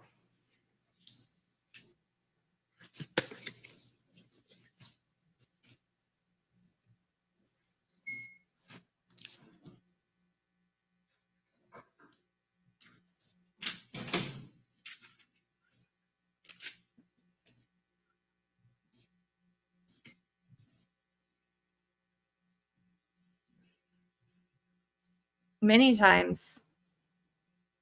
I have a stream on that. Judge Conley, during a sentencing hearing, in the middle of the victim impact statement, the other side starts taunting her, and she goes running back like, "What's up?" And it's off camera, but you hear it.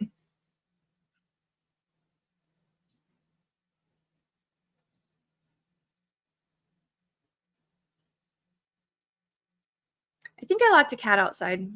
Be right back.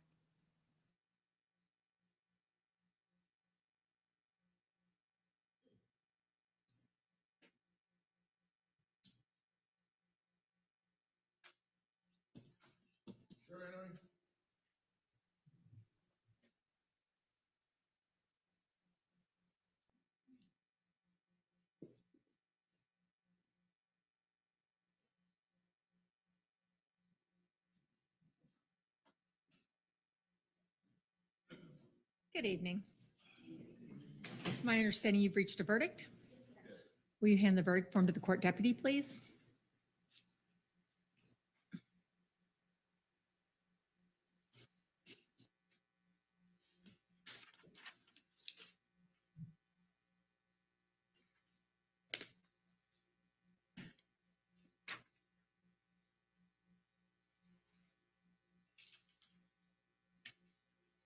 State of Florida versus David Tronnes, case number 2020 CF 12472 AL, the Circuit Court of the Ninth Judicial Circuit in and for Orange County, Florida.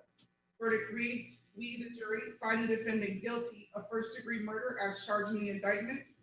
So it says we all, dated at Orlando County, Orange County, Florida, on the 18th day of October 2023, signed by the foreperson. Does either the state or the defense wish to have the jury polled? You, Your Honor. Juror number 493, is this your true and accurate verdict? Yes. Juror number 486, is this your true and accurate verdict? Juror number 142, is this your true and accurate verdict? Juror number 121, is this your true and accurate verdict? Yes.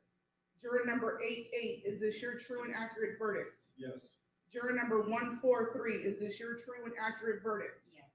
Juror number 624, is this your true and accurate verdict? Yes. Juror number 714, is this your true and accurate verdict? Yes.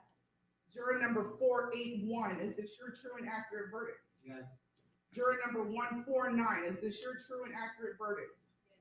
Juror number 273, is this your true and accurate verdict? Yes. Juror number 704, is this your true and accurate verdict? Yes. Thank you. Ladies and gentlemen, I want to thank you again for your time and consideration of this case. I also wish to advise you of some special privileges enjoyed by jurors. No juror can ever be required to talk about the discussions that happen in the jury room except by court order. For many centuries, our society has relied upon juries for consideration of difficult cases. We've recognized for hundreds of years that juries' deliberations, discussions, and votes should remain their private affair as long as they wish it. Therefore, the law gives you this unique privilege not to speak to anyone about the juror's work. Although you're now at liberty to speak with anyone about your deliberations, You are also at liberty to refuse to speak to anyone. It's up to each one of you individually. A request to discuss your verdict or your deliberations may come from those who are simply curious, from those who might seek to find fault with you, from the media, from the attorneys, or elsewhere. It's up to you each individually to decide whether to preserve your privacy as a juror. And again, thank you, and you can follow the deputy out.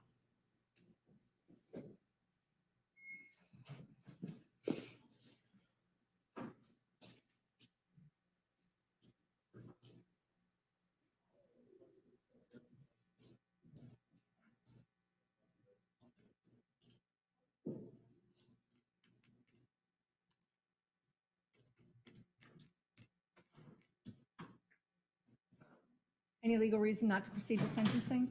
Oh, damn. I can't express one, Your Honor. I don't believe we've got much option here. They were talking to the kid because they Right, were asking him thank if he you. wants to get up and talk. State witnesses? Victim impact. Jeffrey Dow?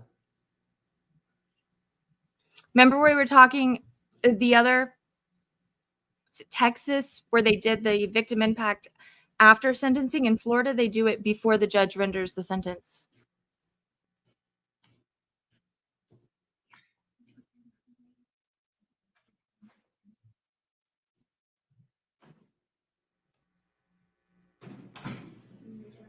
You solemnly swear and affirm the testimony you're going to give will be the truth, the whole truth, and nothing but the truth.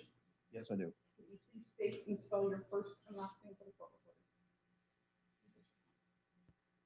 Legal name, first name Norman, Norman, middle name Jeffrey, last name Dow, Dow. Is there anything you'd like to tell the court? Please direct your comments to the court, not the defendant, prior to the court passing sentence.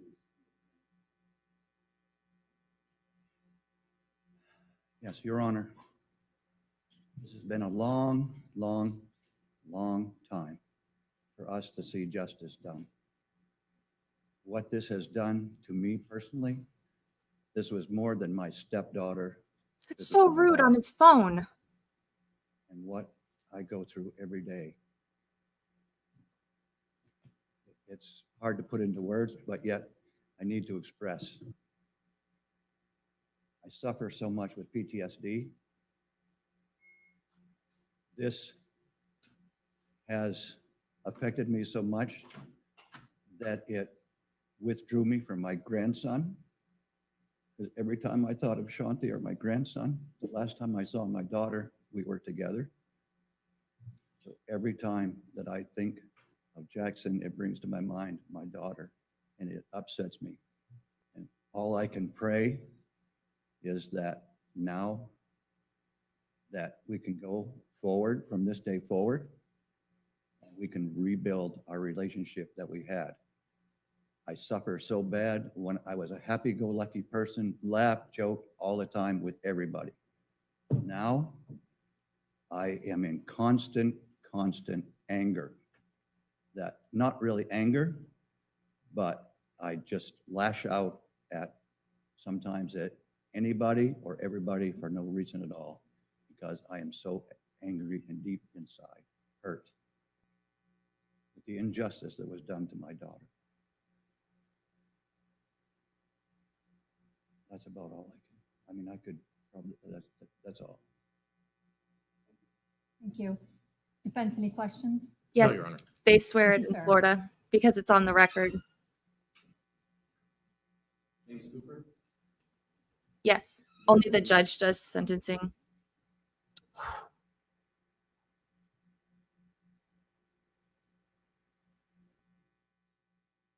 Are you each making a statement?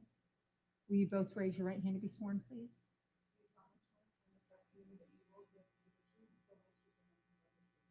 I do. That was Shantae's stepdad. This is ex-husband and son. Jackson, Jackson, Cooper, Cooper. James Cooper, James Cooper. And my understanding, you go first. Jackson. Jackson, direct your comments to the court. Your Honor, my mom was the best person I ever knew.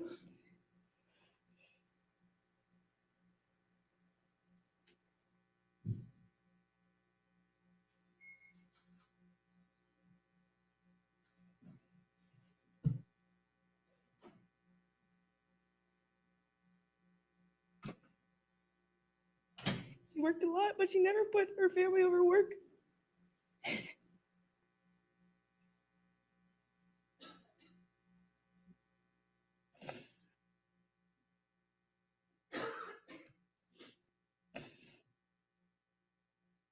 Jackson, take your time.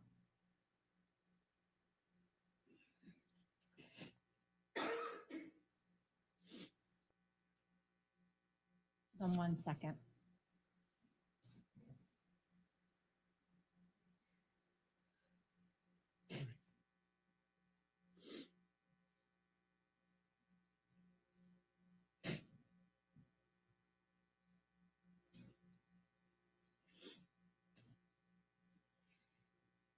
Early 2018, she was taken from me and my family. It's like a hole in my heart that I can't fill or fix. She didn't die peacefully. She did not deserve anything that happened to her that night.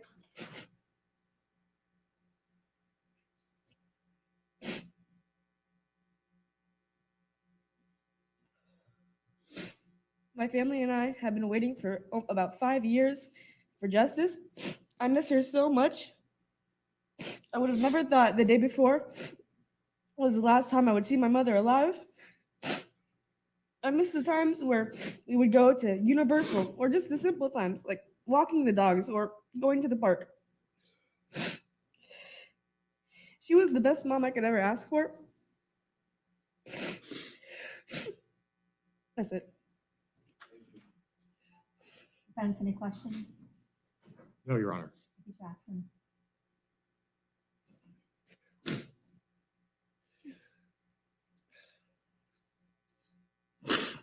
Your Honor, when Shanti and I were married, we tried for years to have a child with no success.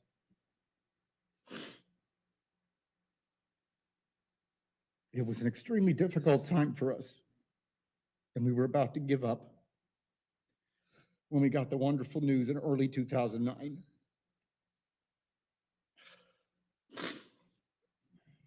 We did our best to raise him together, but as you know in life, it is not without its curveballs and heartaches. And when we divorced, as difficult as it was, one thing we never fought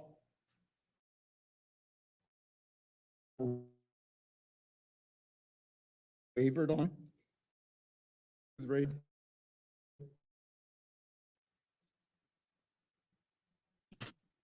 He's tall like his dad, but he got his brains, his compassion, and his outlook on life from his mother. And her and I moved forward and continued raising a wonderful son. When this parasite came into our lives, he took something from us, and most importantly from Jackson. And what he took is not replaceable. It is something that I struggle with every day. He lost a good parent.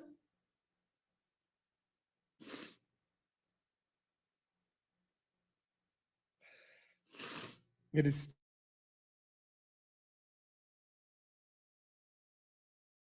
still through. He knew and he saw firsthand how special their bond was, and he still tortured him and brutally ripped her from this world, our lives, and Jackson's. As I've struggled to understand, to this day, the only word I come back to is evil. Only evil would do what he did to her and Jackson when he had the choice not to do what he did. For every wonderful achievement he experiences, as the young children do when they grow up, it bothers me as we experience these moments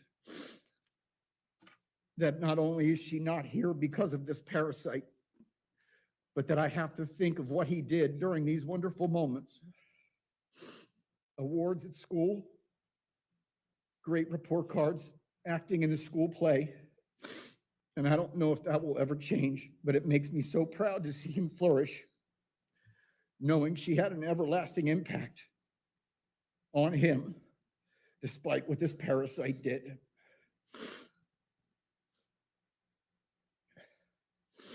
After today, her name will be spoken every day by someone who knew her and loved her.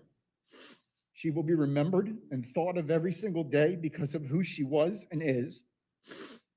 People will know her, will look at him and know she is inside him and smile. And because of all this, she will never be forgotten, and she will always be with us. After today, this parasite's name will never be spoken again. Anyone who knew him will forget him. He will never be remembered or thought of after today. No one will ever call or visit him where he's going. He will be forgotten, and he will not even be a footnote in this world. If Your Honor does what she is supposed to and do what is right, then that will only be a fraction of what he deserves for what he did to her. Thank you. Defense, any questions? No, Your Honor. Thank you. Both can return to the gallery. State, any other witnesses?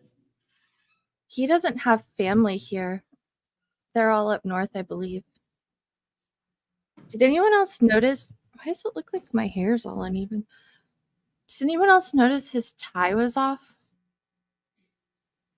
Wonder if something happened.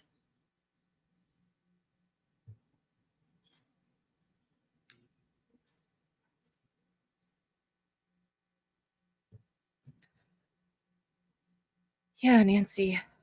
For real, for real. Open your eyes. You did this shit. Own it.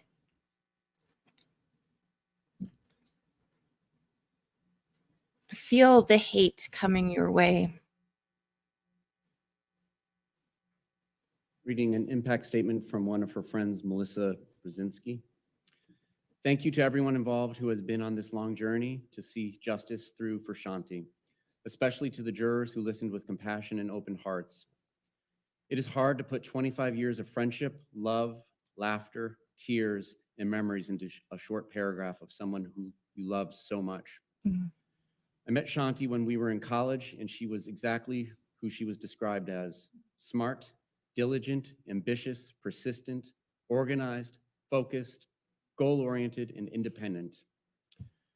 What was explained was how she was strong, fun, social, loyal, authentic, but most of all, a loving mother and friend. She always worked so hard, often not getting to reap the benefits of her success because she was so intensely focused on building a future and a legacy for Jackson. As you can imagine, Jackson was the inspiration behind all that she was living for and building. There is a deep void with the loss of Shanti being gone. I often feel her presence, and most of the time it feels like her nudging me to do better, work harder, and focus, and I hope she keeps doing that. I miss her because despite our differences in personality, we were also very similar. She might be gone, but she will never die. She will live forever through our memories and through the great life Jackson is and will continue living. Jackson, your mom would have wanted you to always do your best. Look at life as beautiful and don't take anything from anyone. All of us are here in her honor, and you have an army of people that loved your mom that will always be here for you no matter what. Thank you, State. Defense, any witnesses? The judge is watching him act Give like the judge that. Talk last. Do you have any other witnesses? It's like a child throwing a And tantrum. state Like, argument? I'm not going to There's only listen one to the bad sentence stuff before I it don't can like. pass At this point, no score sheet is required. The state will be waiving restitution and cost of investigations due to the sentence. Defense? I would agree with Mr. Jay's assessment. Mr. Tronnes, anything you wish to say prior to sentencing? Good. I think you just said no, is that right? Then in this case,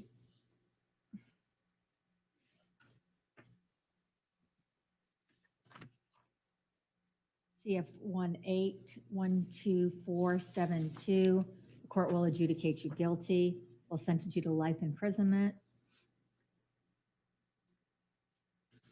with credit 1877 days, impose all the statutory required court cost fees, cost of prosecution. And state any objection to that being turned to a civil judgment? No, Your Honor, and I believe the verdict form, if I heard correctly, the styling might have been 2020. It should be 2018. It's over 5 years he's been in there.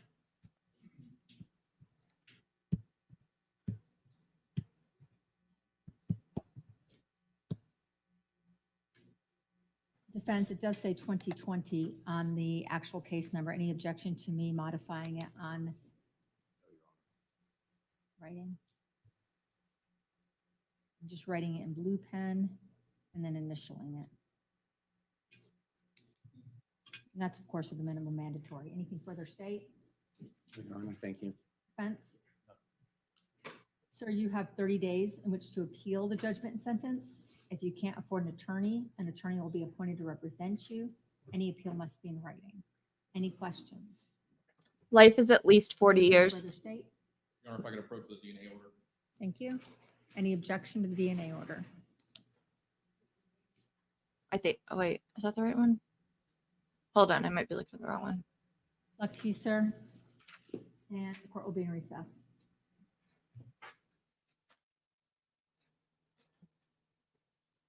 Because life doesn't mean life. Life without parole means life. Life means life minus this, this, and this, so you can get out. You get out on a life sentence, you don't get out on a life without parole sentence.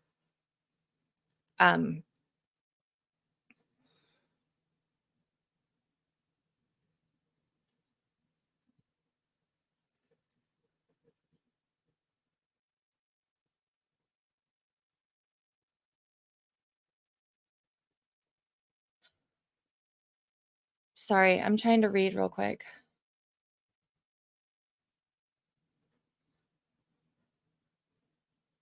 I might have to get back to you guys. Oh, wait. A life felony committed before, after,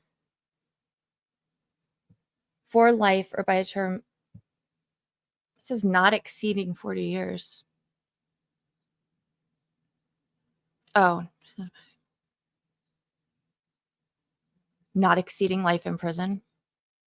Yeah, I don't think this is the right statute.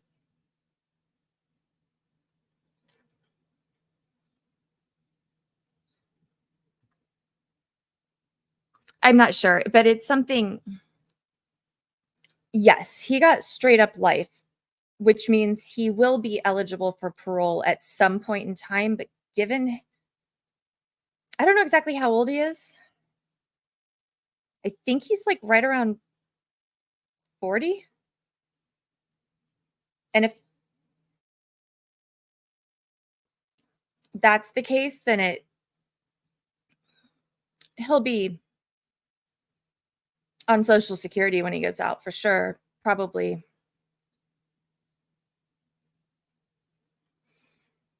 Pretty high up there. Honestly,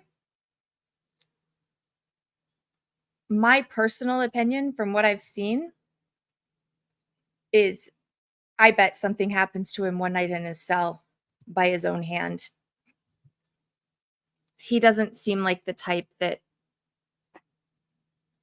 can handle. Yeah, exactly. He was not able to handle himself in jail. Going to prison, he is effed. And if he thought jail was bad, Florida prisons are no joke. I was watching an episode the other night.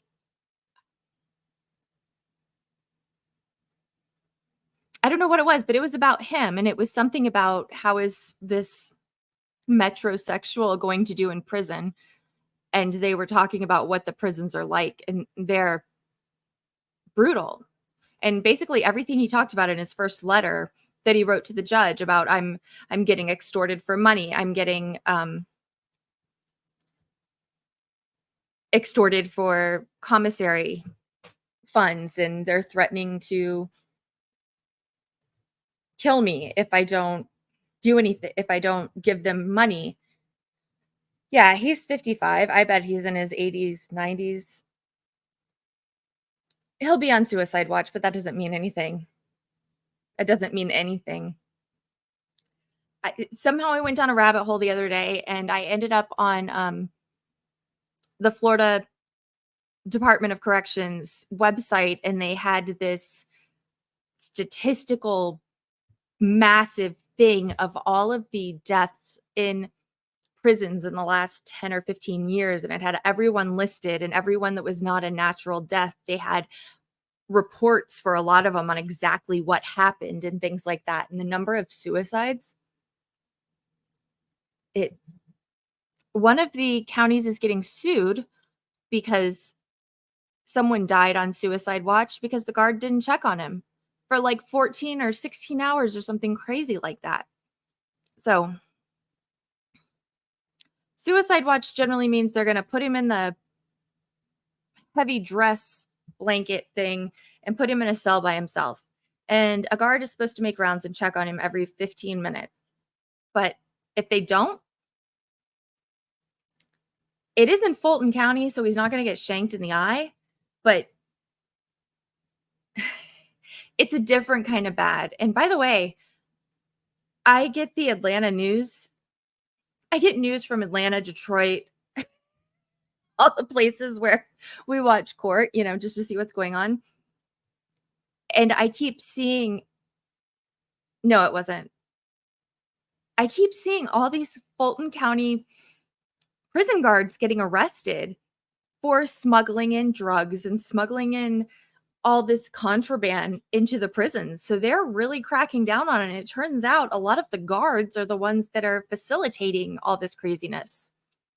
So once they get that under control, they get the gangs segregated well enough, they might actually be able to get Fulton County under control. But this is something like the 10th guard or something that got arrested. And then in Florida, there was this massive arrest of, I think maybe Broward County, I'm not sure, of law enforcement officers who fraudulently got those PPP, is that what it is? Loans during COVID, and were arrested for fraud.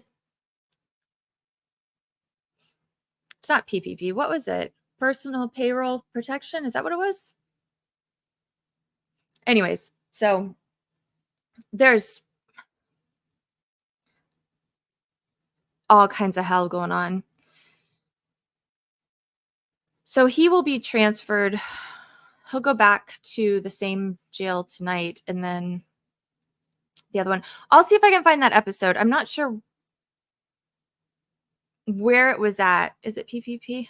Okay. I'm almost positive it's every 15 minutes the guards have to check on him, but that doesn't mean they do. Like, there's no buzzer that goes off if they don't. So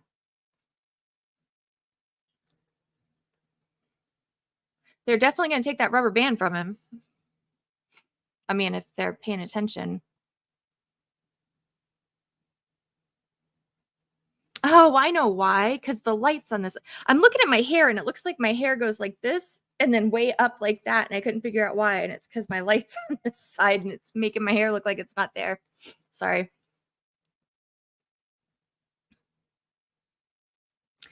Speaking of which, before I get off here, after 7 hours, holy hell, are any of you following the Karen Reed case up in Boston?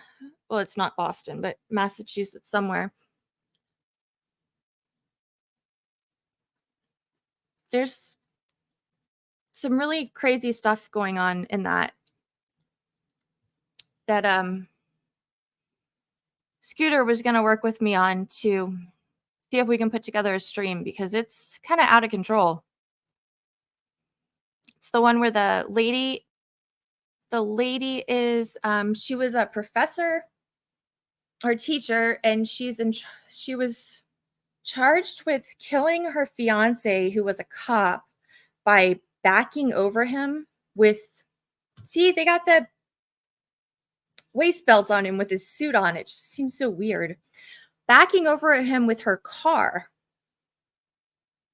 after they were out drinking, and then they went to a friend's house and then got into a fight. She went home, left him there, came back a couple hours later, and he was dead on the side of the road. And they, I think so, they're charging her with murder, saying that she backed into him and then took off. But the friends in the house, supposedly somebody on the phone searched how long to die in the cold. And there's this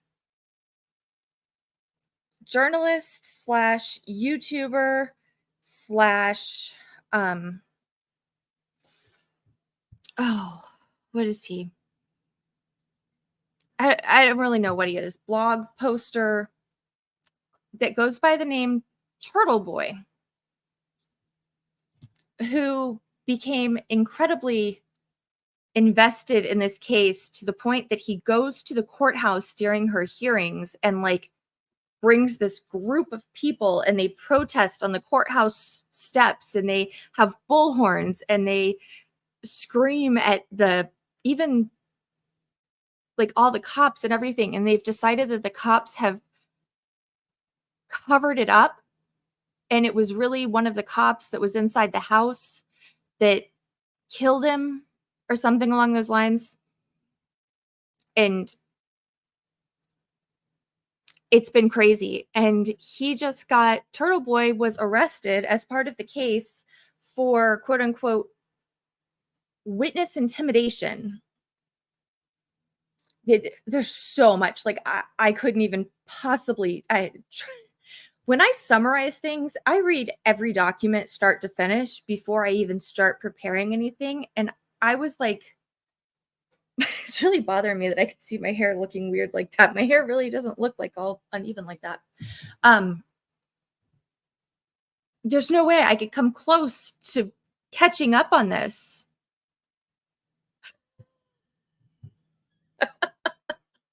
This case it's insane. There's so many things. Yeah, he was arrested for witness intimidation. So they didn't just arrest him. They learned his schedule. They waited until he was at his bus stop, dropping his children off. His children were getting on the bus. And instead of waiting like 30, 45 seconds for the bus to pull away, they came flying up and arrested him where his kids and everybody on the bus could see it. Went through his house, took everything. And he's a journalist. So imagine all the confidential stuff he probably has, because he's been researching the case and really speaking out about it. And now there's all these conflicting opinions saying he really was intimidating witnesses and others saying he was saying things in jest. He's like me, very sarcastic, has no filter, says things, comically almost, but he pushes the envelope a lot. And yeah, so he's actually facing life in prison for supporting this woman who he believes is being wrongly convicted, who he never knew before this trial hit the media. You are welcome.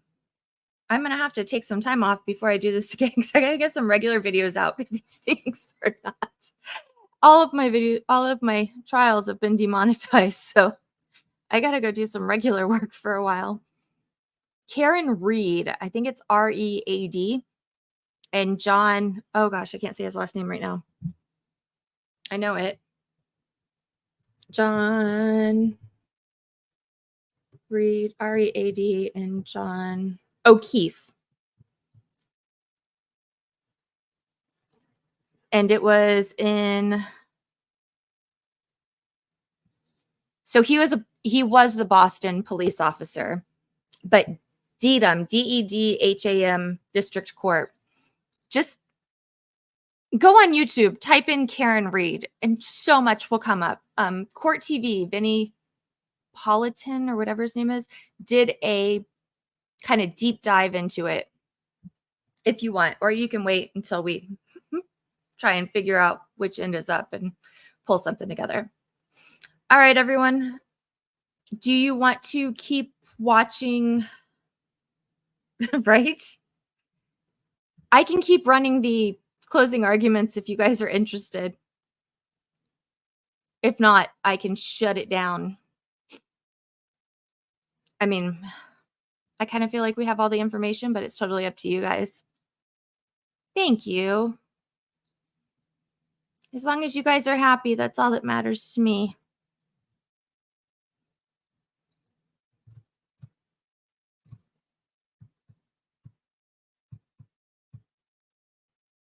I hate it. In order to put on closed captions, I have to put the latency different, and it puts a delay in the chat, so it takes forever. Yeah, that's kind of, I never saw closing arguments. Are you? So this will be a good case for you.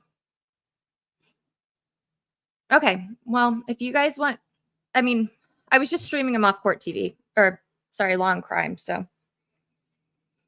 In that case, I'm going to go watch some pups so they can do it again tomorrow until I can find which plant has the seeds. You all have a wonderful night. It was great hanging out with you today. Yeah, I agree. I have seen more than enough. Case closed. I'm happy that little boy you are so welcome, got the justice that he wanted. I know he was crying, but I know that those were partially happy tears because it's finally done. He's a strong little kid, you could tell. He sat through that whole trial. Holy wow. No way. All right. Adios, friends. I will talk to you soon.